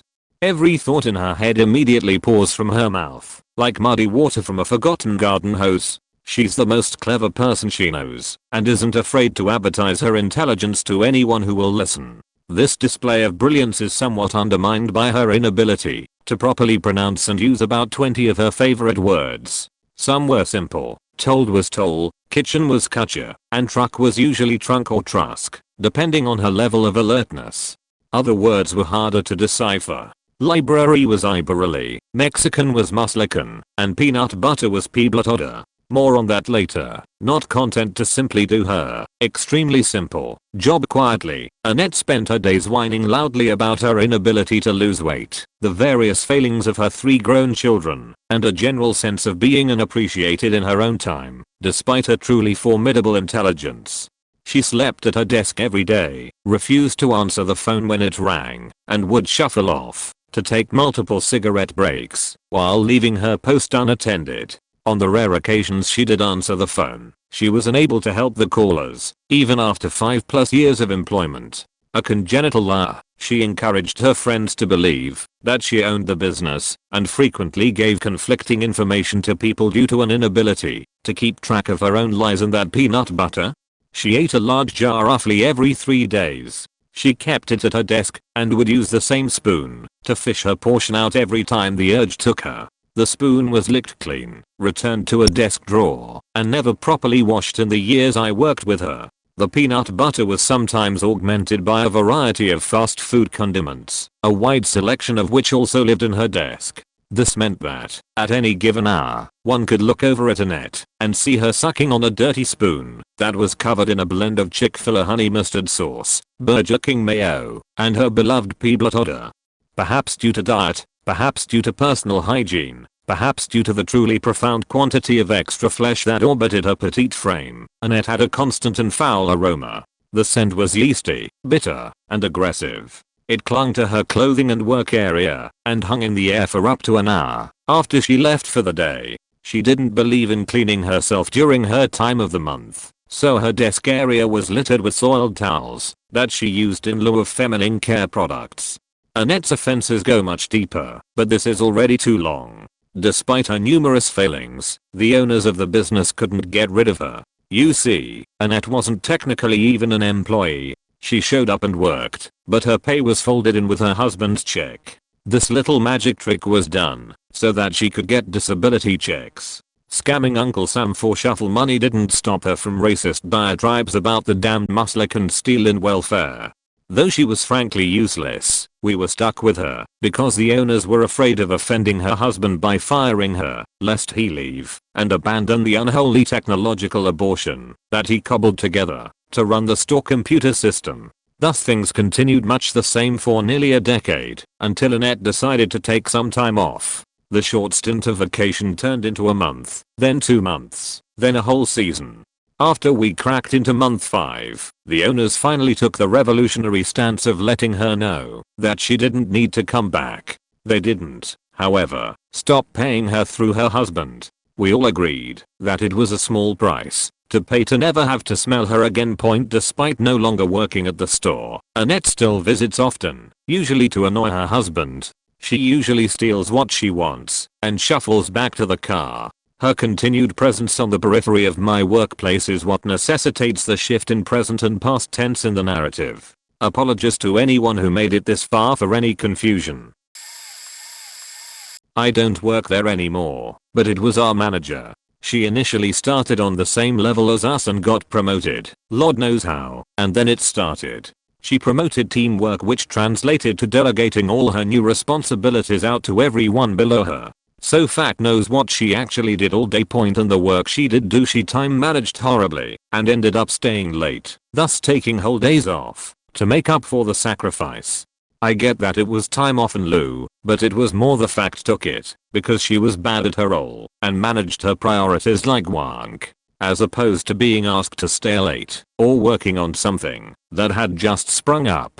This was like everyday tasks. Then it would come to times when we'd actually all have to pitch in and help with something, but she'd push out back until she went on leave and be like, that thing needs doing. Do it before I'm back. She'd also look for the smallest detail out of place in your work and fixate on it. Not just point out, but give you an entire lecture on how you faked up. But when the shoe was on the other foot and she corked up, oh yay, shit happens. Just forget it. Except one time, when she signed for a package and lost it. Although the mailer showed it to be hers on their invoice, she insisted that one of us has stolen her identity. Obviously it was found, and not another word mentioned about it. I think the worst thing was when she opened work mail addressed to me because she was my manager. It never really bothered me because it was just like invoices and forms and sheet business stuff, but it was very much their principal. I could go on, but my fingers are starting to hurt. Jay works in manufacturing. He is, intentionally, the slowest person in the department by far, and when a person consistently gets higher production numbers than him, he calls them a little beach. I used to get some extra overtime by doing a few hours on Jay's shift. In this department everyone runs 2 machines, and as there are 3 employees per shift and 7 machines, there is one left over for someone on overtime. I would run the extra machine and then assist with the others, trying to help the entire department get more parts than is usually possible. Anytime I would take parts off the machine so Jay could finish them, he would slow way down so that his numbers stayed the same as usual. When I asked him about why he didn't take advantage of my help and get more parts, He would say that he didn't want the company to know he was capable of getting any more parts, because then they would expect that out of him. Never mind that the fact there was extra help that day would be well documented. Point J is always talking, usually trying to top whatever story anyone else has just told. The problem here is, most people can do the job while talking. J can't. He has to stop work entirely to focus on a conversation that he would carry on all shift if you let him. Point twice in the past couple of months, Jay has misloaded parts on his machines in such a way as to cost the company quite a bit of time and money.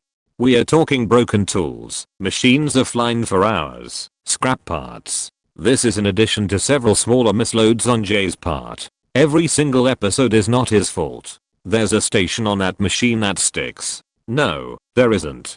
Or, if there is, it miraculously only happens on his shift, and not on the other two. The worst part is, with the misloaded parts, you should be able to hear, when the first tool runs, that something is not right. It will sound much louder than usual, and it's pretty obvious to anyone in the building, let alone the department, that something is very wrong.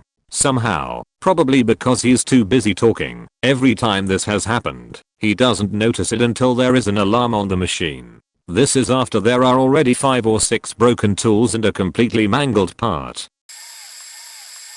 A little backstory on this one. The previous store manager was forced to resign from his position. At the same time this was happening, it was time to hire a new overnight support manager. The now ex-store manager was naturally pissed off, and as his last act as manager hired the most incompetent piece of trash that applied. Point end to this beach. Now this woman, who I frequently refer to as a troll, was short, fat, ugly and had a voice that can only describe as gargling banshee with a deep woods Maine accent. If that wasn't bad enough, she's stupid as all hell to the point where one of my coworkers had to explain simple math to her when discussing stock.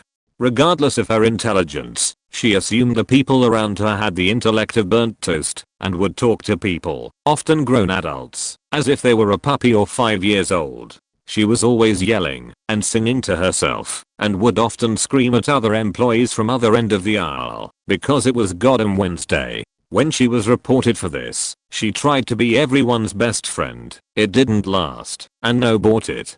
This woman had no idea how to manage time, tasks, or employees. Someone had to explain to her once that a large pallet of candy she put off couldn't be done in the last 5 minutes of our shift. This company does not allow overtime. She did not get it. Everyone hated her, no one respected her, and everyone in management knew she was a sheet manager. It got to the point where they started giving her little projects to do alone so the other employees wouldn't have a stroke. Also, she had multiple harassment and sexual harassment reports against her and was banned from the store she worked before for the same reason. You would think a manager this awful would be gone in months' time. Nope, she has a manager for over 5 years. Salvation came when the store started hiring more female managers, and she was forced to step down and take a job on the overpass maintenance crew. She was awful at this job too. A short time later she used the system to fake an injury and given very light tasks to do. When she was texting or making conversation. Eventually, she convinced someone else to hire her and she left.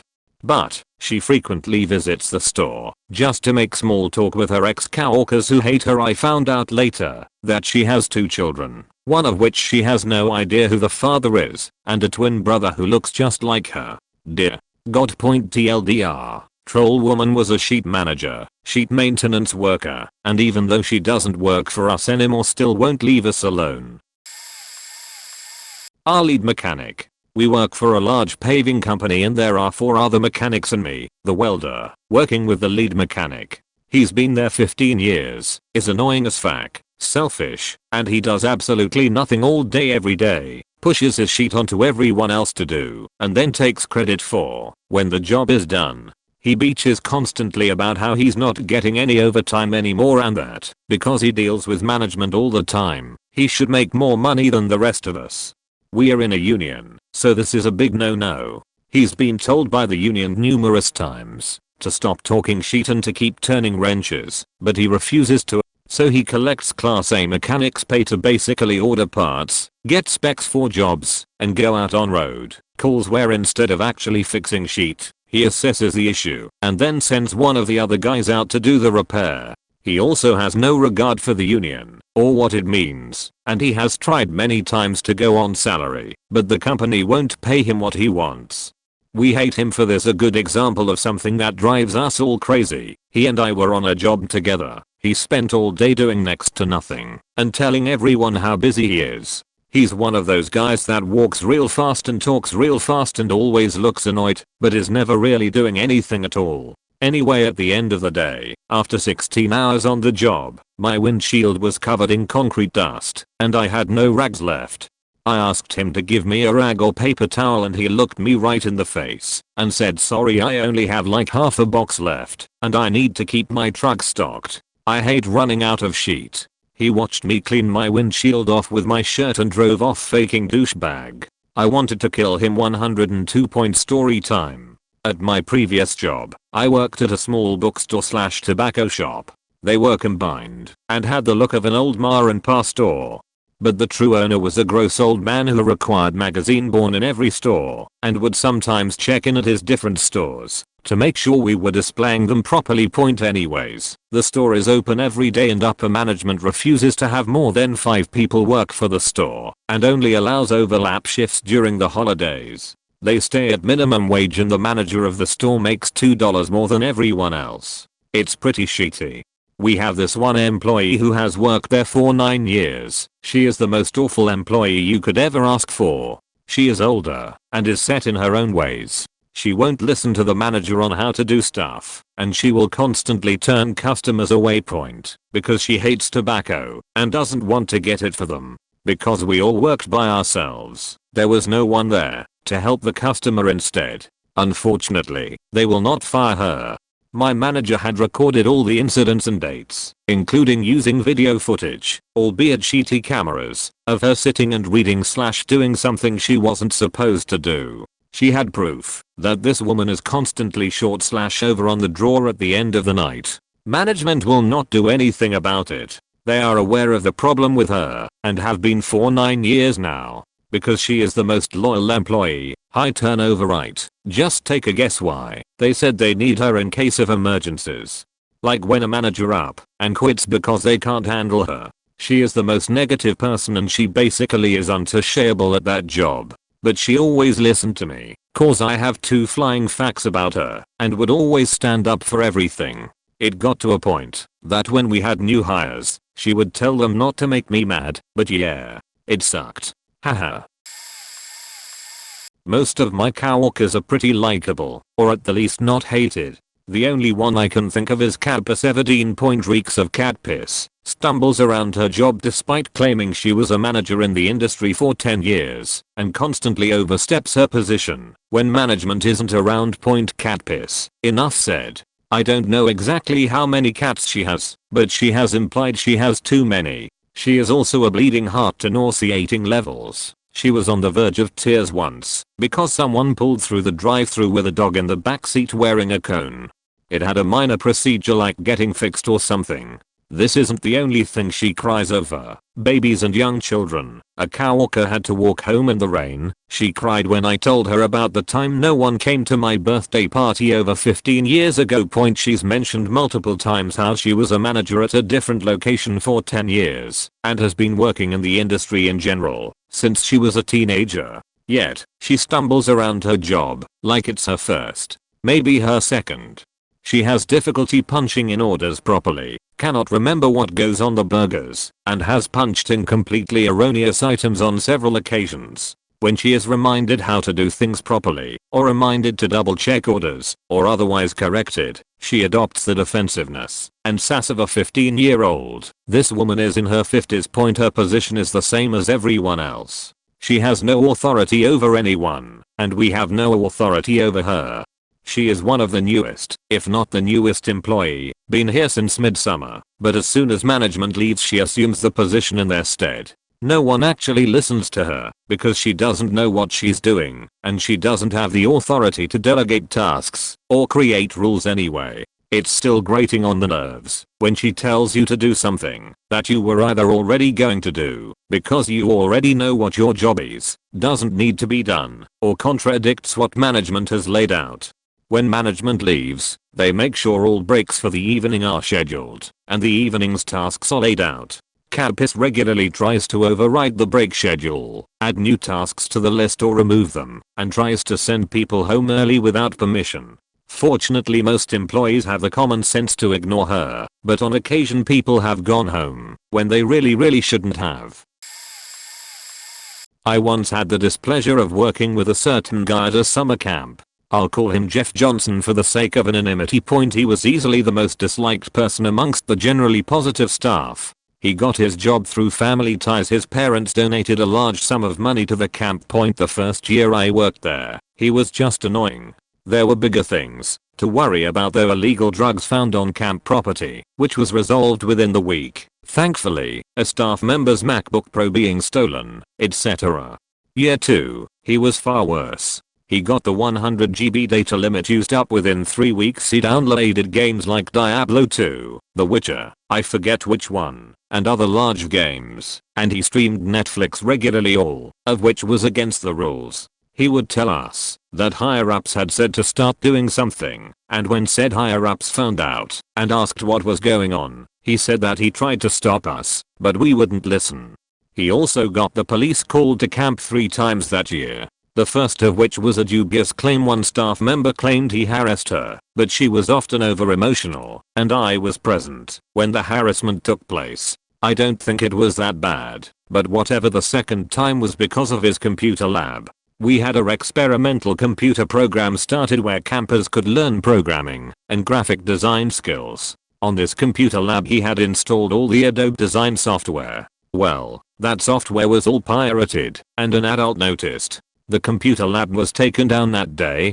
The third time was the best and the most unbelievable. After his precious computer lab was taken down, he no longer had a way of playing Wizard 101. And yes, I know that's exactly what he played, and he had 5 LVL 100s in the game, or maybe a different MMO, but you get the idea. So he brought his personal laptop to use instead. Now, remember that stolen laptop I mentioned in the beginning of this? He works in the same room as the guy who used to own it. The guy looks at Jeff's laptop and realizes it's the same one that was stolen from him. He compares the serial number on the laptop's original box and it matches, and he calls the police 1 hour later, and Jeff is finally gone and no longer allowed to work at the camp. It was definitely the highlight of the season, and everyone was in high spirits after that point. I apologize for any poor formatting or typos. I'm using mobile.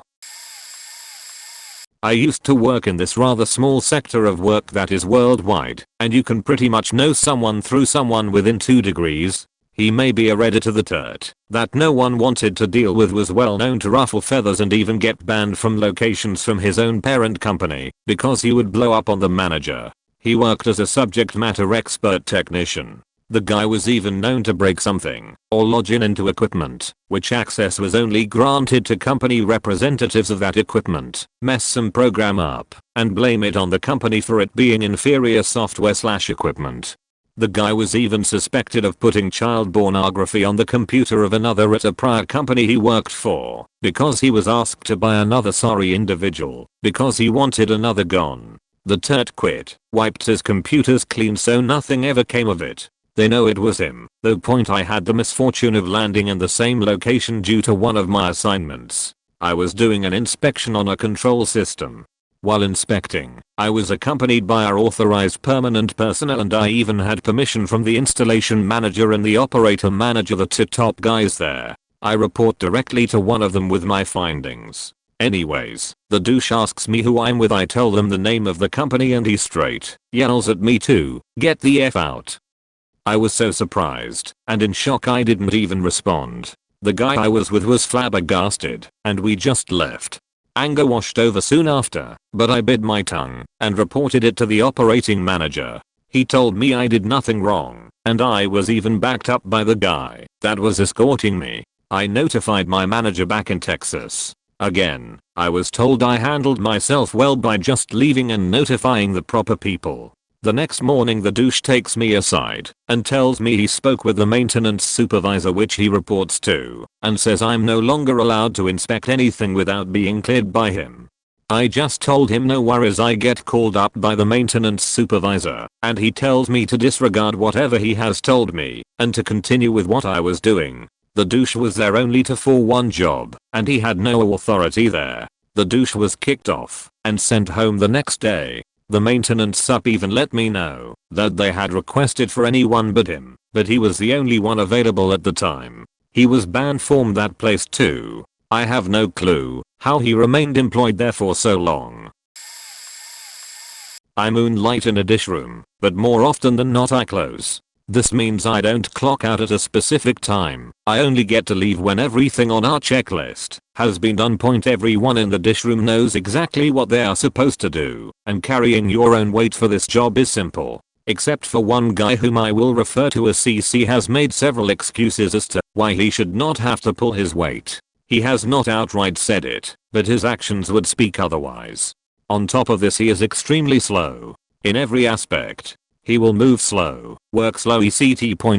as a means of frustrating people to the point that they will just pick up the slack just so we can get stuff done. Some of his excuses have ranged from he doesn't have to put dishes because his feet hurt because he has flat feet. He was excused on one specific day because he was taking too long, so now he thinks he doesn't have to do that part of his job anymore. He's spoken to our manager and said manager has excused him from putting dishes away because of his sheet work ethic and general refusal to do part of his job. Anyone who was unfortunate enough of being scheduled to work with him clocked out on average from 11:30 p.m. to 12:30 a.m. at the end of the night.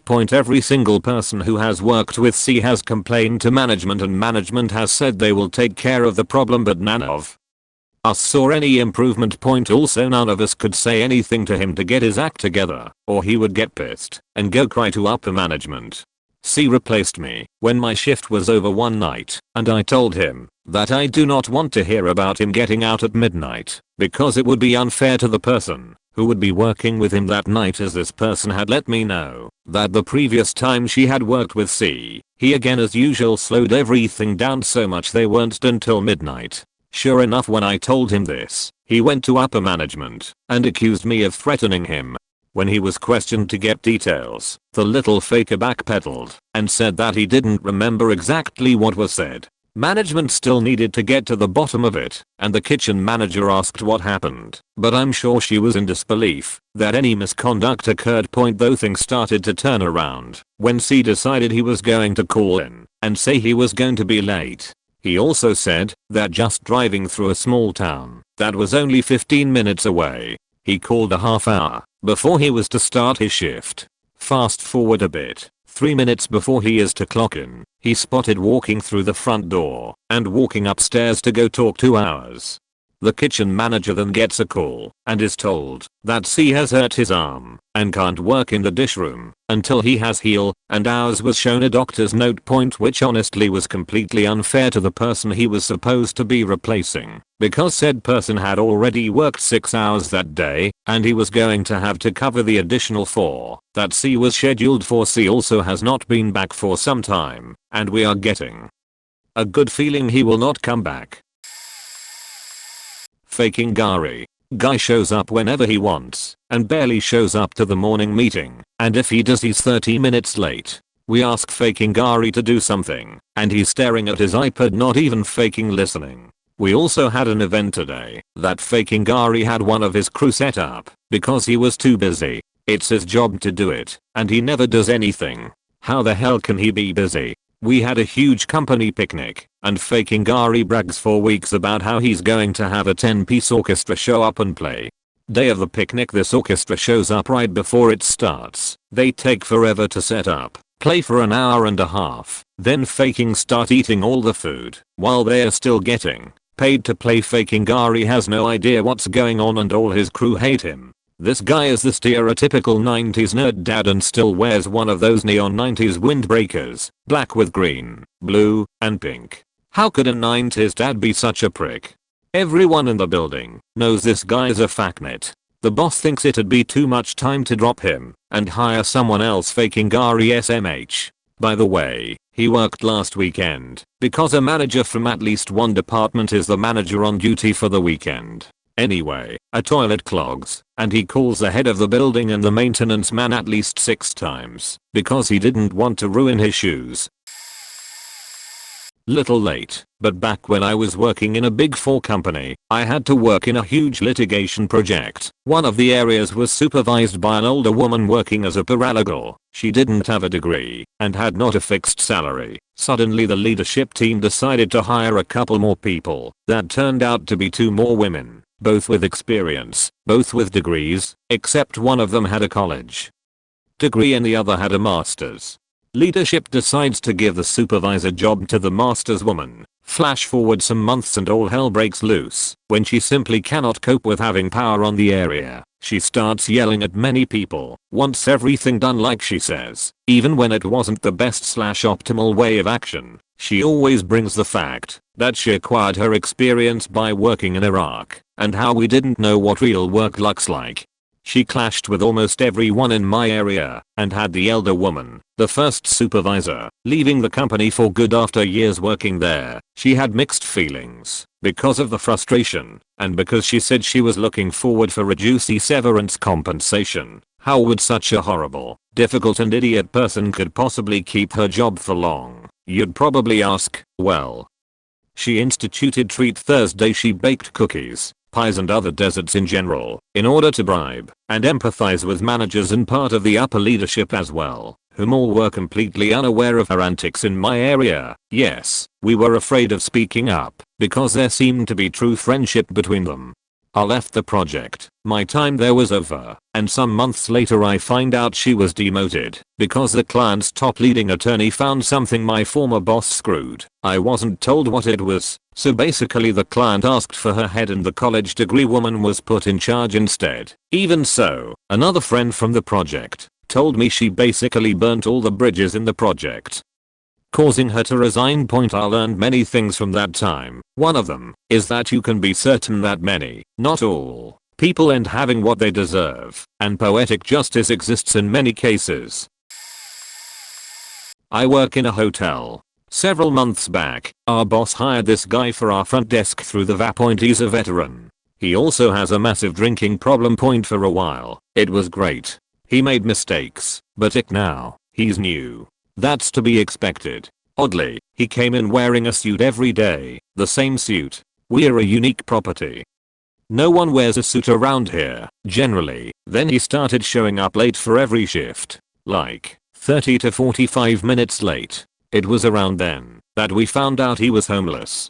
Additionally, when he showed up late, he would generally be drunk. You can smell the booze off of him. We reported this to the boss. He still kept his job. Our female housekeepers began complaining that he would make sexual comments towards them. He still kept his job. He was discovered looking at porn sites and Nazi sites on the work computer. This was reported to the boss. He still kept his job. The guy who reported Nazi/porn guy, however, was let go after a month of every staff member. It's a very small place. There are only about 10 people employed here, complaining about Nazi/porn guy. Our boss finally had to do something. He moved him to maintenance. Not full time, just sort of part time. He came in whenever he felt like it and watered plants, changed light bulbs, etc. He still showed up drunk and was expected to climb ladders to change light bulbs in the hallway or paint a room. One day not too long ago, Nazi/porn guy showed up so drunk he lost bladder control in our elevator. Our carpeted elevator. So the poor housekeepers who wanted this man gone because he was being inappropriate with them now have to clean up his urine from the elevator. Nazi/porn guy still works here. Other people have been fired for stupid reasons since, but Nazi/porn guy just can't seem to do anything that could get him fired. It's not that I want to see him without a source of income. I definitely feel for the fact that he's a homeless vet. I'd love to see him get on his feet. But at the same time, showing up late, drunk, reeking of alcohol, and hitting on housekeepers shows that he's not capable of holding a job at this point. There's a new girl at my work. Let's call her Dippy. She isn't the most hated member of staff. That title goes to the beach of a manager. Too many reasons why everyone hates her, and I just get pissed off thinking about it. Anyway, Dippy's personality is just so cringy. She'll stand on the corner of your peripheral vision and just stare at you until you walk away or look at her, and she doesn't even do anything when you look at her. She just faking stares at you back. She's one of those people who will change the conversation to be about her, more specifically a bad thing about her, and act like it's really quirky. Like I'm so fat lol. That kind of thing.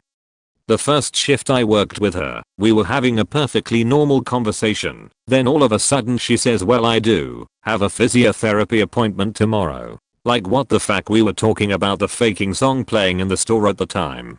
One time, Dippy greeted another member of staff in German, and then acted like it was weird when the person she greeted didn't know what she was saying. She's not even German. Nobody knows why she did this. Dippy also managed to work into a conversation about the stock on the shelves, that she was staying at her boyfriend's house because her grandparents kicked her out. That's all she mentioned about it, and it raises so many questions. The staff all feel bad about disliking her because she's not a bad person, just faking painful to be around. Worked at a fast casual sandwich / smoothie kind of place. There was this nutty chick that only had a community college degree who came to the interview in a suit. First red flag. For whatever reason, she was hired and turned into a nightmare on the job. She was a total brown noser to the manager and thought of herself as some kind of celebrity and talked down to people. She got away with murder and drove a lot of people off, bungled things up, and worst of all, was a total snitch. She repeated everything to our manager. She had no shame at all. You couldn't trust her. She developed lifelong grudges with pretty much 50 or more people who worked there. If she ever went for an interview and anyone saw her, they'd say don't hire her. She was evil. At some point, I had enough of her and my crooked boss, who turned into an asshole when he got married and started running the place like shit. Not too long after I left, she was gone. Beach. She could always talk shit to me, but without someone as competent as her facade of being so valuable fell apart. Her best friend was a daughter of a local hit cop, and she was psycho too. Very hot, but when you talked to her, you knew something was wrong. You could tell her father was emotionally abusive to her. She was brainwashed to worship cops. Very faked up individual. Not workplace of sorts, but charity shop I help out at regularly. Ashot, as I'll call him here, was sent here by job center and stayed on once his time was over. He has no idea about being on time. He's turned up as much as almost an hour early to just a few minutes early. Then, he'll go out back, prat about on mobile / smoke / drink what the fuck he brought with him. I'm meant to finish at 2, and he won't come out until anything from 1/4 to 1/2. Bad timekeeping is one of those things that really pisses me the fuck off, but that's just starters. Once, I was chatting with another volunteer and she asked for the time. I said 14:10. She asked time do I normally leave. I said 10 minutes ago. She went in back to get him moving. Even with the door closed, he looked through the glass from other side of back room and said loud enough, why should I give a fuck if he's got to be somewhere? Loud enough that customers in shop even heard him. That woman left for a short while, but has texted me saying she won't return. He regularly tries to tell others what to do, despite the others having been here for years, and he's still learning the ropes. He'll sit at the cash till, so-called bad back, and do crosswords, play with mobile etc. I've even had a couple of customers complain about him when I've been out shopping and ran into them. Manager does nothing, I guess because needs people, even at the expense of others getting sick of him. He's one of those that also talks about one thing or another, as if he knows it all, like psychology after seeing a book on shelf, only to be shot down by another volunteer, and then says, oh, you misunderstood me, or you weren't listening to me, I said. And so on. Worst, by a long shot, is we have a couple volunteers with learning difficulties, and he'll raise his voice and swear at one of them, whilst trying to flirt with the other. He's not done it when I've been there, presumably because he knows I'll give him shit, and then some point I normally go with the flow, and can tolerate a fair bit, but this idiot has pushed all the wrong buttons with all except for one person, so far. I don't work there anymore, but I worked at an Ingles in my hometown for a year, before graduating and leaving for college. Ingles is a chain of grocery stores in the southeast US, mainly in Georgia and the Carolinas. A couple of months after I got there, our assistant manager either quit or moved to a new store because of major family issues. I think her husband killed himself. Harsh sheet. We got a new assistant manager shortly after named Justin, and I don't think I have ever been more annoyed by a person. He didn't know shit about sheet. One day our bookkeeper was out, so it was his job to do till counts, which usually just consist of taking the small bills like 1s and 5s from my register. He came to my register and, for whatever reason, made me hand over literally all my bills, 20s and 10s along with my 1s and 5s. So I had literally no change besides coins, with a line of 3 customers at my register, 2 out of 3 of which wanted cash back. He asked me to block the frozen section 3 different times one evening, after I had already done it once. One day, a nice little lady came in and asked if we did price matching. Instead of simply saying no, he began to boast that Ingles didn't need price matching because we have the lowest prices. The lady simply asked again, "So you don't?" To which he, again, responded with the statement that we don't need price matching. To top things off, he was a nasty motherfucker. He wore cargo pants with a dress shirt and tie, and his shirts were usually too small and always came untucked. Then he would bitch at me about my untucked shirt constantly. He always smelled like ass, and he had manager's pay with 60+ hours a week, and lived with his family without rent, so I know that his hole could afford deodorant. One day he was kneeling by a drink cooler and half his hairiest crack was hanging out, and I was blinded. I hated him. Most of the workers hated him. I'm glad I don't work there anymore. He got transferred, but we had a guy who would talk to me multiple times about a project, without good reason, and then never go away. I work with graphics. So this guy would come and describe to me these graphics that would arrive in several weeks. Now, I don't give a shit what color these things are. I'm not really a graphic designer. My job will entail putting these stills and video in a couple of different computers for playback. However, I can tell by the duration, which goes where 3 to 4 seconds long. It goes in this computer 30 to 40 seconds long. Goes in that computer. We are not in an art gallery, and I do not under any circumstances need anything described to me how it will look for any reason point. Yet this guy would come and describe these things to me several times before they would arrive. The problem was, he would never go away and would talk and not end the conversation. If I had to go somewhere else, he would follow me down the hall, still talking about whatever stuff he was talking about. It got so that if I heard him coming, I would duck into the bathroom or stairwell. I also on occasion heard his voice in my head on the weekends. One time my supervisor talked to him about this, and the situation improved for about a month. Then he was back to his impulsive conversations. I started telling him to his face, "We will discuss these graphics when the hard drive arrives," but that only worked for maybe a day or so. Once the graphics arrived, I didn't need his help anyhow, because it was obvious to me what needed to be done with these things. I work at a juvenile detention center. Every night a perimeter check is conducted by the supervisor. They basically walk the outside of the building and make sure all doors and windows are secured, vehicles are secure, that there are no unusual persons loitering about, etc. On this particular occasion we had a fairly newish employee we will call Jake.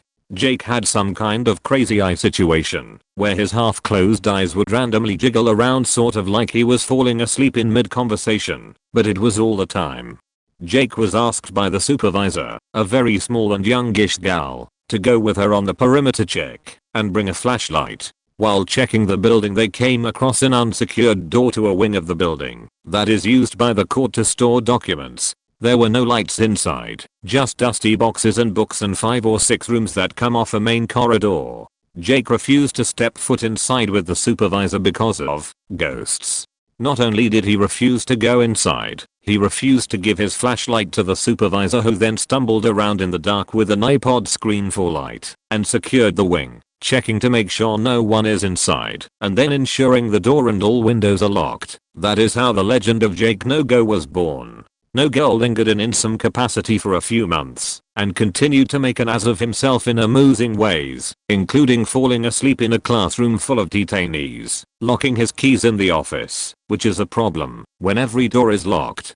losing his radio, which is how you know what's going on in the building, or call for help if you get into a dangerous situation, and oh yeah, having a hit and run accident while transporting some youth. We found out from the kids about how he wasn't paying attention and hit a pair of mailboxes and just kept driving. As terrible a worker as he was, I kind of miss hearing about his fuck ups. But it's a line of work that could go pretty badly if you're stupid, careless or have poor judgment, so no go had to go. From an old job. Dada. This was the actual nickname he was given. He was just weird and very difficult to have a professional conversation with. It can't be summed up easily, so here's some examples of day to day with Dada. Boss took us out to a pizza place. Dada placed his pizza where it was overhanging off the table. He then proceeded to get on his knees and no hands bite the pizza. He then tilted it up and wolfed it down.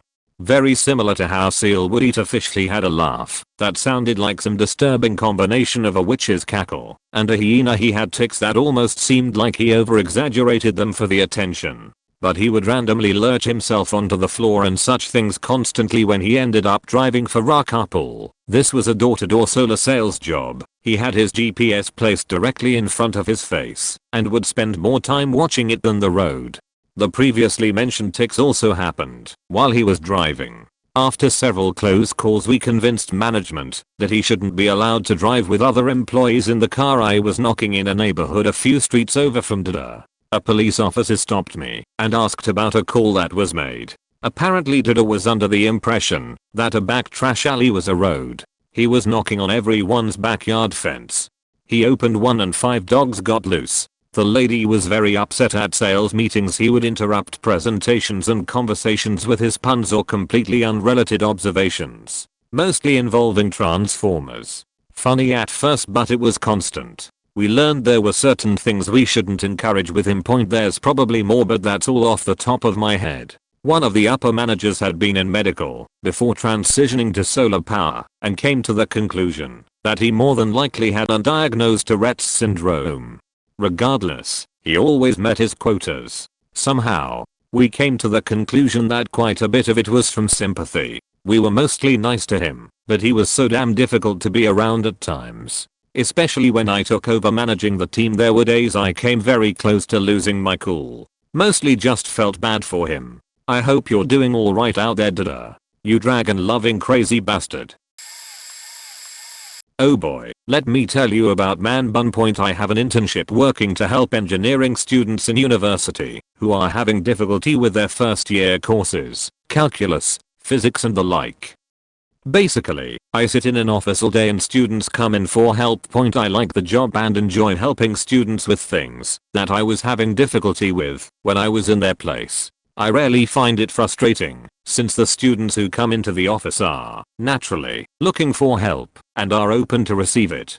Their attitudes towards us generally reflect this. I'm having difficulty, please help mentality. Not Man Bun. Think of the label fuckboy. Think about everything that label says about the people it is applied to. Man Bun is not this person. Man Bun is someone who tries their absolute hardest to be a fuckboy, to make everyone think of them as that, to be the pinnacle of fuckboy evolution, to the point that I don't think anyone who has met Man Bun has believed a single word that comes out of his mouth. I don't know if he can't hear himself talk or if he just can't help himself, but everything Man Bun says has to tie back into some story about a party or drugs or what girl he allegedly had sex with last night. Seriously.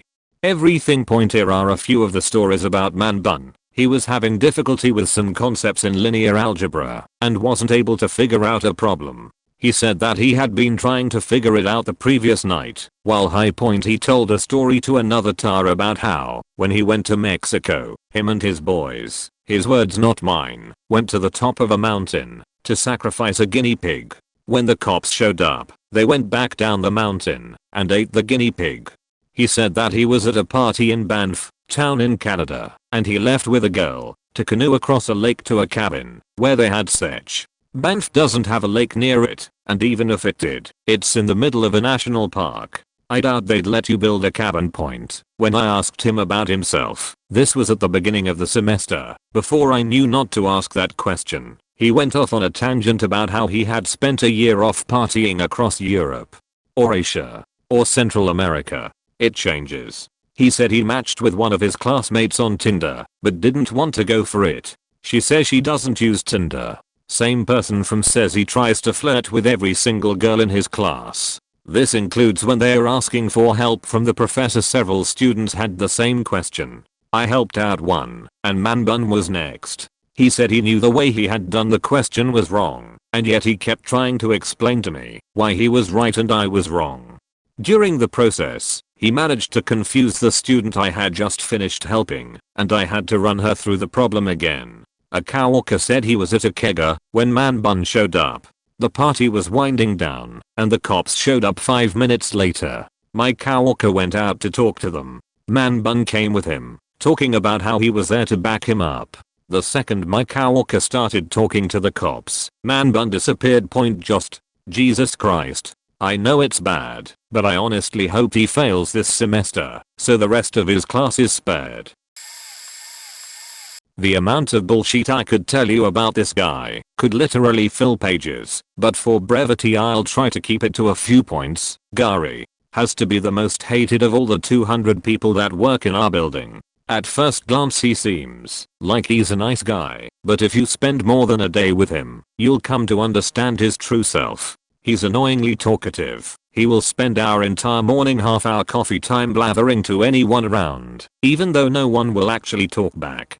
He's a people collector. He likes to make friends with people and then cash in favors to get them to do things for him. He's also a one-upper. If someone got something he got a better one and cheaper. Gary also has a house in a very prominent neighborhood in our state, like with the governor, athletes, TV personalities, and will find a way to push it into every conversation he has with someone he's just met. He'll then proceed to brag about how he's friends with all these people and how their kids all play together. The kicker is, it's not actually his house. He recently married a woman who is an in-home caregiver for the elderly woman who really owns the house. And if all his rich friends are anything like the people he works with, they just tolerate him because they are too polite to tell his annoyingness to fuck off. And finally really likes his smartphone. However, he never really learned proper phone etiquette. He will hold an entire 15-minute conversation fairly loudly in the middle of a room full of people. If it's someone he wants to show off that he's talking to, he'll put the phone on speaker. The only reason this works is because either people are too polite to say anything or are simply stunned into silence. Let's call him Rimboard. Rimboard was my manager. He doesn't work. He spends all day on the phone, and when someone approaches his desk to give him work, he says he's busy. What he is really doing is reading his emails and organizing them in folders. Most of his emails are from the outsource company confirming that they got the work or they finished it. I usually take care of that part, so he doesn't have to read the bloody emails. He does overtime from home when literally the work was completed and all the projects were delivered on time. He doesn't participate in the actual work, so what the hell does he do during the overtime? Or staying up late until 3 AM and emailing us shitty stuff like tests to see if we see colors correctly. Once I came to the office at around 8 PM after leaving at 5 PM to go to a class. I walk in. He was cutting his mails at his desk. I was, "What are you doing?" He said, "I have a lot of work." He was copying the projects to the hard disk as if he can't set this up and leave and come back the next day and find everything done. He even called his wife and said he has a lot of work and he will be late. He stayed until 1 AM copying files while his wife was home alone. He even spilled his hot chocolate all over the place on the desk and it started dripping on the PC and the cables. But instead of rushing to clean it, he stood there and took pictures of it and started laughing while I rushed to get paper towels. He says that he shows up to work at 7 AM so he can leave at 4 PM. Remember, he's the manager. He should stay with his team. So what he does is that after 4 I'm the manager from 4 to 6 and I'm stuck with all the responsibilities because all the projects get delivered at the end of the day, but he's not there, so it's not his problem. I showed up several times at 7 AM and he was never there. What a piece of nothing. And let's not forget he doesn't drink water. His breakfast is from R&W. He's about 30 yo. He says McDonald's is good food. He doesn't eat fruits or vegetables. He drinks soda at 8 am. Once we had a lot of work, so he said that he will stay all night and work. He stayed all night. When we showed up in the morning, he gave one of us the Excel sheet and told us which rows he finished working on. The team member that got the Excel sheet shared it with me so I can give him a hand. I noticed that all the rows that he claimed were done were actually not done. He was sleeping all night at the office. He actually wanted to backstab us by making us believe that he did the part. If I haven't checked, we would have been in deep shit, thinking that the work was done when it wasn't all done. Point are lots of stories from this rimboard. In our shop it is a very loose schedule. There is no start time and end time. So long as you get at least 40 hours at the end of the week, you can work anywhere from 5 AM to 6 PM. Overtime is optional, and you can work as much as you'd like. Point this one guy is basically a walking disaster. He is a functioning alcoholic, and often comes in still reeking of booze from the night before. He usually rolls in around 9 AM, and it is a toss-up if he'll even work 8 hours that day. We nicknamed it the Quest 440 with him. He's almost always broke. Payday is Thursday, and he's usually broke by Monday. Then, he'll go around asking people for money, and we all know that he's just gonna use it for a case of beer or to catch up on his tab at the bar. Many people quit lending him money after he almost blew his entire paycheck on a $800 pool stick for the bar's pool league. Meanwhile his water was shut off, and he was behind on rent. On top of that, he never brings a lunch, and instead he will eat a few bags of fun-sized potato chips that are kind of a community box for everyone. Usually 2 bags for breakfast, 3 for lunch, and maybe 2 in the afternoon. He gets coffee from a guy's pot every morning without ever saying thank you, and on Fridays the boss buys lunch for everyone, and he's always the first in line, and eats as much as he can, again, without saying thank you to the boss. He is like a scavenger, scraping up as much free stuff as he possibly can, and like most people say, if he just said thank you once in a while, we'd be okay with him. Patrick. Fact that guy, 6 months after he quit every bad habit a new employee has, is still compared to Patrick. Nobody is as bad as him, but we just can't get the comparisons out of our minds. It went like this. Have a story about something you did this weekend? Patrick did something even cooler, and he wants to tell you all about it. Bought something awesome the other day. Patrick will go out and buy 2 that are even better. Going to the gas station to grab a snack? Patrick wants a Red Bull, and not a little one either. He wants a 20 ounces. But he's going, and you want a Snickers? Well, fuck you as whole. Patrick ain't got the cash for that. So yeah, fuck that obnoxious, know-it-all piece of trash. I can't even take a sheet without him telling me how much bigger the sheet he took yesterday is. Oh, and don't ask him any questions. Oh wait, you can't remember what form to fill out for a part requisition? Patrick is going to lecture you and remind you all about how to do your job and about the non-existent seniority he has, even though I've been working there longer than him. Christ faking Jesus. He even showed up today to brag about his new piece of sheet car. I'm going to drink now. Fuck you up for making me dredge up memories of this bastard. Let me tell you about Ronald. Ronald was like a walking man-child, dressed in comic book and superhero shirts that were far too small, has thin blonde hair down to his shoulders, but was bald in the center. Think of him as Hulk Hogan on a heroin bender who happened to wear the same Spider-Man costume t-shirt 3 days per week. Everyone kinda wrote him off as a simpleton because he spent most of the night talking to himself and conversation with no one in particular. Ronald could not control the volume of his voice. Ronald also smelled like burning cat sheet and always insisted on sitting next to someone. Yeah. So one night I went to take a sheet. When I get to the men's room I open the first stall and find, frankly, a worrying amount of blood in the toilet. So when I get back I sent an email to my supervisor to advise him that I found a worrying amount of blood in the sheeter. When I went to the restroom, my supervisor was in the middle of a conversation with Ronald about politics, and he glanced over and read the email while talking. Mid-sentence he stands up and walks out of the room, presumably to check the toilet, while Ronald continued to babble to no one in particular. I received an email from my supervisor a few minutes later to let me in on the conversation, since he had since inquired with Ronald about all the blood. The gist of it was that sometimes this happens, and my doctor says it's no big deal, besides it goes away after a few days. So without any context, this is a truly terrifying thing to behold, but who knows? Maybe the dude has vibes and just doesn't understand the concept of hygiene, or maybe sometimes he just cheats a terrifying amount of blood. I'll never know. Not everybody hates him, but I know a coalition of people who want to see him gone. But since he's retiring in 2 years anyway, apparently that means he's untouchable. Point, he's not even a good engineer.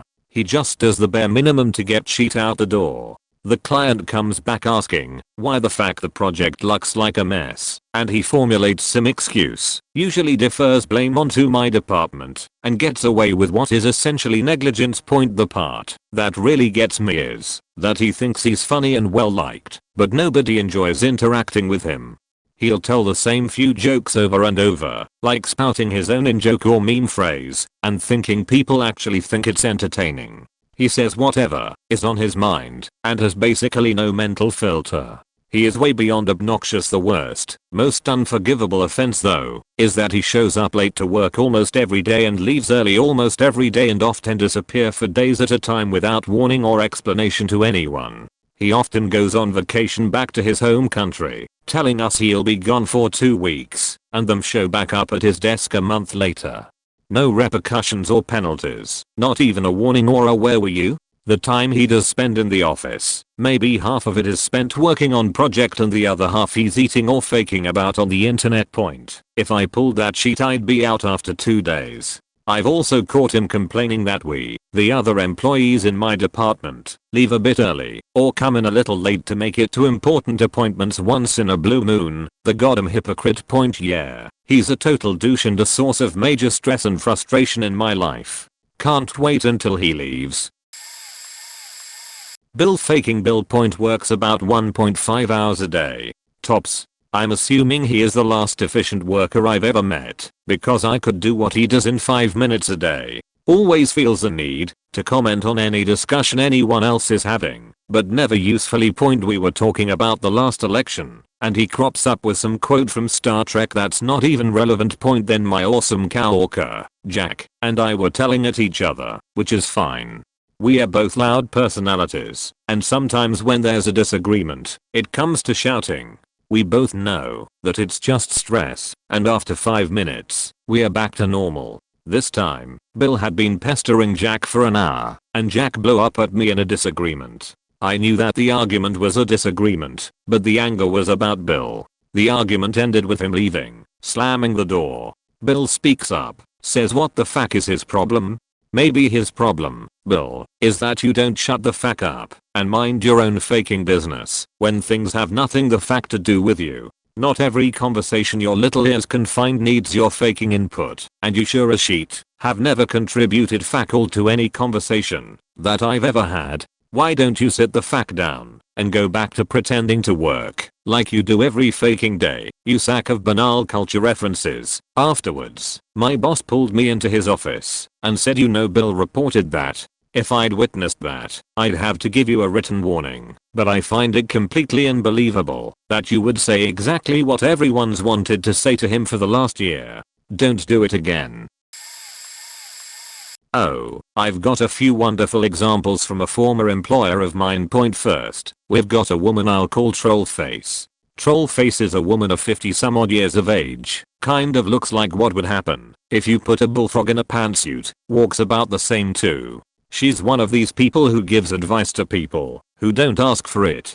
She's one of these people who claims to be by the book. She read the entire employee handbook, or maybe had someone with crayons and construction paper explain it to her, not sure which, but conveniently skipped over the sexual harassment part, unless someone refused her disgusting troll-like advances. Never pulled that on me, though, mostly because I told her I wouldn't fuck her with the cooks. Dick, and because I'm not a moron, and knew her game.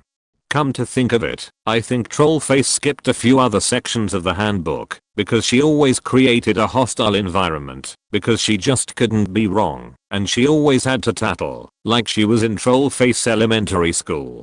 When I became her boss, I found out just how many complaints on her were in her record, as well as fielded every complaint on her after that point. Next, we have Barry, a 50-something-year-old man, white as he was tall, and a mustache with its own personality, became bigger when he got angry, which was pretty funny. The problem with Barry was, despite appearances to customers, he was just a disgusting piece of shit, would eat fries right out of the fryer. Google the girls he had hired. Speaking of the girls he hired, more often than not, they were cute with a penchant for wearing yoga pants. He would just continually stand in the kitchen and check them out all night in the guise of observing their work. I caught a plethora of complaints on him. Last I had heard, he was transferred to another part of the building. Point last, we have Barry's on again off again girlfriend Wanda. Wanda is the same age as Barry in Trollface, and while a sweetheart for the most part, has a terrible lying problem, and is a damn hypocrite to boot. This bitch, in her finest example of being a hypocrite liar, would often spend most nights perusing Facebook on her work computer, even though we had a pretty tight web block system in place that should have kept her off there. Well, I had a habit of using YouTube as my music player most nights, while I'd be doing paperwork, or whatever, which she deemed to be watching the YouTube all night, which was her exact complaint to our boss. Between that and her using Trollface as a spy on the nights she was off, I had no use for her, and wrote a long screed against her which I handed to the bosses, that I'm guessing went read, because she's still largely the same way to this day apparently. I worked with this prick edition. Ed is his actual name, because fuck Ed, it sucks. So to start with, I have worked in my field for 4 years now, 3 at the time. Ed was making my life miserable. He got hired on because he was a great programmer with years of experience, and he was a good guy. My supervisor interviewed him, and I don't know if the questions were related to the color of the sky in Ed's world, but they sure weren't related to the job. So Ed gets put on a job and manages to fuck it all up. My supervisor asks me to help him out, so that the job fits more with our style. Point little side story here, the programming language we use ties graphics to points, so when you change the name of the point the graphics have to be rewritten. So I clean up his job, and get it ready for the customer. I get a note back from my supervisor, that asks me what happened and why didn't I fix the graphics. None of it was working. Turns out Ed went back to fix a few little problems with his programming, and blew 2 days worth of my labor to sheet point. So I have a talk with him about his programming, and it turns out at the last place he worked he had someone who would do all of his graphic work. Then I ask about the programming. It turns out he was more familiar with a much older language that was never used anymore. Point great. So I talk to him about naming his points and keeping them straight, and he seems to understand. So the next job he gets, my supervisor puts us on the job together. He'll do all the programming, I'll do all of the graphic work. I give him the parts he needs, and I spend weeks on it until finally we get to a point where I have to deal with another project, and he has to finish a few things. So I make him a punch list of what to finish. Somehow he fucks up a world of shit, and doesn't tell anyone. It's a big customer and a big job, so my supervisor is going to train them on the system himself. He asks me to give the site a once over to check to be sure everything works.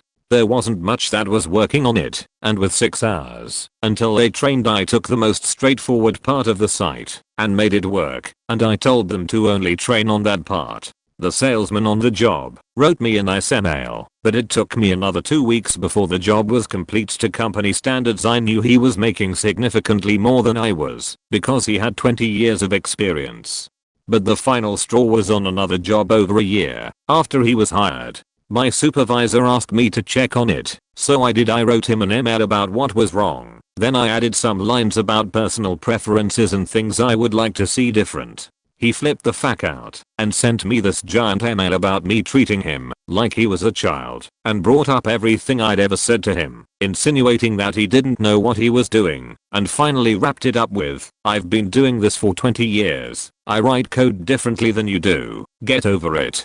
He sent me a copy of his resume detailing his 20 years. There were huge gaps and lots of 1-year jobs, so I never responded. I told my salesman and my supervisor I was done covering for him. He would have to sink or swim on his own. 2 weeks go by, and he quits the job in an email stating that he was offered a better job and more responsibility.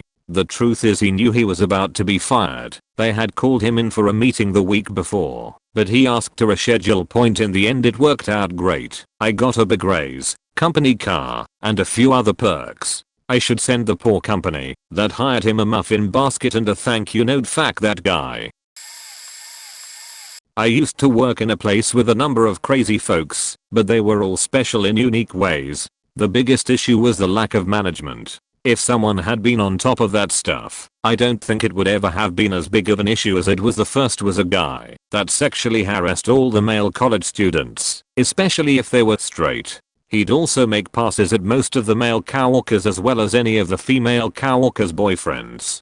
When it came to actually working, he'd always come up with crazy ideas, most of which cost way too much money and messed up our budget repeatedly. He also would just walk out of work and disappear for hours at a time. There was also a girl in the department that would have a meltdown once a week for about 6 months straight. It usually involved her screaming, often at me, but she got crappy with just about everyone who she decided was ruining her good day on any given day.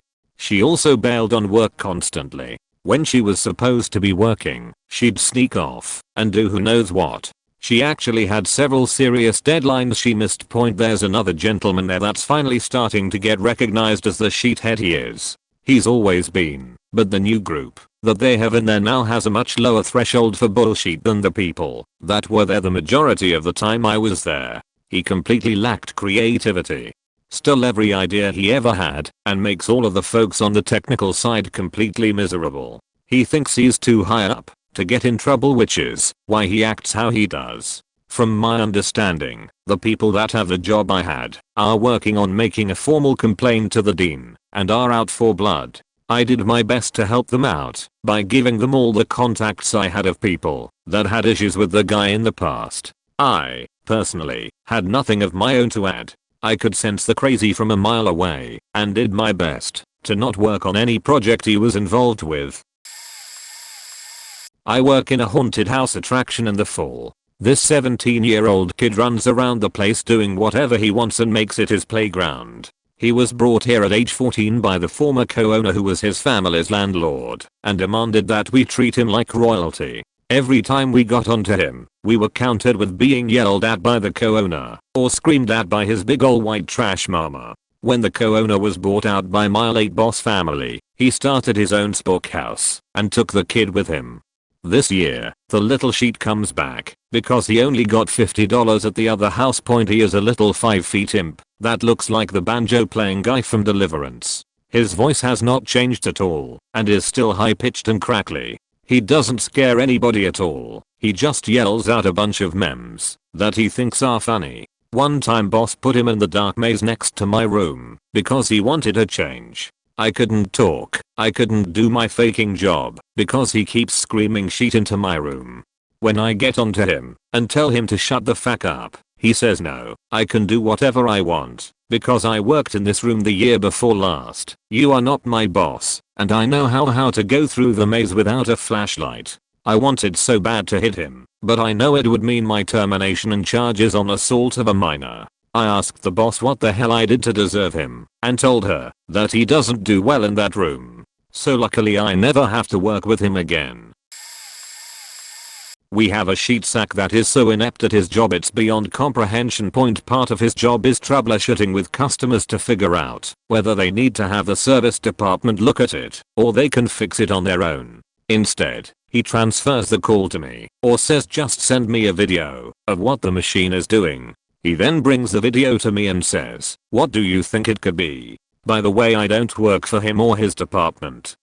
He also uses a lot of profanity with incoming callers, which is really unprofessional. He uses a company truck for months at a time and fills up using a company fuel card. This is not a truck that is assigned to him. It is supposed to be used to run materials around or do service calls. It is a large truck that gets 15-ish miles per gallon and he lives 40 miles from work. He assigns mechanics to fix his personal vehicle on the clock. Both of these things are just plain stealing from the company. He spends lots of the day online looking at / ordering car parts and communicating with his car club while he forwards his phone to voicemail. By the way, when he recorded his outgoing message he is obviously sheet-faced drunk and says you've reached the service manager of. The rest of the time he is in his office. He is on YouTube watching car videos. He usually leaves an hour early, even though we have customers that need questions answered for a few more hours on the West Coast, and turns off his cell phone saying, "When I'm not here, I ain't taking calls." He gets inappropriate texts on his work cell phone, which is stupid because he has a personal one. He constantly show them off. Ha ha ha, look at my wife's tigs. Okay Beavis, calm down. Pointer uses any company travel as a vacation and blows money on overly expensive meals and alcohol. A one-day job get turned into a 5-day trip and he usually doesn't fix the issue in the first trip. He also skips the warranty process and gives away thousands of dollars worth of inventory on these trips while suggesting to customers that they return the favor by buying him gifts. I seriously fucking hate work sometimes because I have to share a cubicle with this dickhead. I just quit my job, but where I worked we have a guy who's short and stocky and the bane of everyone's existence. He's socially awkward. He has this slow, meandering, husky voice. He talks at about the average pace of a politician who's carefully choosing their words. If anything amuses him, or if he says anything he thinks is witty, he has this one chuckle laugh that bores into your skull. He thinks that he has more clout than he actually does. Granted, he does his job and does it well as far as I can tell, but he'll never get into management. I doubt he could lead a team of people out of a wet paper bag. No one would listen to him if he had to. He has this idea in his head that the seniority of us bottom rung coworkers actually means something. That drives the rest of us nuts, because once you know the basics of the job it's more about teamwork and communication. When you find yourself in a tight spot, he has constant and rough, and while I'm sure he showers the rest of the team questions his hygienics, there's been quite a few times where people have done their best to avoid sitting in a seat he's recently used. I'm just glad to be moving on to another job starting next week. I work in a pretty male-dominated trade. Construction, specifically masonry, specifically with 8 inches, cinder, block. I'm a hod carrier, look it up. If you don't know, it's a very labor-intensive job. Now we got ourselves a girl mason, an apprentice. Now I'm totally on board with equality and all that jazz, but if you want equality, I feel it's fair to put forth an equal effort as anyone else. Not her. She can't handle block, she can't handle scaffold, she can't handle carrying mortar around. So we stick her primarily on either the table saw or on cleanup. So already she doesn't have to work nearly as hard as any other apprentice mason, and during the summer when it's 100+ degrees and we are working 10 hours days, sometimes it don't seem so equal. Whatever, I try not to be a hater. I understand some people aren't built the same, but then she's got the worst attitude, like she's been placed on some pedestal. Every time I ask for a cut that I need, I get attitude. Every time I have to work with her, she is talking to other tradesmen, laughing at their jokes, and, not kidding you, getting back rubs. I have scolded her, and she cried to the boss, who reassured her. She dated one of our co-workers within a month of working there. She comes to work wearing designer jeans instead of work pants. She has never laid a block in her life, yet she feels the need to bash other masons' work at safety meetings. She is absolutely toxic and a terrible worker. She does not belong here. The good side is, my lead foreman is starting to notice, and it seems her days are numbered. There's an old lady working with us, and she's just really unpleasant. Lately she's been bugging us about the water tank, which is basically just one of those 18L water containers that our boss refuses to pay to replace, so it's just filled with tap water. Essentially, she's the only one drinking a lot of water from that water tank, since all of us know it's just tap water. She has a 1.2L water that she fills up 3 to 4 times a day. The past few weeks she's been on our case about us not filing it up, and how it was unfair that she was the only one to fill it up. To sum it up, she wants to have cold water and not do anything for it. She's also sent a memo to our colleague through the messaging system in our pose on a day they were both working to tell him to clean his dishes. How she was the only one to ever do the dishes for everyone, which is no true. It wouldn't be so bad if she'd be decent at the job. She doesn't shy away from browsing websites like Walmart or even TV programs, and then gets pissed if God forbid, should she have to get up and do some work. She gives us dirty looks if we don't do the pickups for clients, while she looks through a pile of papers full of nonsense just to look busy, and then both her and our warehouse manager can circle a jerk about the youths being so lazy. Even if we are much further from the front desk or in the middle of a consultation with another client, the only time she'll get involved is for some Captain Obvious comments, like stating what kind of light bulb you have in your hand, as if you asked her what type it was, while you're just on your way to pick on up from the back store. Lighting business, light bulbs are some of the items we sell. The only reason her sales are good is because she has contractors and designers sending orders, so she just punches in the item number she didn't even work to find, and that's it.